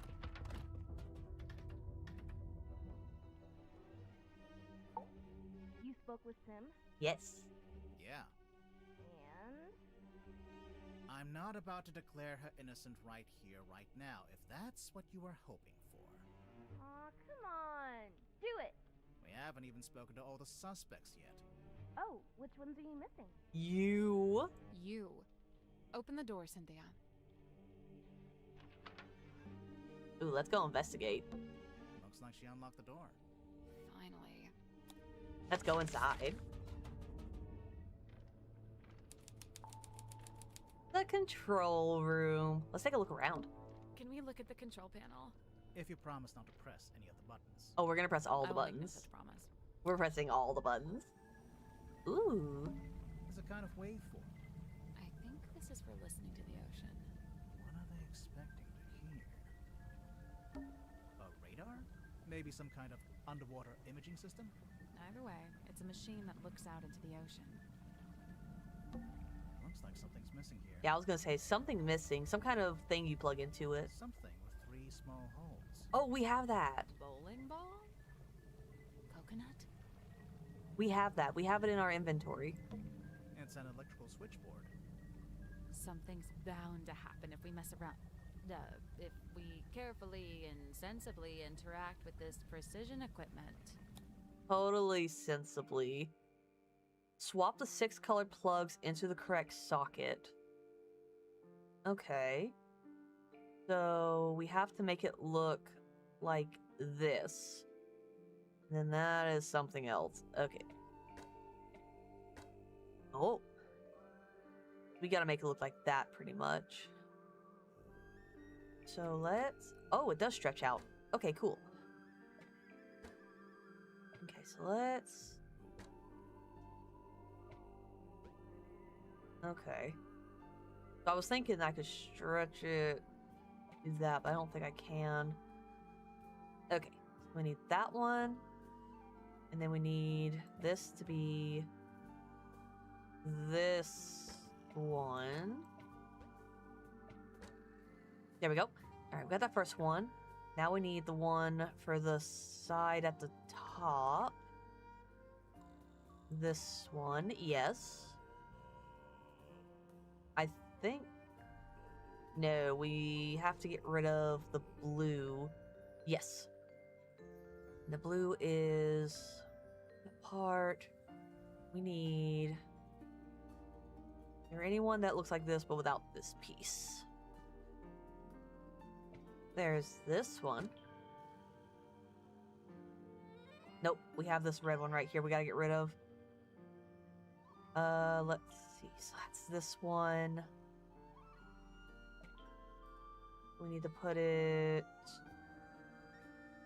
I was gonna say right here. Nope, that's still there. That's still there.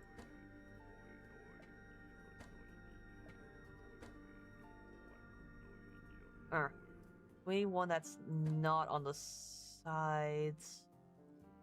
Yeah, so these are all combining. And we need something kind of open like this. I think that's it. I did it. Yes! Good job. Something unlocked.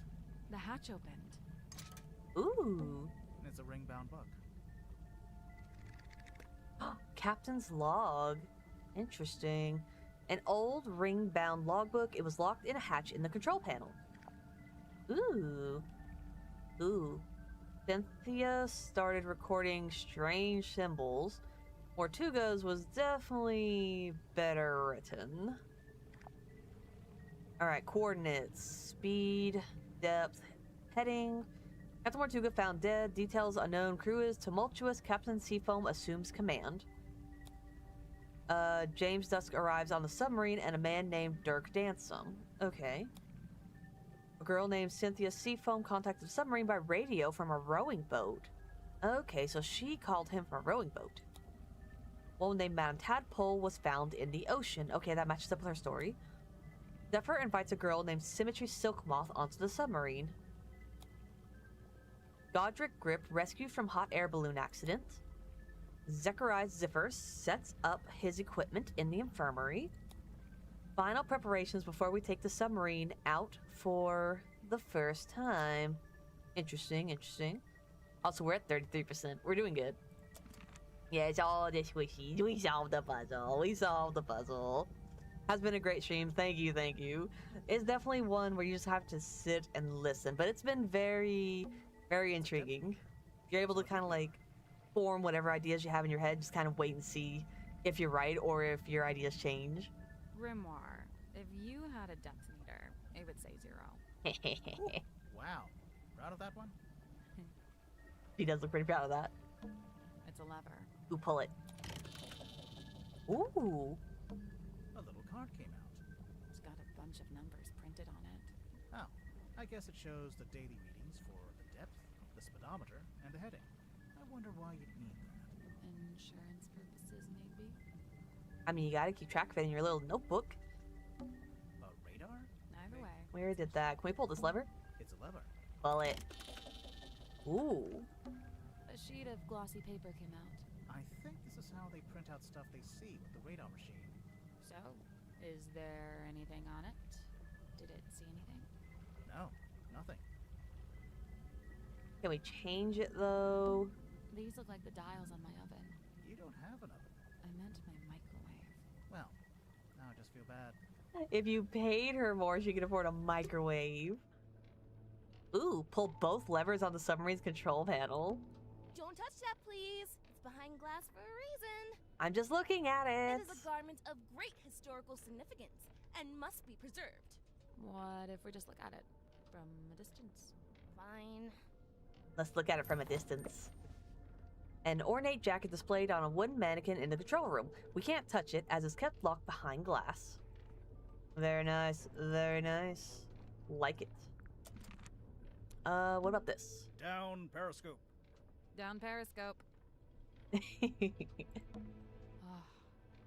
ship's wheel.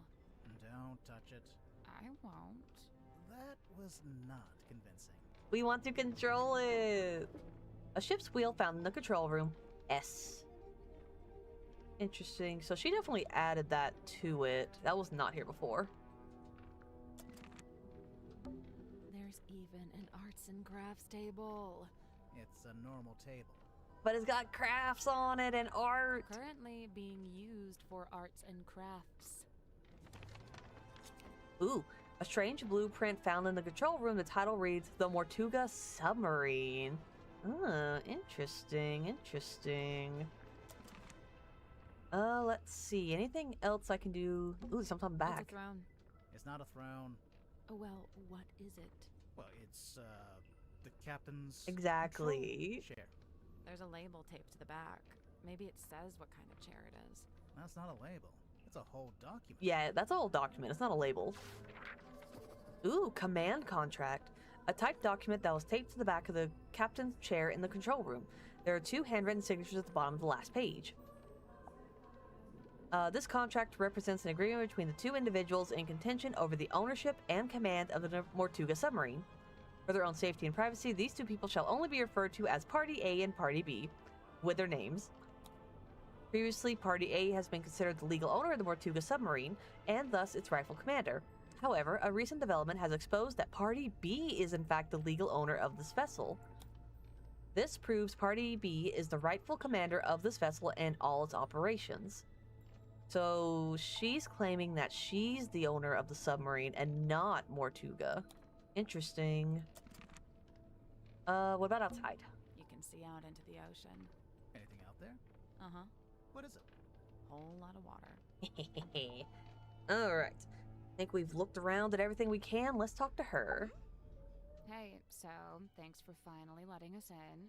You know, I have to say, that really was pretty unhelpful. It is I, Cynthia Seafoam, fearless captain of the Mortuga submarine. Hi, I'm Sally. Aha! Then you must be Detective Grimoire. Yes. Correct? Yes? The world's greatest detective. Heck Here yeah. On my submarine. The world's... No, I'm not the world's greatest. Just a detective. She was probably talking about me. Now I assume you've come to make your official report. Let's hear it. I'm a busy woman, you know. Slow down there, Miss Seafoam. We just came in here to question you since you're one of the suspects. But I hired you! Yeah, no, that doesn't get you off the hook, I'm afraid. What? Really? This is so totally unfair. Okay. Tell us about yourself. So, how'd you end up as the new captain? It's just the way it's meant to be. You look so sad. It's all above board, okay? I didn't say it wasn't. I didn't actually say anything. Cynthia, what were you before you became captain? Do you have any credentials? 15 years experience as a nautical engineer and shipyard mechanic. Family business. You don't look much older than 15 now. I'm 18! Ugh. How does an 18-year-old end up on a submarine? I came by rowing boat. That's not really what I meant. Wait, the rowing boat we saw up on the foredeck. That's yours? Correct. You should know. It's in bad shape, and it's missing an oar. I'll add it to the list. So how come you wanted to hire Grimoire? Because there's a murderer in our ranks, and they must be rooted out. So what do you want us to do exactly? 1. You will investigate and ascertain the identity of the killer. 2. You will return here and report your findings to me. 3. You go home. 3, you pay us. Yep. 4, we go home. 3, she pays us. 4, we go get ice cream. 5, we go home. Deal. Wait, I didn't... Meeting adjourned. Good morning, Rye. Welcome back. How is your morning going so far? Potato chip time. Always time for potato chips. What flavor potato chips are we partaking of right now? I think some plain, regular old, good old-fashioned potato chips sound delicious right now. Why did you want to come to the submarine in the first place? To become captain? I sought an audience with Magnus Mortuga. I had things I wished to discuss with him. Like what? Matters of great importance. Affairs of great significance. Dealings of great... She's not going to tell us. No. Yet, we'll get there. How long have you been here, Cynthia? I arrived a few weeks before Mr. Mormon and Mr. Dansom. I'm assuming you don't live here in the control room. Where do you sleep? Oh, well, Mortuga put me in the bunk room at the bow end of the ship. I share a room with Sim. If you arrived before Dirk and Worman, the other bunk room would have still been empty. But Mortuga made you share. Yeah, I think he wanted to keep that other bunk room vacant. Oh, interesting. I'm not complaining. I really like sharing with Sim. She's great. So, what are you gonna do with the submarine now that you're captain? My first order of business, hiring you two. We really can't do anything else until this gets cleared up, you know? Sure, I get that. What about afterwards? We'll sail the 7 seas and have adventures. You know, that kind of stuff. Aw. Just woke up. Well, I hope you had a good night's rest and a productive Sunday. Me and Arcane are both streaming, so gonna have to switch back and forth. I want to support you both. Oh, okay, nice. Appreciate the support. Always appreciated. Yeah, feel free to hop in back and forth. I don't know what he's playing, but I don't mind. It's just a lot of sitting and listening and observing. I love the art style here and the animations. Oh, same. I love the art style and the animation. The humor is definitely right up my alley, and the writing is personally one of my favorites. Definitely love this series. This is the 3rd one in the series. There's 2 other ones that came before this one, but luckily you don't have to play those to understand what's going on in this one. There's a few references to the old game, but nothing like you have to play these 2 to understand what's going on. Each one's kind of like standalone story.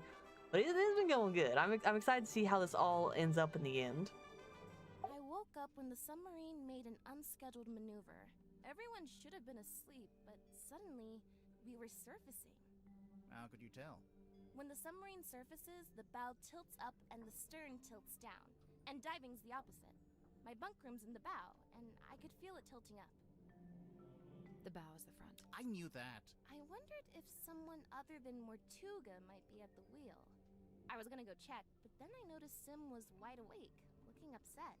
When I asked, she told me something had gone wrong with the new magic act she'd set up.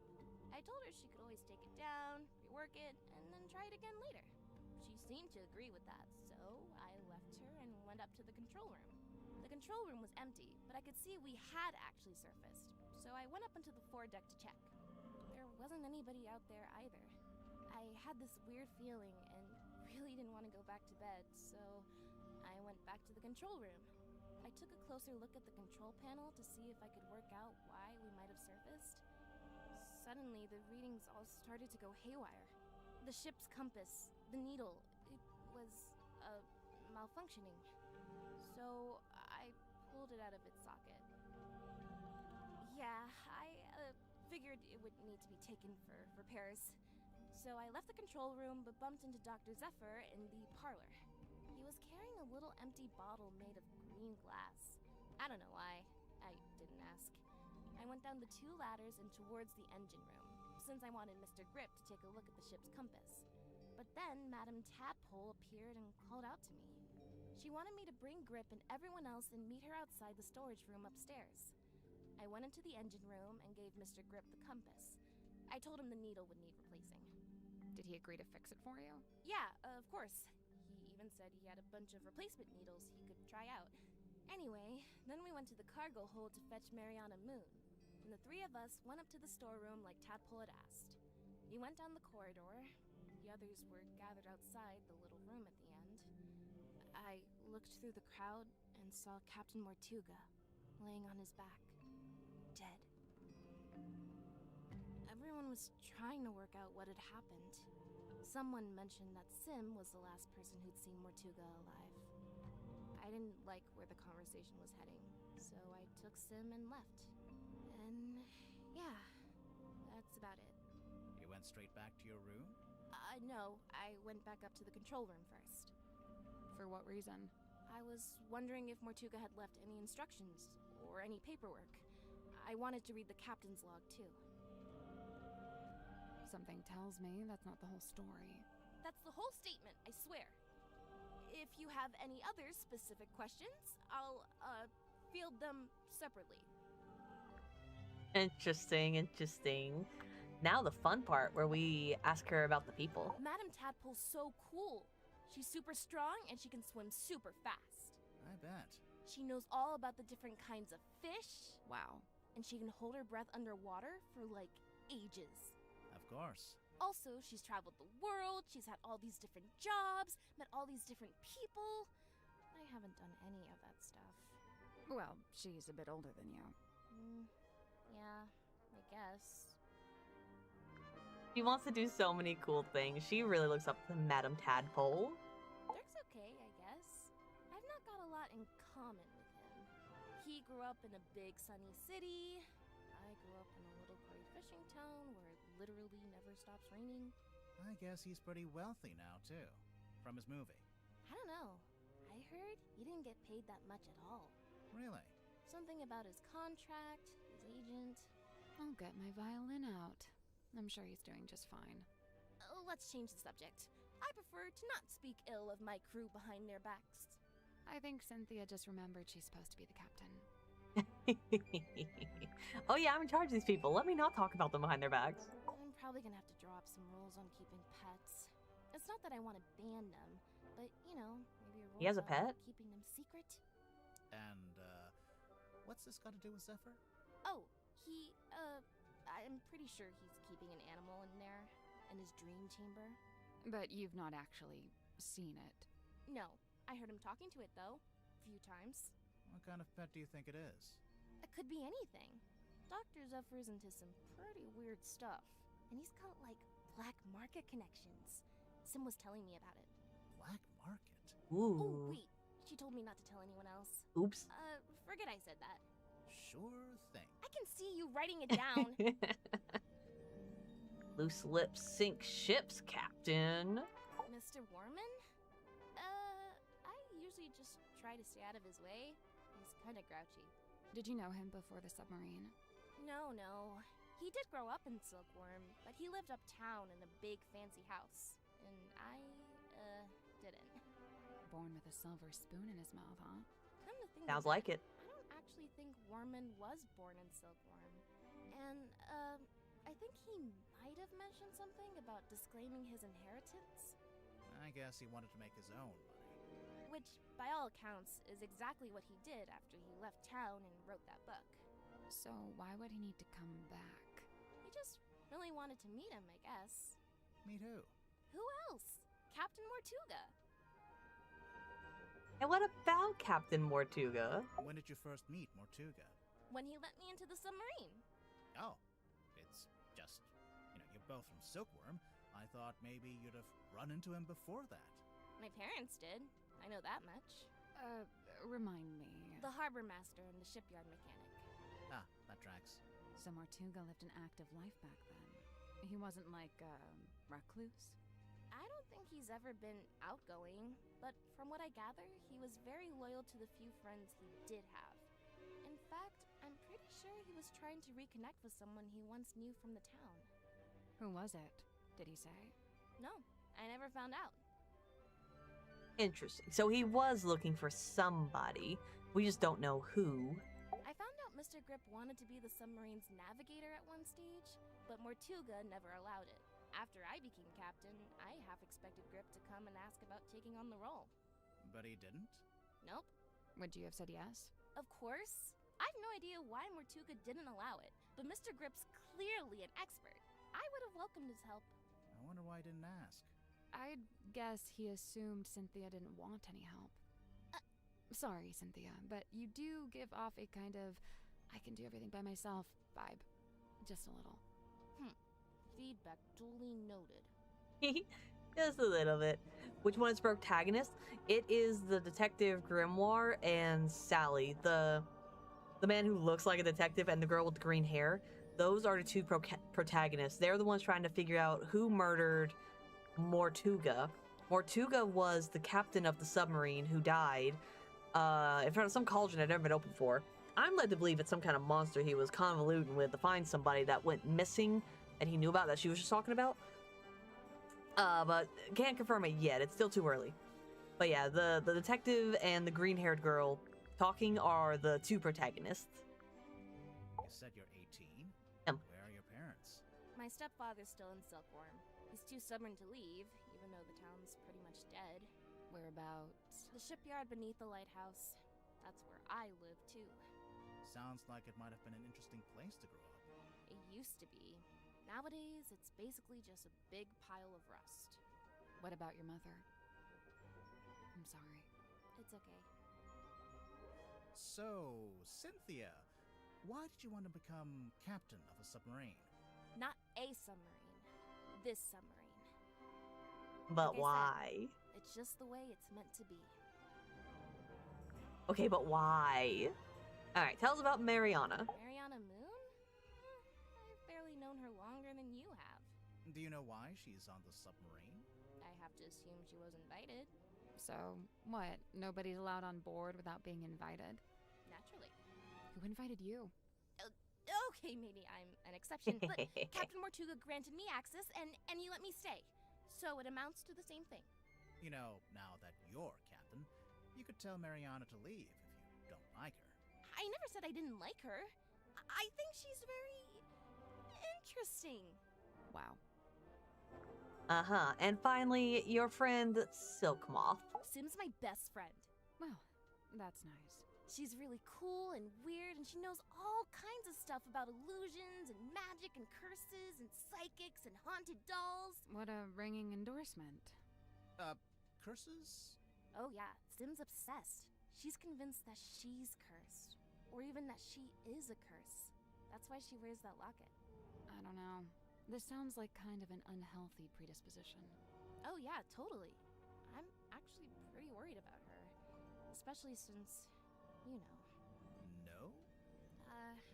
So it's looking like Sim was the last person to see Mortuga alive.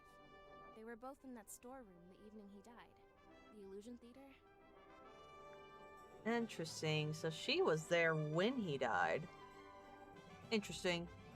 Now we get to ask her about all these items, which we've almost found all of them. We're only missing 4 more, so that's good. There it is, in black and white. Signed by me, signed by Mortuga. Yeah, I can see. Where'd it come from? Mortuga wrote it. I think he used a typewriter. And what? He presented it to you? When? Well, no, because he died. So. But we've both signed it, so yep, it's binding. Any further questions? Yeah, how did you... No?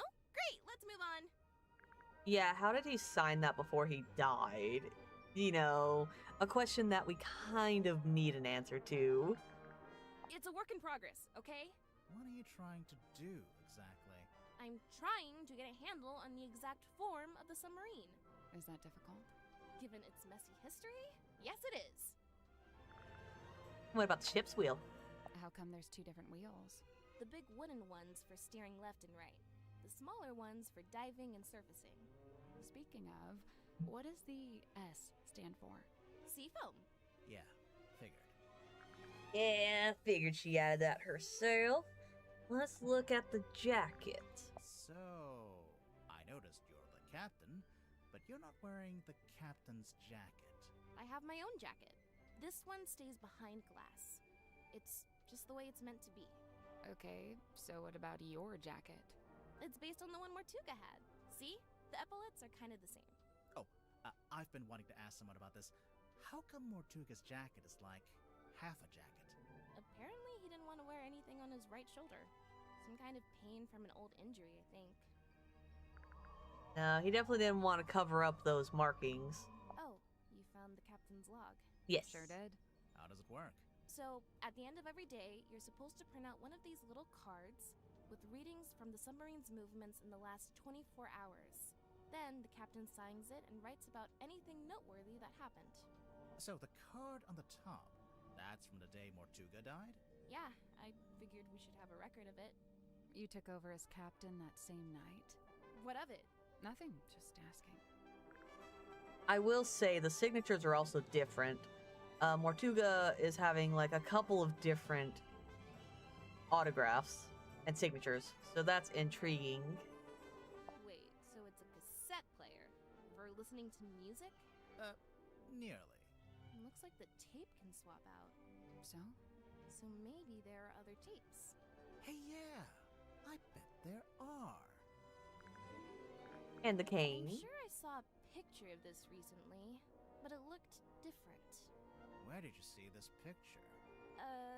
Somewhere in the engine room? Okay, so we'll have to go back to the engine room and take a look at it. Huh. Oh, I know about this one. The silver snake. What do you know about it? Well, I know it's a big sea serpent that my mom and her best friend fished out of the ocean. Your mother found it? Mm-hmm. What happened to it? Did she keep it? For a while. Eventually, some men came and took it away.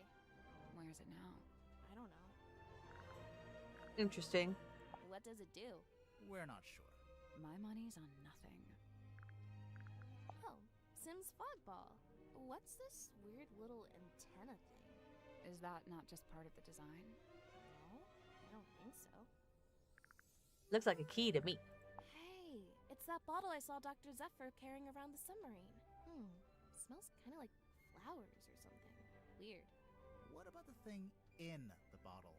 I don't really want to know what that is. We're not gonna ask questions about that. Ocean Rescue Divers Association. Ugh, they'd never let me in. I can barely even swim. But you live right by the sea. Pardon me for not swimming in the deep, freezing ocean. I can understand. I can understand. Plus, there's sharks in there. You don't want to go swimming in the ocean. Not too much, anyway. Give us your professional opinion. Laser gun? Shrek ray? Intergalactic hair dryer. It's an antenna. A really What? weird antenna, but yeah. Also, it's damaged. It's starting to rust, and there's sediment in the joints. Seawater can really do a number on electronics. You gotta be careful. Okay. Hey, there's a document in there. It's a piece of paper. I don't know if I'd call it a document. It's been typed. Apart from the title, which is drawn by hand. Oh yeah, it almost looks like a logo for something. So I bet that's the title of the book he's writing. Yeah? This map's got your surname on it, and the S from your signature. Oh yeah, Seafoam Harbor. I mean, nobody ever really called it that, but my mom was the harbor master, so yeah. Okay. What about the compass? This is the ship's compass. From here in the control room. Mm-hmm. Looks like Mr. Grip's already working on fixing it. Good. That's good. Why so many needles? The original needle was broken. Mr. Grip said he had a few he could try out as replacements. This one's the original? Yeah. Looks fine to me. Just put it back in. Nope, wouldn't work. It's malfunctioning. It needs to be replaced. Not suspicious at all. What's with that wheel? It looks kind of like a shield. Does he have that in the movie? He has a wheel in the book, but it mostly stays attached to his ship, apart from one time it breaks off in a big storm. Interesting. And the cell phone. Cynthia, is this the phone you used to call us? No, I used one in the town when I went to drop off the case file. I never actually had my own cell phone. Do they all have flashlights like this? Oh wait, that's a flashlight? Could be useful. It gets pretty dark down here. I already opened up the spot she's talking about. I remember this. My mom had a copy framed and put it up on our hallway. That's her in the photo. Yeah. Who's the other woman? That's her best friend. They were always going on little adventures together. And one time, they came back with a sea serpent.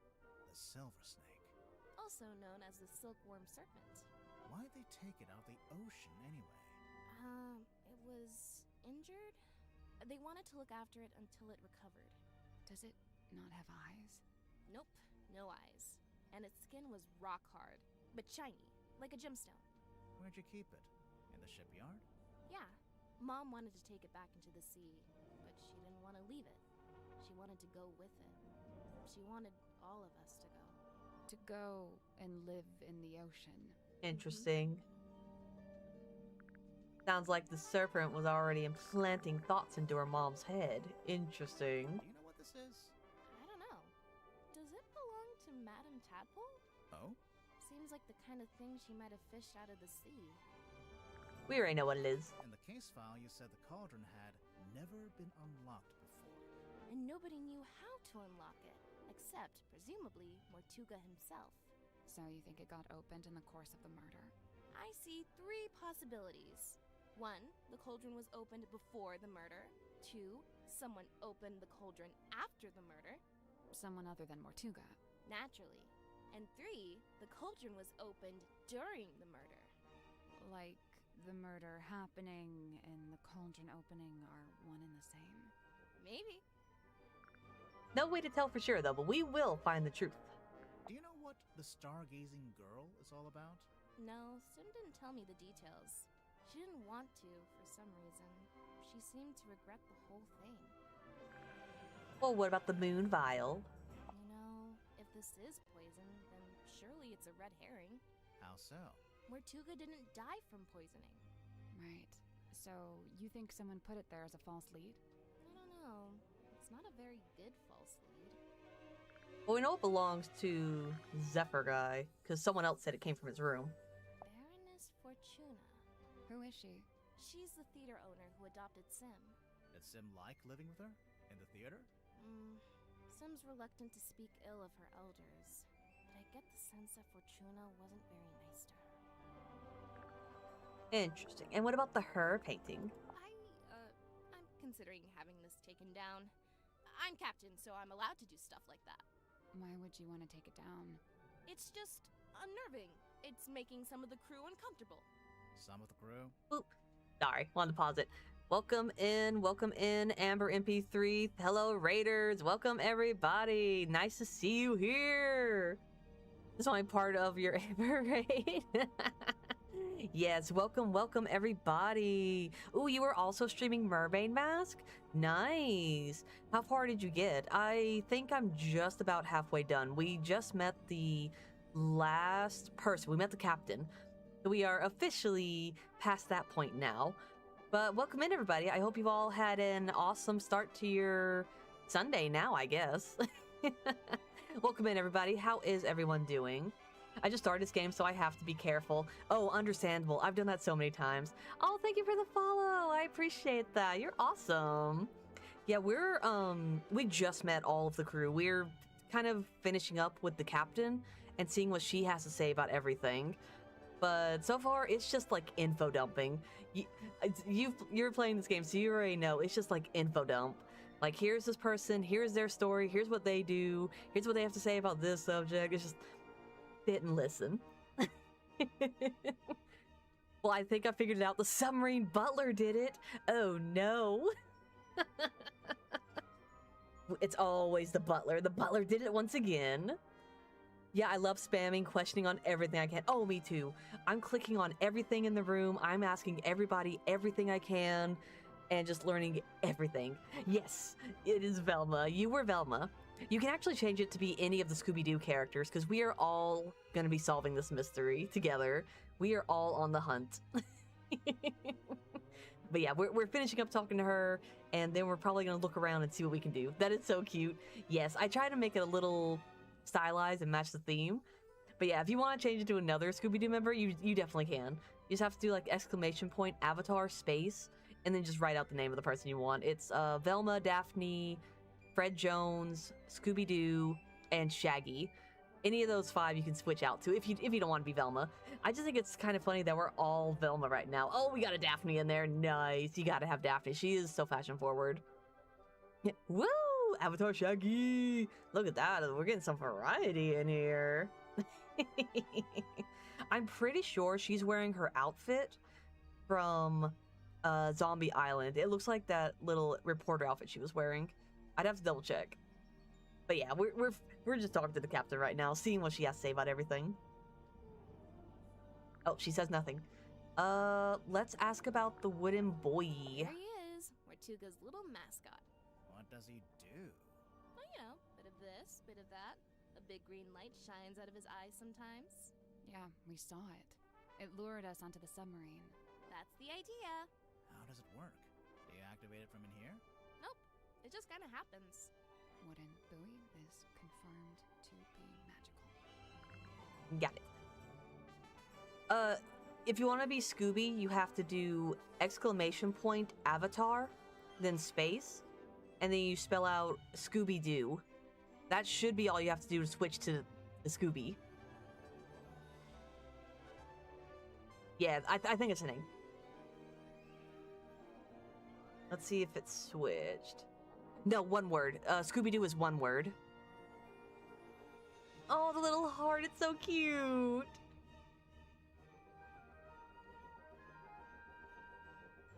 GG, no raid message. Aw, you're good, you're good. There it goes. Yep, there it goes. Yeah, you have to do Scooby-Doo as one word. Just like Fred Jones, you have to do it as one word. I don't know why it's not, Fred Jones, like, space, or even just Freddy.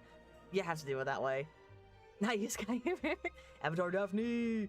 Yeah, I think I went with Velma, and I just kind of stuck with it. Because she's, like, also the one always asking questions and trying to figure out the mysteries. But I like everyone in the gang. I think they're all pretty fun.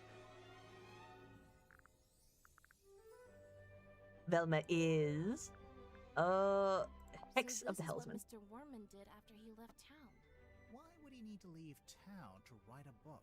I feel like you could do that from anywhere. It was probably more about making Oh, the little frog and the connections. cat are so You mean like in cute. publishing? In anything. Silkworm's a real dead end if you got any kind of aspirations. You should get Thorn. No reason. I love this. Me too. Grimoire is just so silly. Have you played any of the other games? I've played the other 2. I was really excited when this one came out. Unfortunately, I was sick when it came out, so I wasn't able to stream it the same day. So I'm finally catching up to it. But I love the other 2 games. They're so good. Oh, you played Tangle Tower? So good. I guess without going too spoiler heavy, what did you think of the ending? I personally thought it could have ended better. I'm wondering if it connects to this game at all, just based on how it ended. But I even went online and tried to see if there was like an alternate ending, but apparently it's the only one. You couldn't find the other one. The other one is Secret of the Swamp. That one is the first one. I do like that you don't have to play the other 2 games to understand what's going on in this one, though. That's pretty good. But I'm enjoying this one. It's definitely the same vibes as the one before this one, Tangle Tower, and the same art style. The first one is definitely a different art style, but it's really simple, and it's pretty good. I like the humor and I like the art style. I just think overall it's pretty good. I liked it all right. I think there wasn't a lot of connections to the victim throughout. That's what I was thinking too. It's like they just kind of shoehorned an explanation at the end, and then it kind of amounted to nothing, and it didn't really make a lot of sense when you think about it. I was definitely researching it, and that's why I was kind of hoping that maybe something changed or happened. I don't know. It was an okay ending for an otherwise great game. The build-up was really good, and it just kind of spiraled at the end. But it was still good. It was all right. Oh, this is the last one we have for her to talk about for right now. We still have like 4 more to find. Aha! I see you found my case file. Sure did. How come you knew about Grimoire? Oh, I read all about the Tangle Tower case in a newspaper. Oh my gosh, it's I don't know us. if it got any press. Someone must have sold this story. I gotta ask, did Fiona end up leaving the tower? Or is she still there? Fifi? Yeah, she and Poppy moved out. Oh, good for them. They got a real nice place out in the countryside. Also, we got a little bit of info for them. Interesting. That's cool how they did that and let us know what happened to them afterwards. Exactly. Speaking of Tangle Tower, they knew we were going to talk about it. Ooh, I think the first one isn't on Switch, and that's why I didn't play it on time. Oh, okay. It might not be on Switch, though. Or I think it's only on Steam. It might be on Switch, but I don't think it is. Yeah, the first one, I think... Yeah, the first one's Secret of the Swamp. And then they have this old school one that came out a long time ago. I don't think you can even play that one on Steam. That was also Secret of the Swamp, I think, or it was remade. I have a laptop now, so I can catch up. Ooh, you definitely should. That's the one I started with because I knew it was the first one. It was really good. It's a really good entry point into the story, and the art style is a little different, but the humor is still there. It's very much the same play style. If you like Tangle Tower in this one, you're gonna like Grimoire, or the Secret of the Swamp. It's been pretty good. So I've asked everyone this, except for the new stuff I just found. Let's see if they tell me where to go now. I wonder if Sim would let us take a closer look at that locket of hers. Can't hurt to ask. And we're going now. I have to unlock these two rooms, though. I haven't unlocked these, but we're gonna go talk to Sim and see what she has to say. Oh, right, I almost forgot. What? We should be able to get into Sim and Cynthia's bunk room now. We'll do that. You know what, let's go now. Whee! Yeah, because we haven't explored this room yet. Bunk room. It's Sim and Cynthia's bunk room. Talk to Cynthia about the case file. Done. It's pretty cozy. It is so cozy in here. They have such a nice room. Ooh, what's this? It's an origami bird. The movement of the submarine makes it look like it's blowing in the wind. Fun. I think this is Symmetry's bed, and this is Cynthia. Or maybe I have that reversed. It's Sim's bed. Okay, I was right. This is Symmetry's. How can you tell? It just has her energy. It has her energy and her aura. Instant photos. The kind you have to shake. That's a myth, actually. You shouldn't shake them. It damages them. We are learning something new today. Well, that's my life turned upside down. The media has lied to me. I thought I could shake the photos and they'd be fine. It's a magazine. Hey, this is pretty recent. Ooh, is that him? Is that Damsum? Ooh, so fancy. Movie magazine found in Symmetry and Cynthia's bunk room. Ooh, looks nice. Oh, that's the movie and the book they were talking about. Awesome. A Vincent Van Der Peer film. He's also in the first game. You'll find and meet him in there. We're gonna go open. Let me see. I'm not sure what... Do I like Alf? I actually have not seen it. I've seen little bits here and there, but I've never actually watched the show. Do you like Alf? How would you describe him to someone who has never actually seen it, but only knows like what he looks like in a little bit? Describe him in like two sentences. Ooh, follows open to an interview with the actors. Let's read it. Cinematique. Movies, culture, news, and reviews. Acting and authenticity. Next marks the spot. Cinematique magazine sits down with the stars of Vincent Van Der Peer's latest film. Let's see. Julie Janelle Belicia Bone Top. He's kind of like Bender from Futurama, but an alien living with a human family. That's kind of it. Sold. I love Bender from Futurama. So if his humor is like him, I would like him a lot. I love Bender. I think he's so funny. I still need to finish the newest episodes of Futurama that came out. I started watching it, but then life got kind of busy. So I definitely need to go and finish it.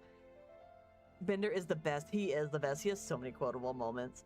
He's pretty good. I love Fry and Leela. They're pretty good. I love the doc. He's wild. You just never know what he's gonna say. And of course you gotta love Zoidberg. I love it whenever that show takes a turn and it has like a very serious moment that like breaks your heart. Oh, such a good show. It has so much depth, which you would not expect. Like, the one about the dog, oh my gosh, I cannot without crying. That one, the one where he finds out about what happened to his funeral, or his family when he went to the future. Exactly, that one's so sad. Whenever he finds out, like, what happened with his brother and everything, that one made me tear up. There was another one. The last episode before the new season came out, that one was... A lot of people said that one made them cry, but that one made me, like... It was okay. We are talking about Futurama, Rai. We're talking about the sad episodes. Oh, and the one where he talks to his mom, like he goes like into the dream or whatever. Oh my gosh, that was so sad. But the nothing beats that dog one. Oh my gosh, it hurt so much. Just crying and it was so sad. Oh, but yes, it is such a good show. And like I was saying, the episodes where it makes you like really tear up, they get you. They get you, especially because you're not expecting it. But man, I love that show. Let's see. Oh yeah, I always say I have the same 24 hours in the day as someone else. So, anyone, what attracted you to the Hex of the Helmsman? I've always loved the mystery and romance of the sea, and the script was beautifully dark love story, but most of all, I just like working with Vincent. There's a feeling of security there since he produces too. Absolutely. Oh, exactly. The luck of the Friarish never fails to make me cry. Is that the one I was talking about where he finds out what happens to his brother, like after he disappears? I'm pretty sure that's the one. That one, oh, that one had tears forming. It was like, oh my gosh. Well, that dog one definitely made me about cry. I'm glad they brought it back. Oh, me too. Have you caught up on the newest episodes? I still need to catch up on them. I started watching them a little bit, but I haven't seen much. Like the one where, Kip and Amy's kids grow up a little bit, and I think they're left with like 3 of them. I remember that episode, maybe one after it, and that's about where I stopped. I need to pick it back up and finish the new episodes. Oh, and then Zap Brannigan. He's hilarious. I know he's meant to be like a joke character. He is so funny. Yep, it is. Oh, okay, yep, I know that episode. That one was good. At this point in your career, you're clearly in high demand. We heard a rumor that the majority of the budget for this movie went on your salary. I very much doubt that's true, but yes, these days I'm the one holding the cards when I approach a contract situation. I'm a bit of a shrewd negotiator, to be honest. Ha ha ha. I do need to catch up a bit. Yeah, I know the new season is coming soon. That's what I thought I read, that there's a new season coming out now. So how am I expected to watch that if I don't catch up on the Futurama? And then we got, I think there's new episodes of King of the Hill coming out. I watched the last season that came out where it shows like Bobby as an adult, him doing his thing, Hank and Peggy came back. I finished that whole season. It was pretty good. And I know they're coming out with a new season with new episodes. So I definitely want to watch that whenever that comes out. I don't think there was a release date. I didn't really look at it too much. But I'm excited. Any news on the new Futurama season? When is that coming out? Because I need to know when I need to update my knowledge of the show. Let's see. The film is adaptation of a novel of the same name by author J.D. Wireman. I've been meaning to read it. Let's talk sequels. Well, you just mentioned the novel. There's only one, isn't there, for now anyway? But we heard you and Dirk both signed multi-picture deals. Yeah, we did. I know Vincent is keen to make as many of these as he can. So you'll keep playing Belicia Bonetop? Sure, unless the writer kills her off. Haha. Dirk. Marcus. Dirk, how did you get in shape for the role? Oh, well, the production paid for a personal trainer, and I'm not allowed to eat bread. Hex of the Helmsman is out this weekend. Check out our next issue for a full review. And then there they are. Hex of the Helmsman, a Vincent Van Peer film. Wit and Whimsy Pictures presents a Vincent Van Deer production starring Julia Janelle as Belicia and introducing Dirk Damson as Marcus. Based on a book from Kristen, original novel written by J.D. Werman, screenplay Kristen Kale, and directed by Vincent Van Peer. Nice. Ooh, read through the whole magazine. We did. We read through the whole thing. Originally, Zap was meant to be voiced by Phil Hartman, but after the tragedy happened, they cast Billy West, who based Zap's voice on Hartman to honor him. That is so cool. That is so sad that he happened to like pass right before it started, but I can definitely see the inspiration. They picked the right person. Billy West was the best person for Zap. I can't imagine anyone else voicing Zap other than him. Like, he is Zap Brannigan. Oh, cool. A board game. Wanna play? We don't know the rules. We will make them up as we go along. You don't normally let that stop you. Oh, I want to play. Ooh, look at that. Old books. Mostly fairy tales for young children. They've been stacked up into a little tower. Look at that little wooden house. Aww. Looks like it'd be a nice place to live.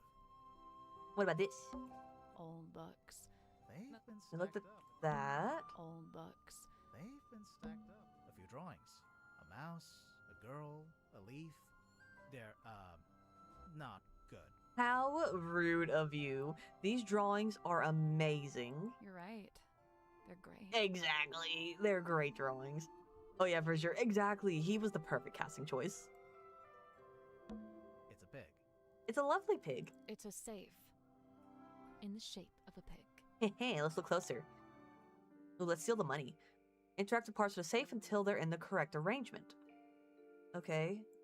Rotate. Oh. These ones aren't buttons. Oh. These ones aren't buttons. It's just some kind of display. Oh. These ones aren't buttons. Oh, okay, I get what you're saying. I thought they were that particular one. 1118655129.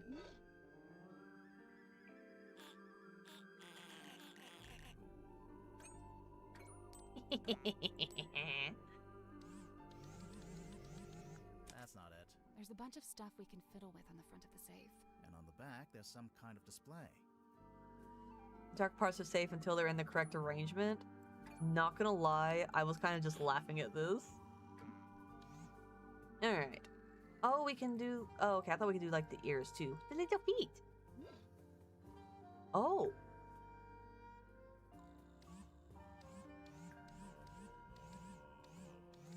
Oh, do they have to equal the numbers? Oh, this is like Sudoku stuff. Same for Fry and Professor Farnsworth. Oh yeah, they were the perfect casting choice. And the rest of the cast are perfect too, especially Bender. Oh, I know, Bender is easily one of my favorites. He was perfectly casted. Him, Fry, Farnsworth, oh, I can't remember the name. The one who's the limbo, the guy who likes limbo, but he always loses to that one guy, and his wife, I think, dated the limbo guy. Oh, what is his name? I can't remember. They have a kid together. Oh, I can't remember his name. But his voice is good, too. I like him. I think he's very funny. This one... So which one's the 2? Oh, okay.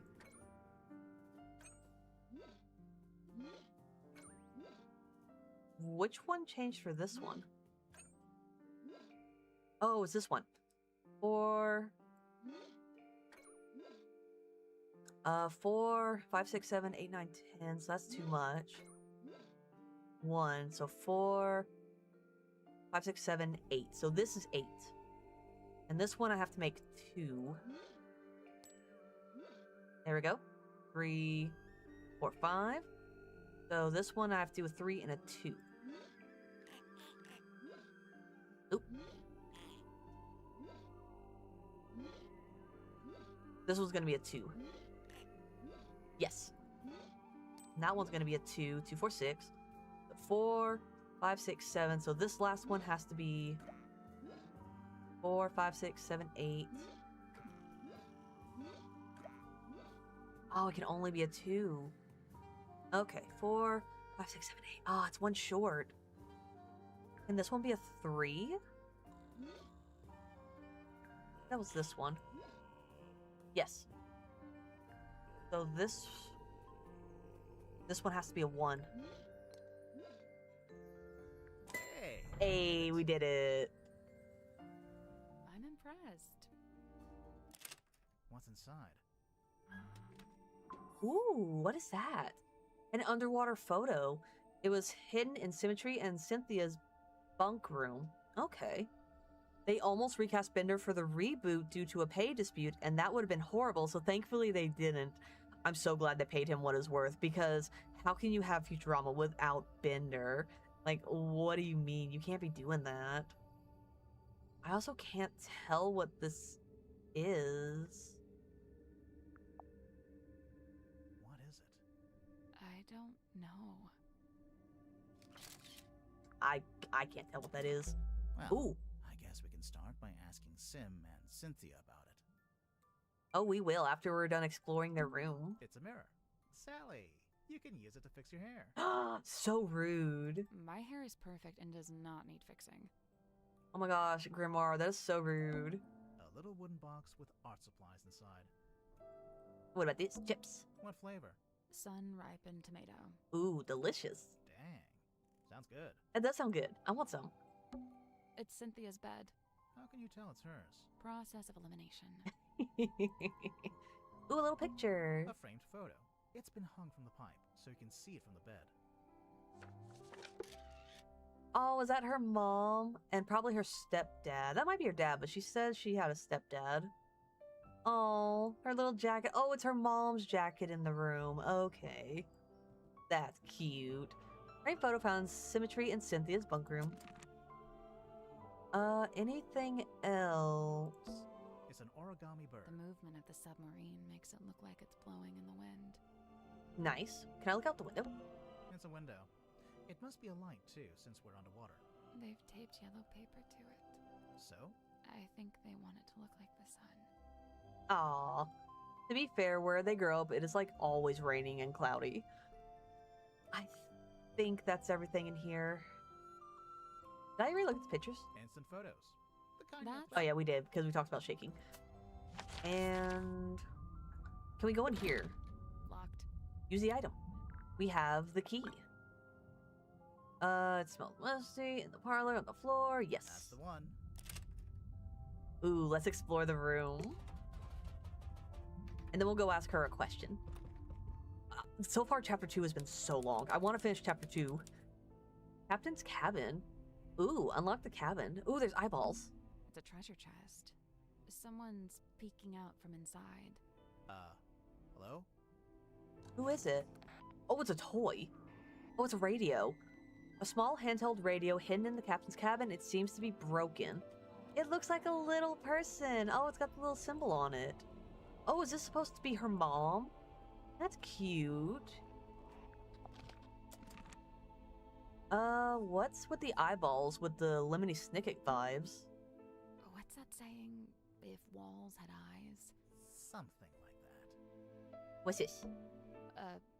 Is that a bell? I think so. Why is it hanging over the desk? I don't know. We're about to find out. A heavy iron bell hanging from Mortuga's desk in the captain's cabin. Ooh, it's got a little piece on it. No, this is a key. And what's this? It's a painting. It's beautiful. Probably haunted, but beautiful. It's hauntingly beautiful.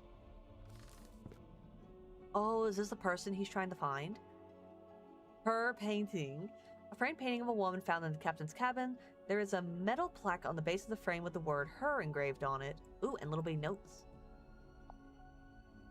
And Mother finally let me have the map. Most of it anyway. The important bits are still there. Problem, I spent all last night trying to decipher the actual coordinates. I couldn't do it. Magnus couldn't do it either, but he said we could pay someone to do it for us. So I've put him in charge of that while I make preparations for the ship. I need to... Oh, okay, it ends there. I wanted to turn around and go back to Silkworm. Empty-handed? Never. So all the way there, he was sulky and moody, even more so than usual. I mean, he can be such a baby sometimes. I didn't let it bother me because, as I had known it would, the moment we saw the green light, this curiosity got the better. Hauled it up, took forever, it's super heavy, and I really didn't want any of it to get damaged. Once it's on deck, Magnus put his arms around it to turn the things. He can just about reach, but I told him not to do it like that. Might not be safe since we don't know exactly what'll happen. So I said we could do it together, one each. That worked just fine. Interesting. So, who is it? Grimoire. Let's make sure to ask everyone about this. Everyone. Yeah, I'm curious to see what kind of responses we get. Yeah, it's definitely intriguing. It's an old birdcage. Minus the bird. The bird didn't make it. Storage boxes. Why keep them in here, I wonder? Because this is where he stores his things. Where else would they be? Exactly. Where else would they go? A storage room? No, the storage room is blocked.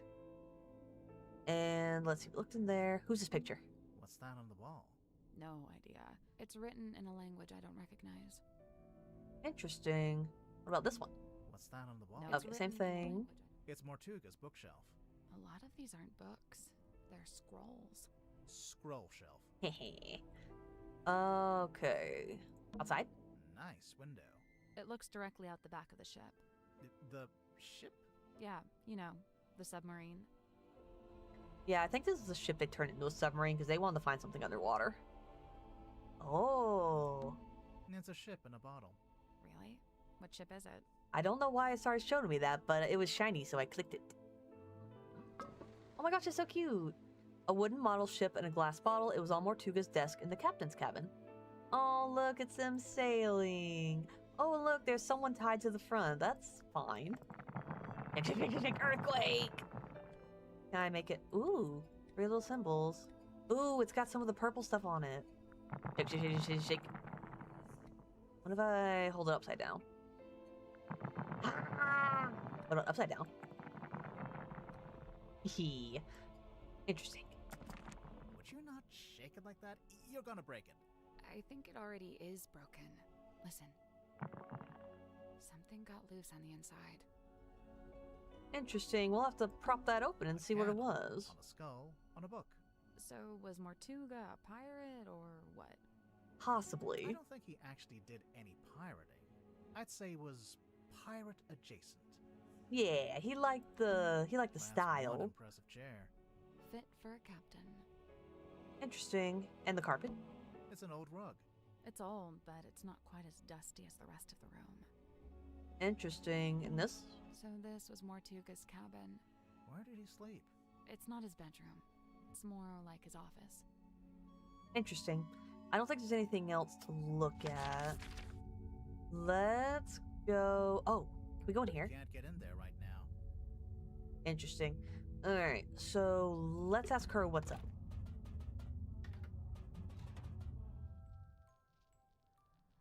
Child's room. Yes.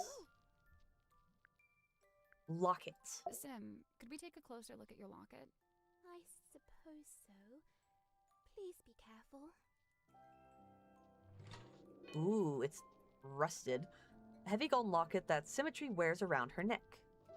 Interesting, interesting. Open it. You really think we should open it? Yes. I don't know. Maybe. It's up to you. Oh, we're opening it. Oh, that's creepy. Ooh, LL. Okay. Let's shut that. Open the golden locket.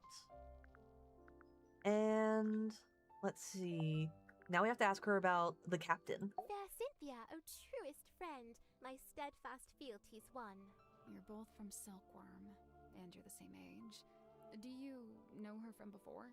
Though kindred bred neath sullen skies, now we met out with this sunken silver shell. You really never ran into each other in the town? Interesting. She is bloomed from deepest silken soil, whilst I, mere wandering weed by a wild wind blown. Ah, of course. You make a friend, and then she ends up as the new captain. Must have been, you know, a nice, unexpected bonus. 'Twas no sudden thing. Full well she plotted thus her course of fate, to helm this vessel next by rightful claim, for she in law and title holds its name. Is that so? Cynthia Seafoam, number 6, the leaden crown. A poison chalice, take responsibility, a heavy burden. Heavy burden. A heavy burden? And that's all of them. She's got a couple more items I want to ask her about. 'Twas my mother's own, or so I'm told. You don't know for sure? I was too young. I don't remember. I dearly hope to ask her, and know the truth at last. Do you think you ever will? The question that bestirs my soul. What about the ship in the bottle? Do you know anything about Mortuga's model ship? yet another weight upon his ever-troubled mind. Although, given that it's sealed in glass, I imagine it's now very hard to fix. What are you talking about? It's broken. Some part of its innards has come loose. Yes, we have found that part out. A yearning stirred along by grief to seek to find a path, a bridge to cross that dark divide. Grief? I assume she's dead, this woman? Why? The crosses in the background. Oh. I think they're just ship masts. Like she's standing by the harbor. That's what I'm thinking too. I don't know if she's actually dead or not. To dwell beneath a heavy iron-casted thing, ever poised for rope to snap, ever set to fall. Mortuga? You didn't dwell beneath it. Not really. I don't know. It's hanging directly over his desk. That's a choice. It's definitely a choice, and a dangerous one at that, but you know what? He's gonna do what he wants. How it blinks and flickers so. It's just broken. I think it's turning itself on and off. As if it sought to speak with kin. It's a radio. I'm not sure it has kin. No, if it's a walkie-talkie, there's definitely another one out there. Oh, do we have all the stuff? Oh, there's a lot of stuff. 1, 2, 3, 4, 5, 6, 7, 8, 9, 10, 11, 12. 1, 2, 3, 4, 5, 6, 7, 8. We have 12 more items to find. I thought we were done. Okay, then. We got way more to find. A portrait of fair Cynthia's youth. Sim? What's wrong? Mine eye is drawn against my will to she that lingers far from frame. The ship in the background. What about it? A sorry, sorrowed tale has she, for never fully wrought. Left to rust in stillborn state, the dream forever gone undreamt. Interesting. What about this? She is. Who? Who, what? I don't know. Huh? I've never seen her with my eyes. I've only ever heard her voice. When? At night, when half asleep. Half asleep or asleep? What did she say? I wish I knew. Oh, how I wish I knew. If you've never seen her, how'd you recognize her from the photo? I cannot say. May I ask where you found it? Actually, it was in your bedroom. Oh, this is what Cynthia was hiding under her mattress? No, we found it in a safe. Oh. But now I feel like we should check on Cynthia's mattress. Yep. We're definitely going back there and seeing what's under there. And this is Dirk's, I'm guessing. You guess correct. Kind of him to lend it to you. Yeah, I'd imagine it's kind of precious to him. Au contraire, he spoke of it with sulk and scorn. Glad was he to see it gone. Okay, so is he having regrets about the movie? Do you remember when Cynthia first got hold of this? I saw her running from the bridge, all pages clasped in hand. Where was she taking it? In a hurried hurry haste, she was bedchamber bound. Wait, all pages clasped in hand? Yeah. Both pages, surely. But mere semantics, sir. So there's more than 2 pages that we've seen. Interesting. Where are the other hidden pages? She tries her best to honor fate and call it by its newest name. Cynthia?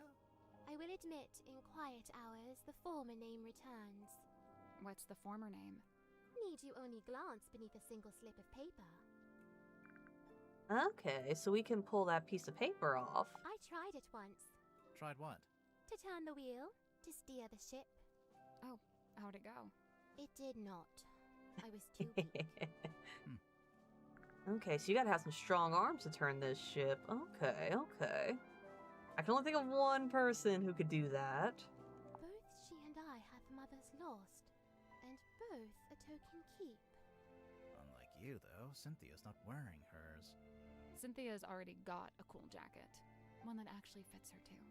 And stitched it I, at her request, with mine own hand. Really? When did she make this request? Some long while ago. Before the murder, huh? Mayhaps it was planned. The numbers spoken by the ship, they falter, flailing weird and wild, as if she seeks to speak, yet lacks the tongue to voice her troubled thought. A tobacco pipe? Yeah, sure. No, it's not. Oh, I know this game. One always tells the truth and the other always lies. No, that's not what's happening. Yes, it is. That little dapper hat he wears, I sewed myself from cotton cloth. Oh, you And sewed now this too. He truly looks the part, mirrored to his master's garb. The king didn't always have a hat? Nay, was not but would be carved, a simple stick with face adorned. And you thought he should have a hat just because Grip wears one? No, I saw a picture of it. At least I think I did. Okay, so if there's anything on the ship that looks like it was sewn together, she probably did it.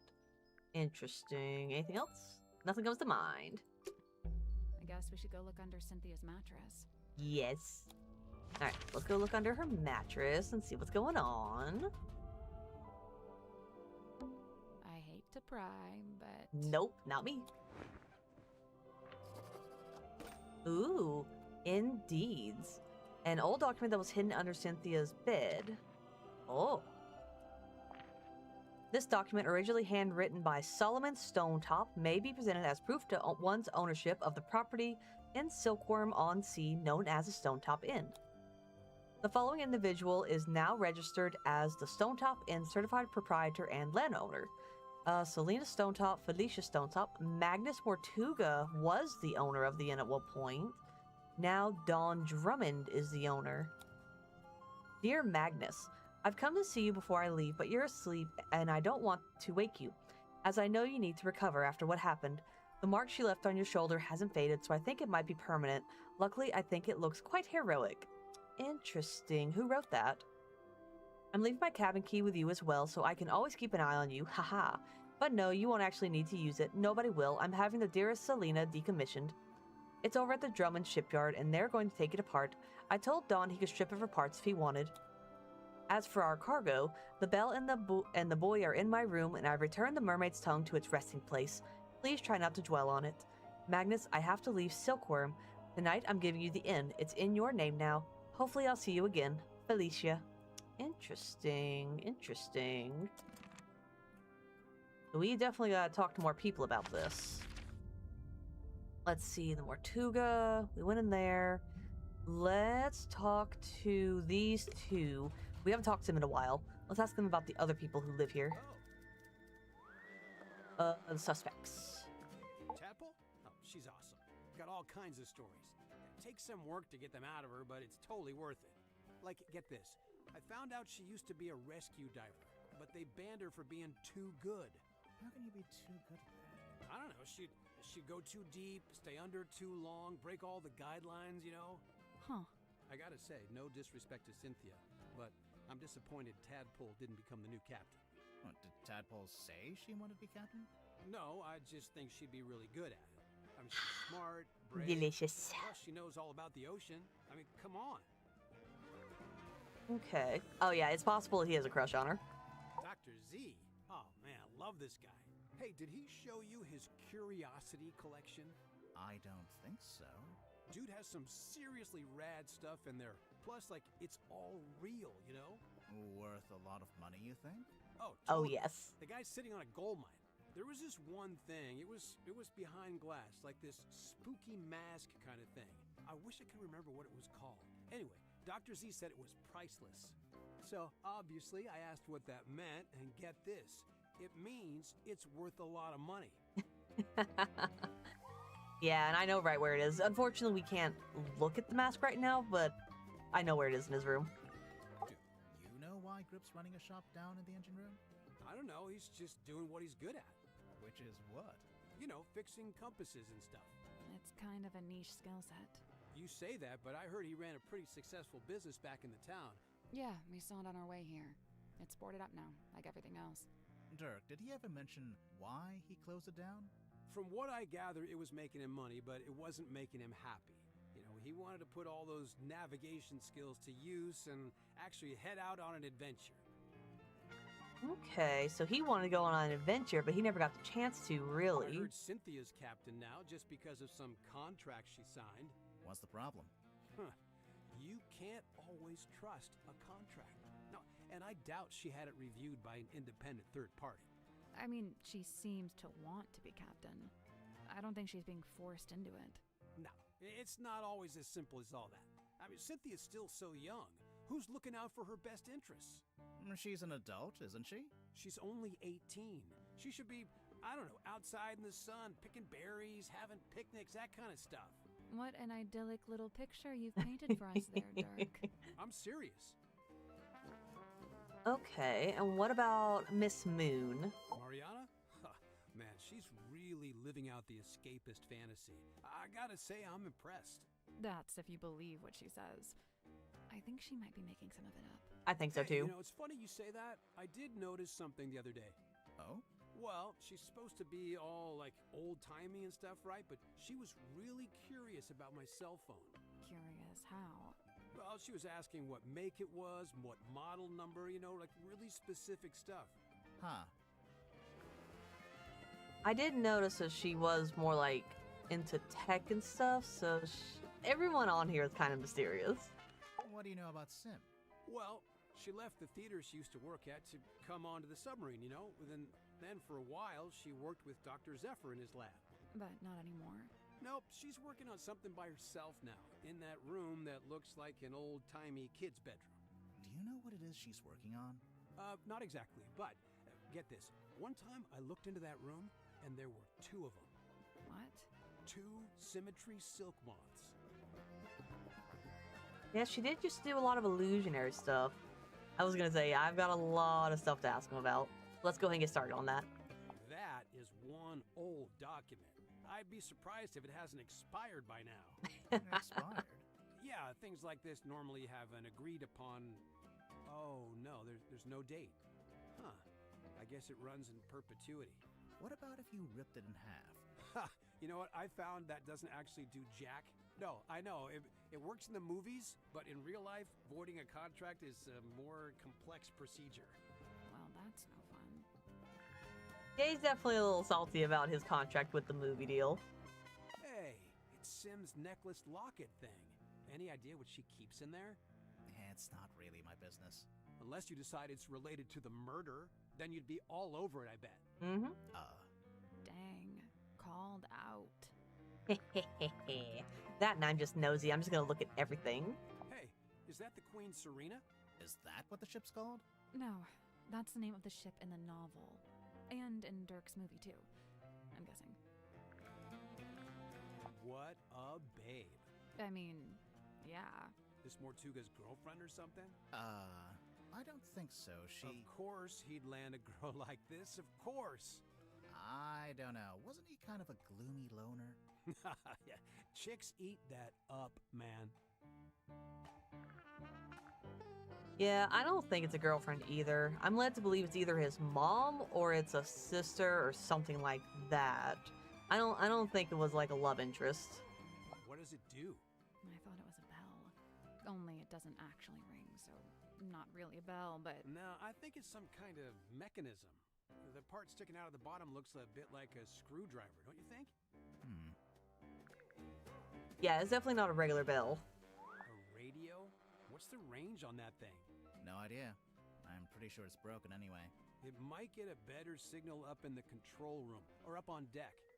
Down here you get nothing. The walls are way too thick. Well, that and you're also underwater, so, you know. Is that Cynthia's mom? Yeah, I think so. That jacket is something else. It could do with a bit of aging, though. What do you mean? Well, it's pristine, but stuff like that doesn't look so hot when it's brand new. On our movie, we had a guy who roughed up all the outfits, made them look lived in, you know? So this photo is the first time Cynthia's mom wore that jacket? Interesting. I love the music in this game. I think it's so good. I don't know what that is. It's making me nervous, though. Can we talk about something else? Hey, fair guy. I don't know what it is either. Looking good, Julie. I assume this is yours, Dirk. Yeah, I let the kids borrow it since there weren't a lot of other magazines on board. I noticed on the back there's an advert for your movie. Yep, that's me on the left, all dolled up as Marcus Mordoom, the titular helmsman. Right, you're the title character, but there's only one name at the top. Oh, you noticed. Yep. Julie was already a big name, so, she got her name on the poster. Seems unfair. Oh, well, I'm sure when they make the sequel, Dirk's name will be front and center. Right. Now, you're featured in the interview, though. Right at the end. And they spelled your name wrong. Are we done looking at the magazine? I'd be so mad at my person who wrote the contract. I'd be so mad with them. Whoa, wait. This is the contract Cynthia signed to become captain? Seems that way. What's the problem? No, I don't like this at all. She shouldn't have signed it. Why not?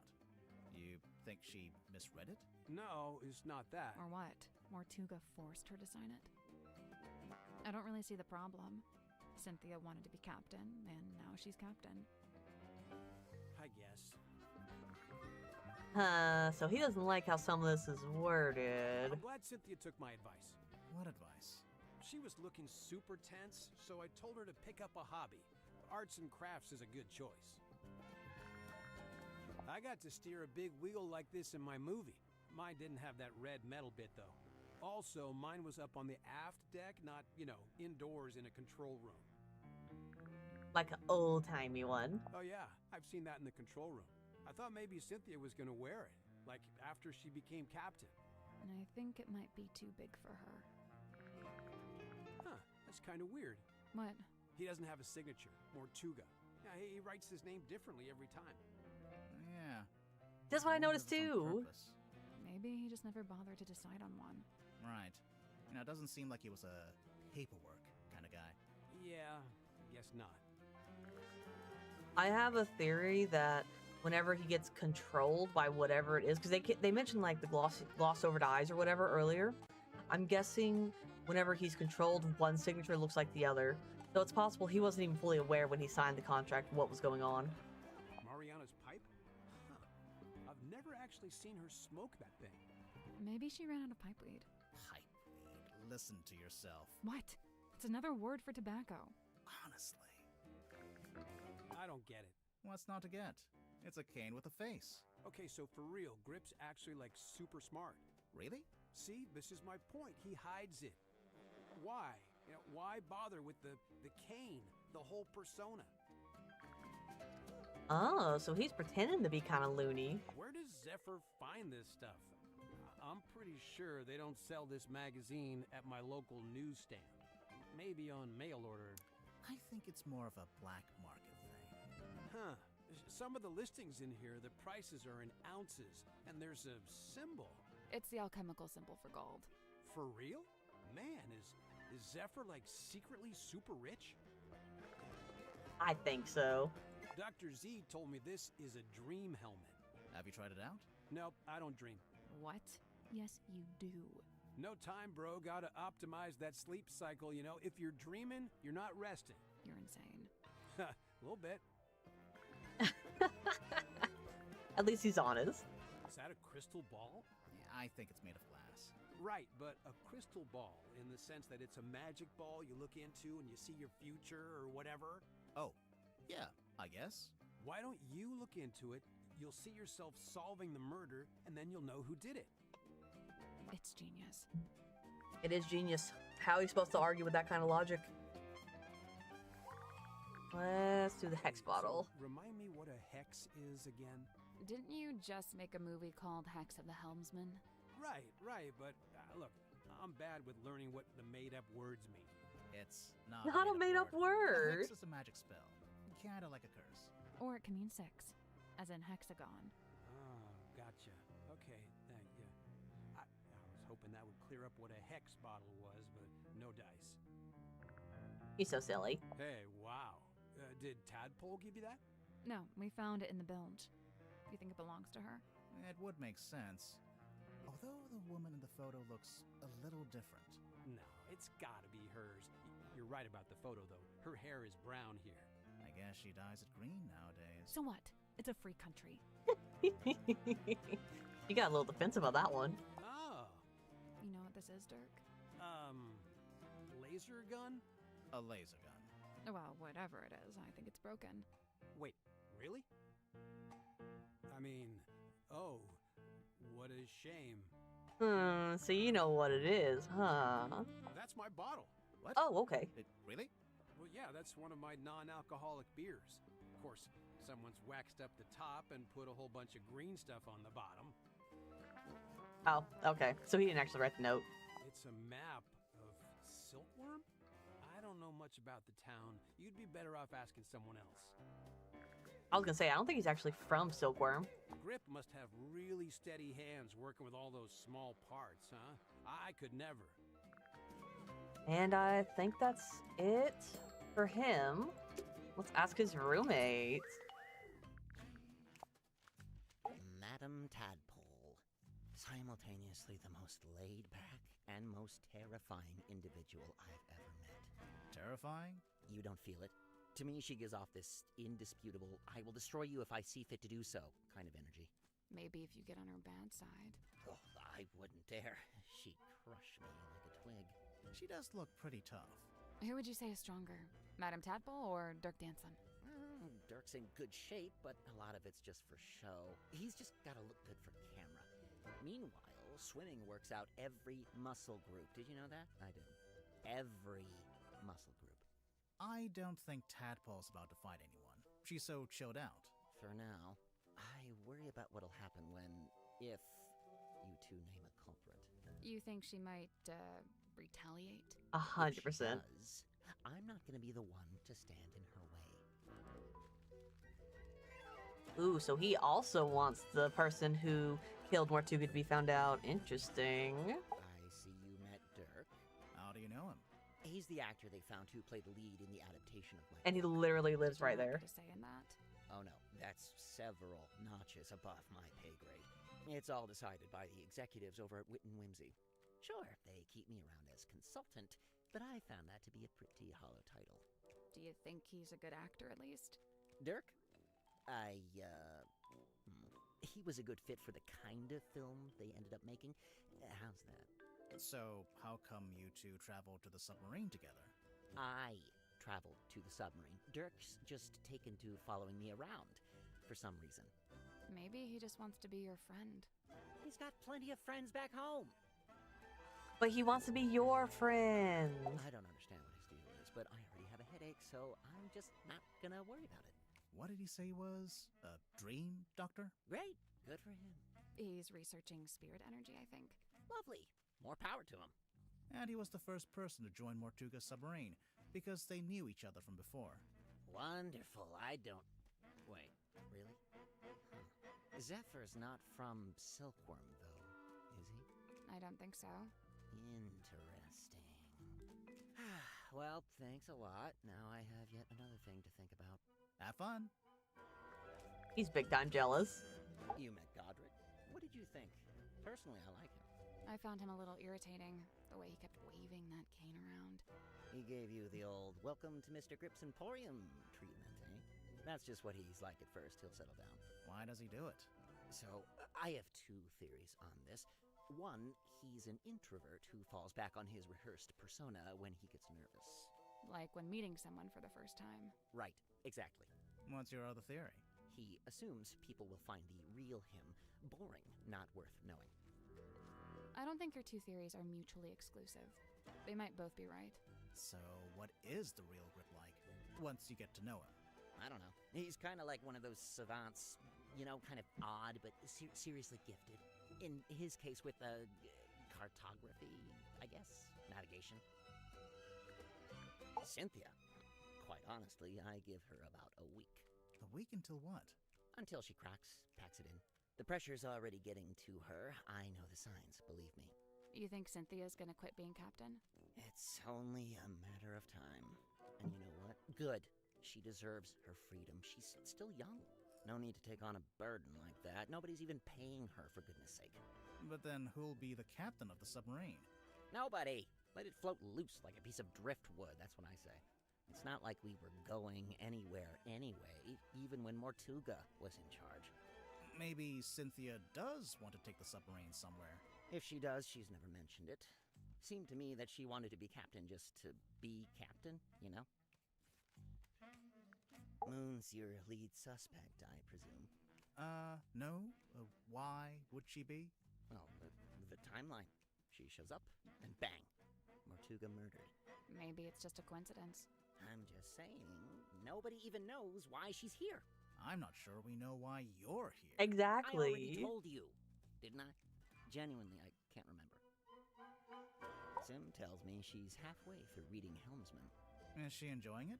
No idea. She was just asking what research I'd done into hexes and curses, and was rather disappointed when I told her I just made it up. I guess Sim's into that kind of stuff. I thought she was supposed to be an illusionist. Oh yeah, she was asking about that too. What do you mean? She wanted to know what I liked about her old magic show, the one she had in the theater. You saw her old show. Yeah, it was pretty good. And from what I gather, she's been developing a new act and wanted some feedback, to get some direction. I know what it's like to make a follow-up to something people liked. It can be daunting.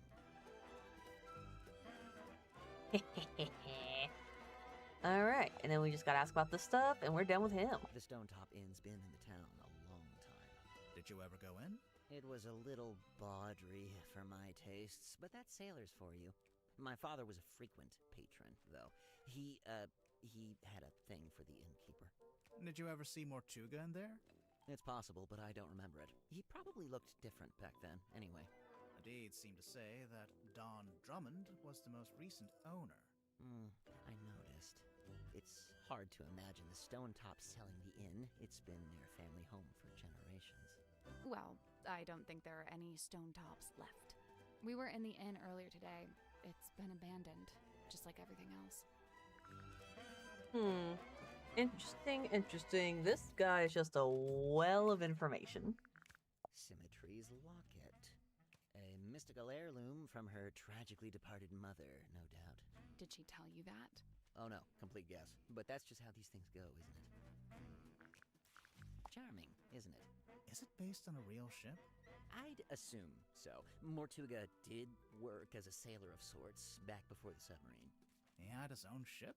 Oh no, it was a stone top ship he worked on. The same people that owned the inn. It looks like the little Mortuga standing by the wheel, so that'd make him the helmsman. Yeah, that's right. I couldn't believe it when I saw this in Mortuga's cabin. Had you seen it before? Yeah, this painting used to be in my house. Oh. In my father's study. It hung there for at least a year. Why? Where'd he get it from?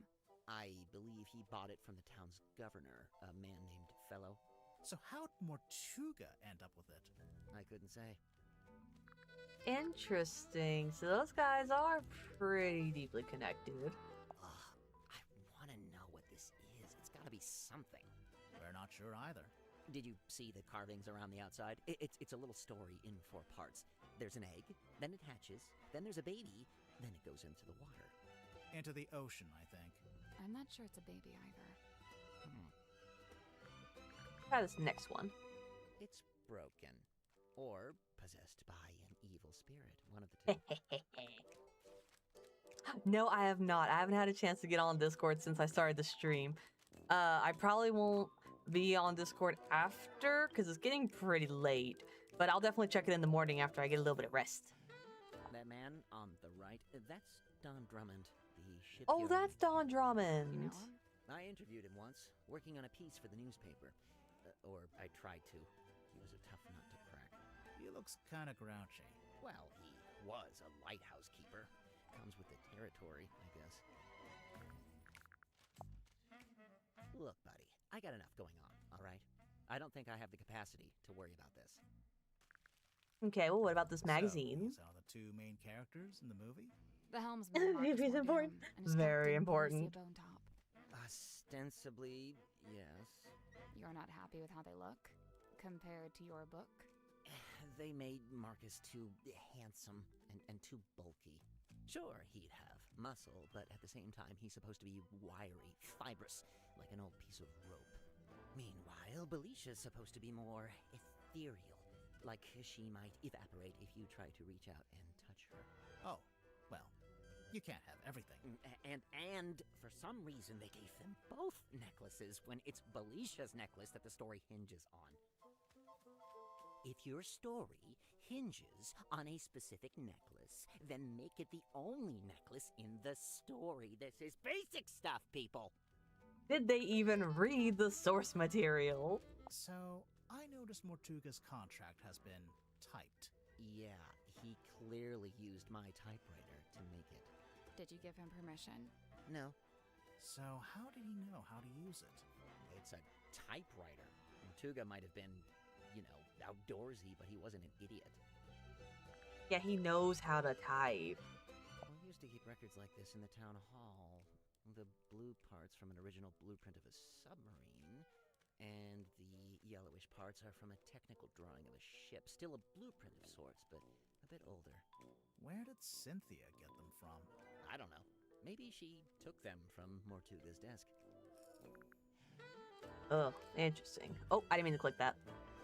Yes? Something. Are you playing the whole game? No, I am not. Someone told me that this whole game takes about 12 hours to beat. I'm gonna stop it here, probably about 10 minutes or so. I'm hoping to finish chapter 2, though. I want to at least get started on chapter 3. But, yeah, once I hit like 6 hours, I'm probably gonna call it. And I'm probably gonna have to just continue this on next week. Or, yeah, starting sometime next week. I don't know what day, though, but I definitely want to continue the story and see what happens. Zephyr called this a hex bottle. We thought you might know what it is, since, you know. I wrote a book called Hex of the Helmsman. Well, yeah. Wow. Yeah, no, I've got nothing. Done. Next. Yeah, he actually doesn't know anything about hexes. I noticed the wheel is thematically consistent with the submarine at large. How so? Well, it's cobbled together from other component parts.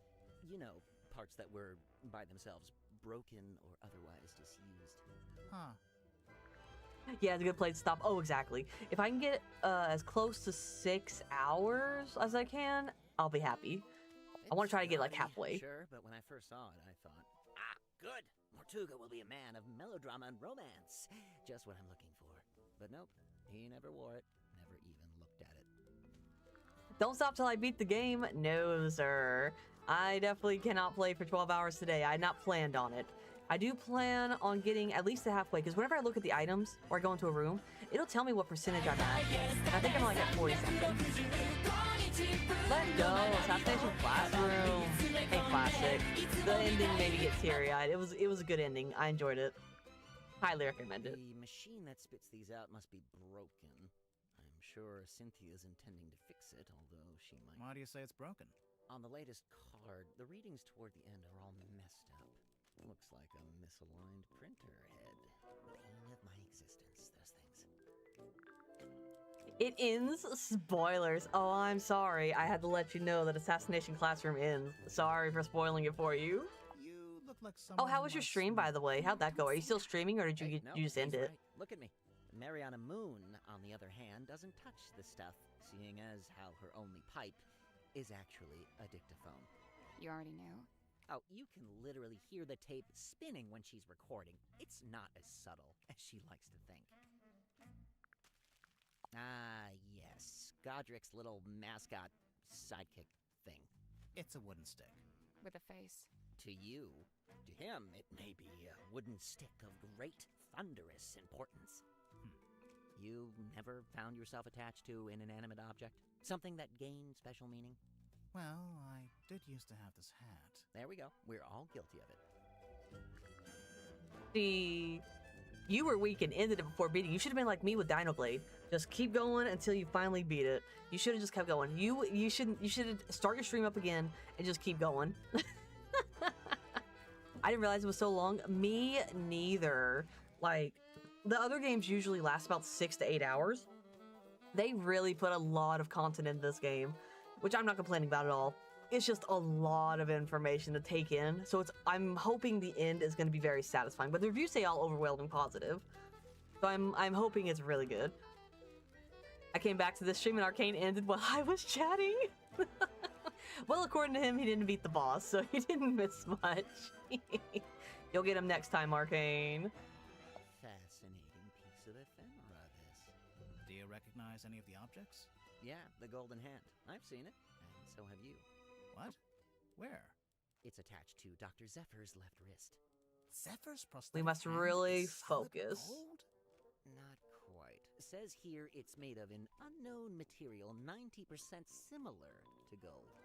Now, it also says it's able to touch ghosts, so best take it with a grain of salt. Yes, we must really put our focusing goggles on and really understand what they're talking about.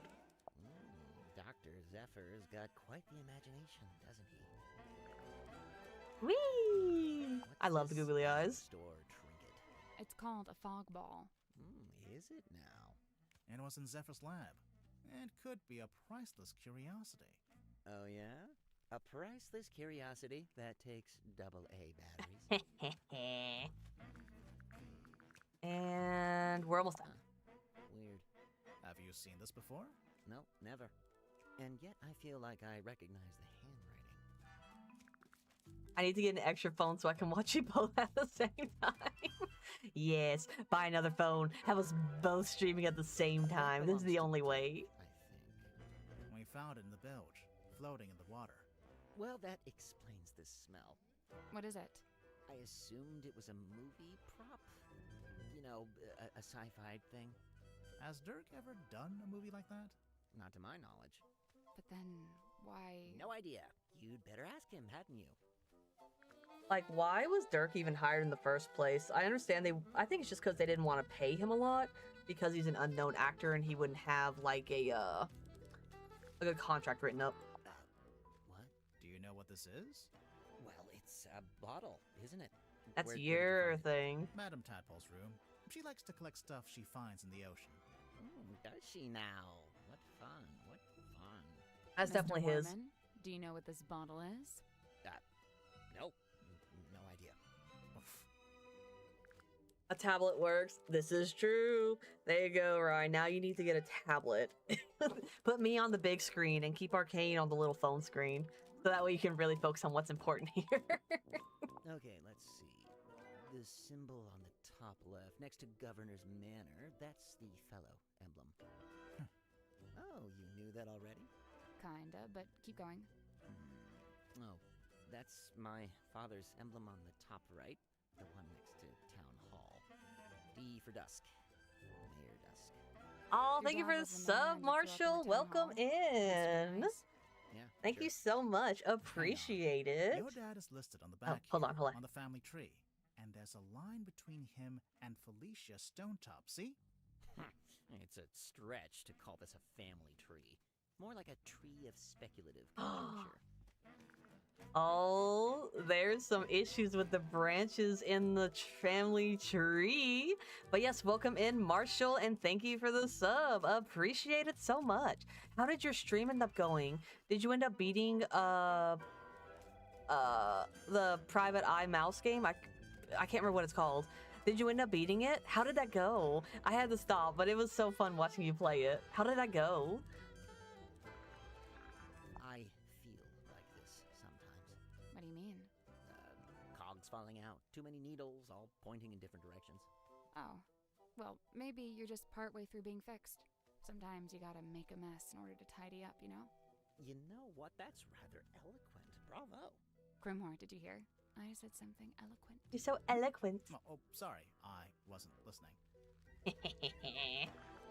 And that is it for him. And we got some more stuff to find. Oh, you did? We were able to finish it, but it was super fun. It looks like a super fun game. I have not played it, but it's definitely one that looks super awesome. I don't even know where to go now. Like, I can talk to all these people and figure out what they need. Let me go over here and see what it tells me. It's a pinboard. Oh, we can look at it now. Hey, look, it's us. Drag the piece of paper into the correct position. Okay. So this is for the rooms, obviously. Yeah, she and her are in the same room. And her room here. His room's here. Her room is like right here. Mortuga was up there. And I guess this is going to be the room we're currently in. Wait, this was wrong. Let me go back to the map. Yeah, we'll come back. Let me go to the map. Yeah, okay. Maybe it's where they're currently at and not where they're supposed to be. Ooh, peanut brittle. Oh, sounds so good. I haven't had peanut brittle in a good while. Okay, so 3 of us are down here in the corner. Then he's here, and she's here. And then the blonde girl. And those 2 are kind of in the middle. Okay. All right, let's do it again. It's a pin board. Oh, get it reset. Okay, so. No, not her. Her. And then we're here with her. And he's here. She is over here. And those 2 are over there. She goes here. Yes, she goes here. Those 2 go here. She's up here in the corner. And he's like over here, I think. This dude's dead. So he just goes like right here. Nope. So, there's a drawing of each of the suspects. One of Mortuga. Each one needs to be moved to the right place on the board. Okay. So clearly I'm wrong. I might be off a little bit. That's not it. Looks like the board's been divided into The sections. shape looks familiar. Of course. Remember Mariana's diary? Ooh, Mariana's diary? I'll do this later. Let me look at her diary real quick. Diary. Captain's log. Diary. Painting illusion. Captain's log. Well, where is it? I don't see it. I already know it's the map. I'm gonna take a picture of this or something. Yeah, because the lines are throwing me off. Let me take a quick little image. I'm totally not cheating, guys. Totally not. Alright. Now we can do it. It's a pin board. Alright, look closer. So. Okay. Let me just move all of these people down here. You 2 are going to stay next to each other because you share a room. You guys share a room. You're on your own. You 2 are just kind of over here. And then Mortuga and Moon are over here. Okay. So. Right here. Yes. Yeah, the end of this is the room. And we have to go up. Unless it's going the opposite way. Which I think is what it's doing. Yes. If you look from right here, you're going up. Well, no. Exactly. Taking notes and jotting it down. Let's see. No, hold on. Yeah. Oh, that's right. There's a spare room over here. Yeah, so where would they go? I think she's over here. I do think she's here. And then we're right here with her. Okay, that's us. Then next to her is him.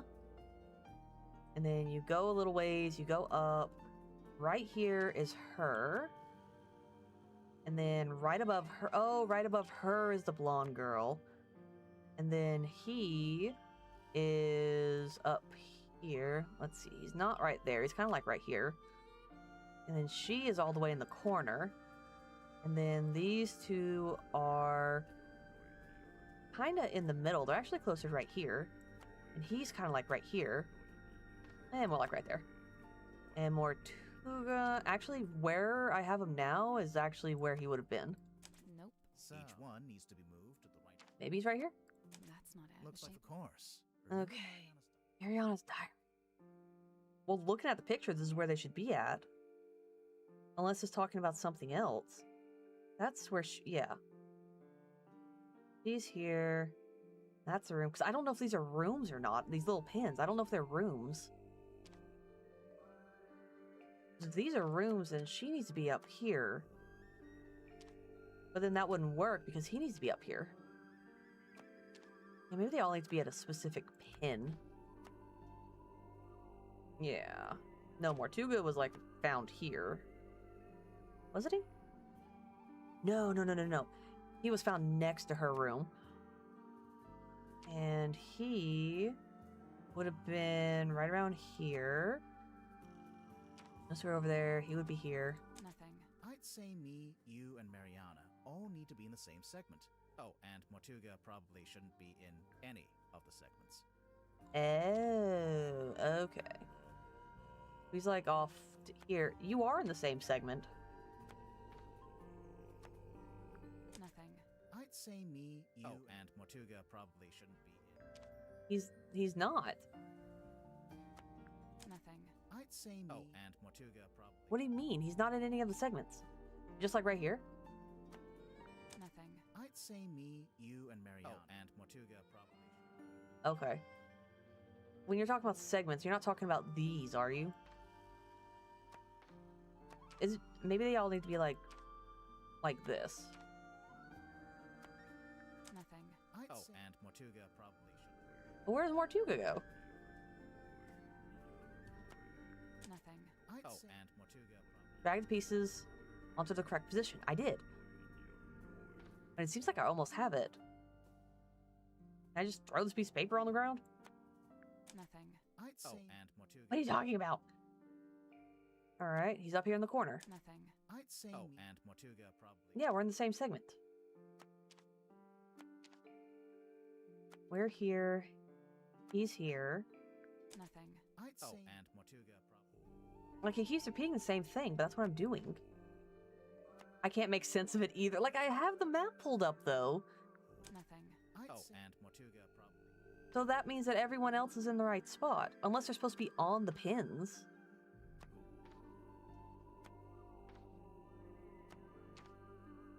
And these dudes would be, like, right here.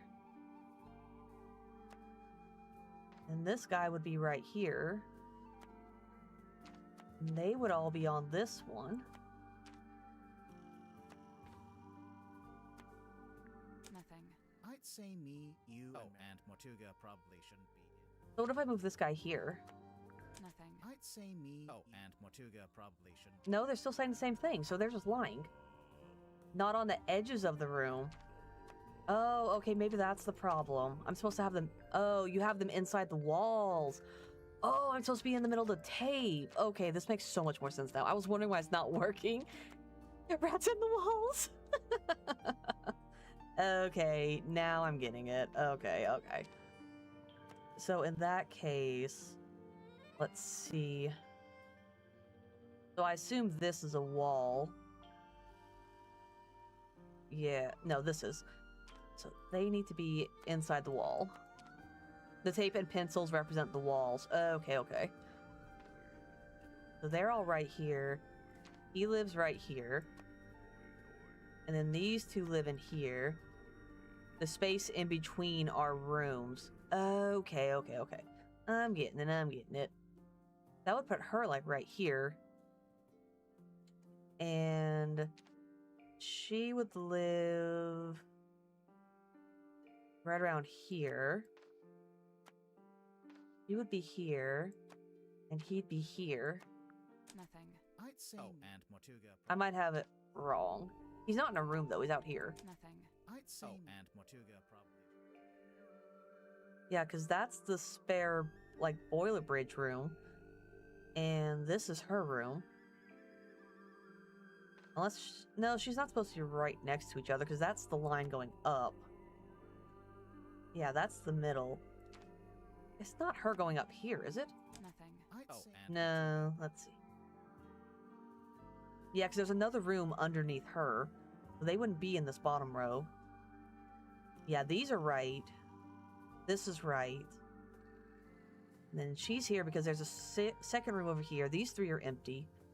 The girl in the blonde is here. Yeah, he's up here. There's a space, and there's her. And he's not in any of them. Nothing. I'd say and Mortuga probably. Okay. Yeah, bottom left. Him here. Empty room.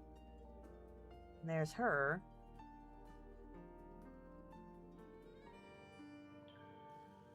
Yeah, and then these three. Yeah. Yeah, let me have another hint, because in my mind this is working out. Unless I'm messing up right here on the space. There's nothing beside them, unless it's supposed to be where they're supposed to be sleeping. I'm looking at where they are right now. Nothing. Oh, and Mortuga. Okay, so that's not it. You need everything to shift down one level. Oh, I'm one level off. Okay. I almost had it. Let's do that and that. These guys go here. This guy goes here. There we go. Oh my gosh, there we go. I was just one square off. The very top layer is the deck. Oh, that's the deck. Okay. Nice. Nothing happened. What were you expecting? First try. Normally, when we complete a puzzle, something unlocks and we get a new clue. Yeah, we've been conditioned to expect it. If it's a clue you want, take a look on the back of the pinboard. What's this? Ooh, night of a full moon. Ooh, and it's a little ticket. An instant photo depicting a muscular man. It was found in the cargo hold. Night of a full moon. WW Waylon Wolf. Interesting. Yeah, we're at 44%. Interesting. There was one more puzzle I couldn't solve that was not in here. It was in here. Let me change that. Challenge yourself and play Skyward Sword? No, we're doing this one. Big metal stack. There's a cabinet. This one I wasn't able to figure out. Rotate the 4 dials to the correct arrangement. But I'm assuming it's all of the 3s go here. Here it goes. 3. And then this is 7.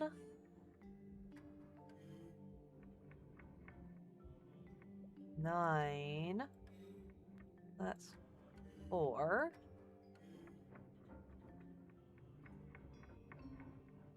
Okay, that's 5. Okay, so there's a 5.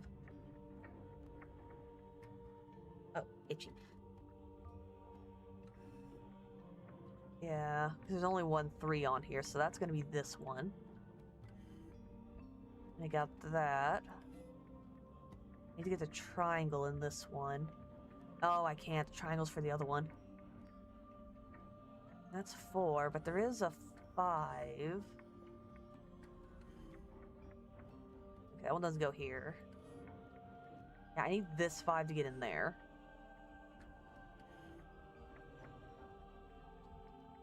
Three. Okay, there's a 4. Now we just got to change this one up a little bit. Wait, sword, Skyward Sword. Okay, so I still need to figure out how to get this to be 9. This clearly isn't it. Nope. Turning each die Yeah. rotates the What shape. do those numbers mean, though? Let's see. No Skyward Sword. No Skyward Sword. We are going to solve this puzzle first. Oh yeah, there's a 4. And a triangle. There it is, but there's not going to be a 2. No, let's make this a 3.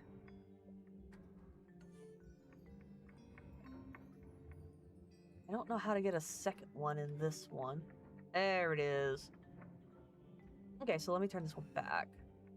So that's 7, 4, 5, 1, 2, 3, 4, 5, 6, 7, 8. No, I need to change that to a 4. There we go. There we go.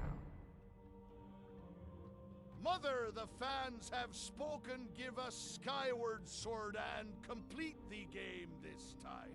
Never. We will get to the fire temple and then stop. Not even the fire temple. Nice. The little cabinet opened. Anything in there? Oh yes, there's something in there. Medicine sun tablets. Shake, shake, shake, shake, shake. A brown glass bottle containing 3 varieties of tablets. Ooh. We actually opened this one. Ooh, I'm at 45%. Are the dungeons that hard? I just always happen to stop there. I don't know why. Like, that's just where I stop. Dungeons board? Trying to think if there's anything else I might have missed. We're almost at halfway, so I think this will be a good stopping point. We can't get in there right now. Yeah, I can't get in there right now. The only thing I can do is talk to the rest of these people and figure out what they know. Oh yeah, this is the murder scene. Which is crazy because that's right when it becomes speak. It's a little window and looks out into the endless, dark void of the ocean. Why did you phrase it like that? I don't know. But yeah, I think we figured out a good amount of stuff. We got 45% of everything. We've talked to everyone. We just have to go through and ask everybody about all the different items. So I think this will be a good stopping point. Plus, there's not really any clear direction. It's literally just talking to people until they tell me, like, what to do and where to go. So, yeah, I think this is a good place to call it a night, and we'll just have to figure out when I'm gonna play it. Yes, let the rave begin.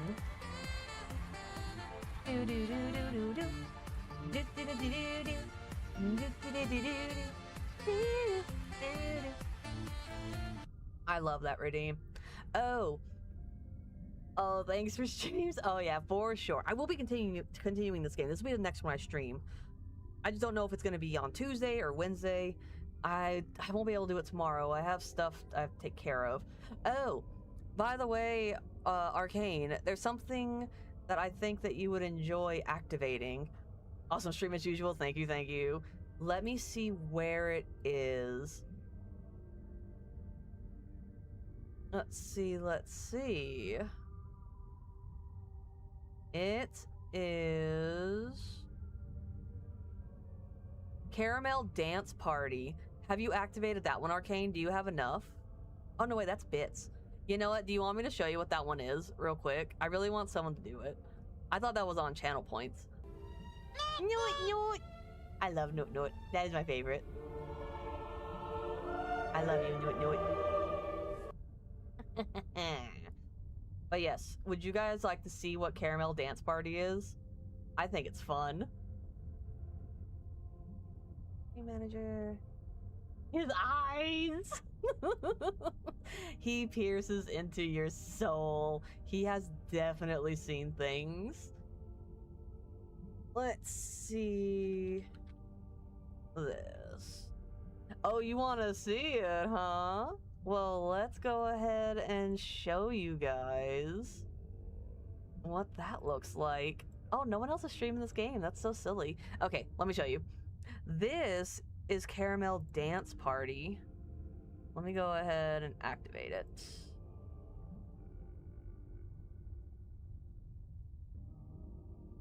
I hope you guys appreciate that. It took me a while to make and I love it so much. I had to find so many good things. It's glorious. I love it.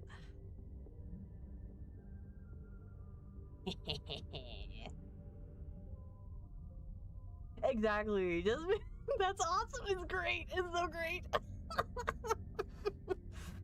It's one of the best things ever. I love it. I don't know if I like it more than rave party time. It's pretty good though. It's pretty good. It gets me. It gets me sometimes. Whew.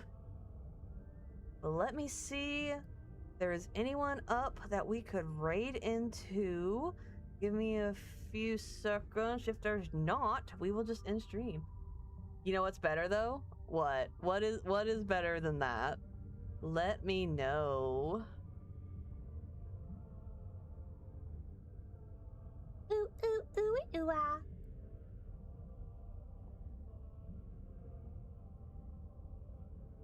Retort?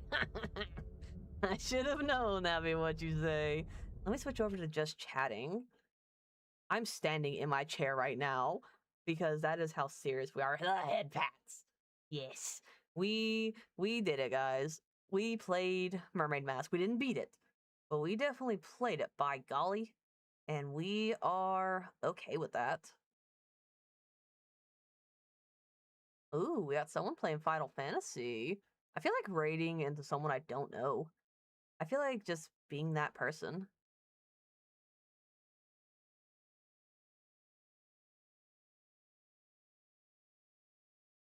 Let me read real quick on their thing. Yeah, let's raid into this guy.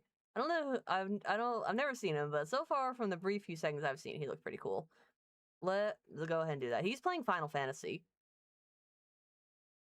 I would stream into someone playing Mermaid Mask, but no one's playing it right now. I don't know why. It's such a good game. So let's start the raid. Oh, he scared me. I thought he was, as soon as I clicked start raid, he said, hold up. I was like, wait, what? It's not that fast. But yeah, super fun times, everyone. It's been fun. Glad you all were able to hang out. Good night, Tater, and everyone. I'm glad I was able to join after waking up. Oh, for sure. Thank you for stopping by, Ryan, everyone else. You guys are all fun, awesome people. Always fun to hang out with you. Thanks for the fun stream. Thank you. That's how I met you, and I'm happy you did. Same. I was so happy to see you. Like, you guys are all pretty great. You're all awesome. I love hanging out in your streams whenever I'm able to. But we're gonna raid into Saiyan's King and show him some appreciation. What is he doing? Final Fantasy 6, I think, is what he's doing. So we're gonna go right into him. You guys continue with the good vibes, and I will catch you. I think it's 6. I think it's Final Fantasy 6. But yeah, I think it's 6. I'm terrible with Roman numerals. But yeah, we'll raid into him and just kind of end it here. I won't stream tomorrow. Probably Tuesday we'll continue on the story, or Wednesday. I'll just kind of see how it's going. But yeah, you guys have a great rest of your weekend. I will see you on the next one. Good night, everybody.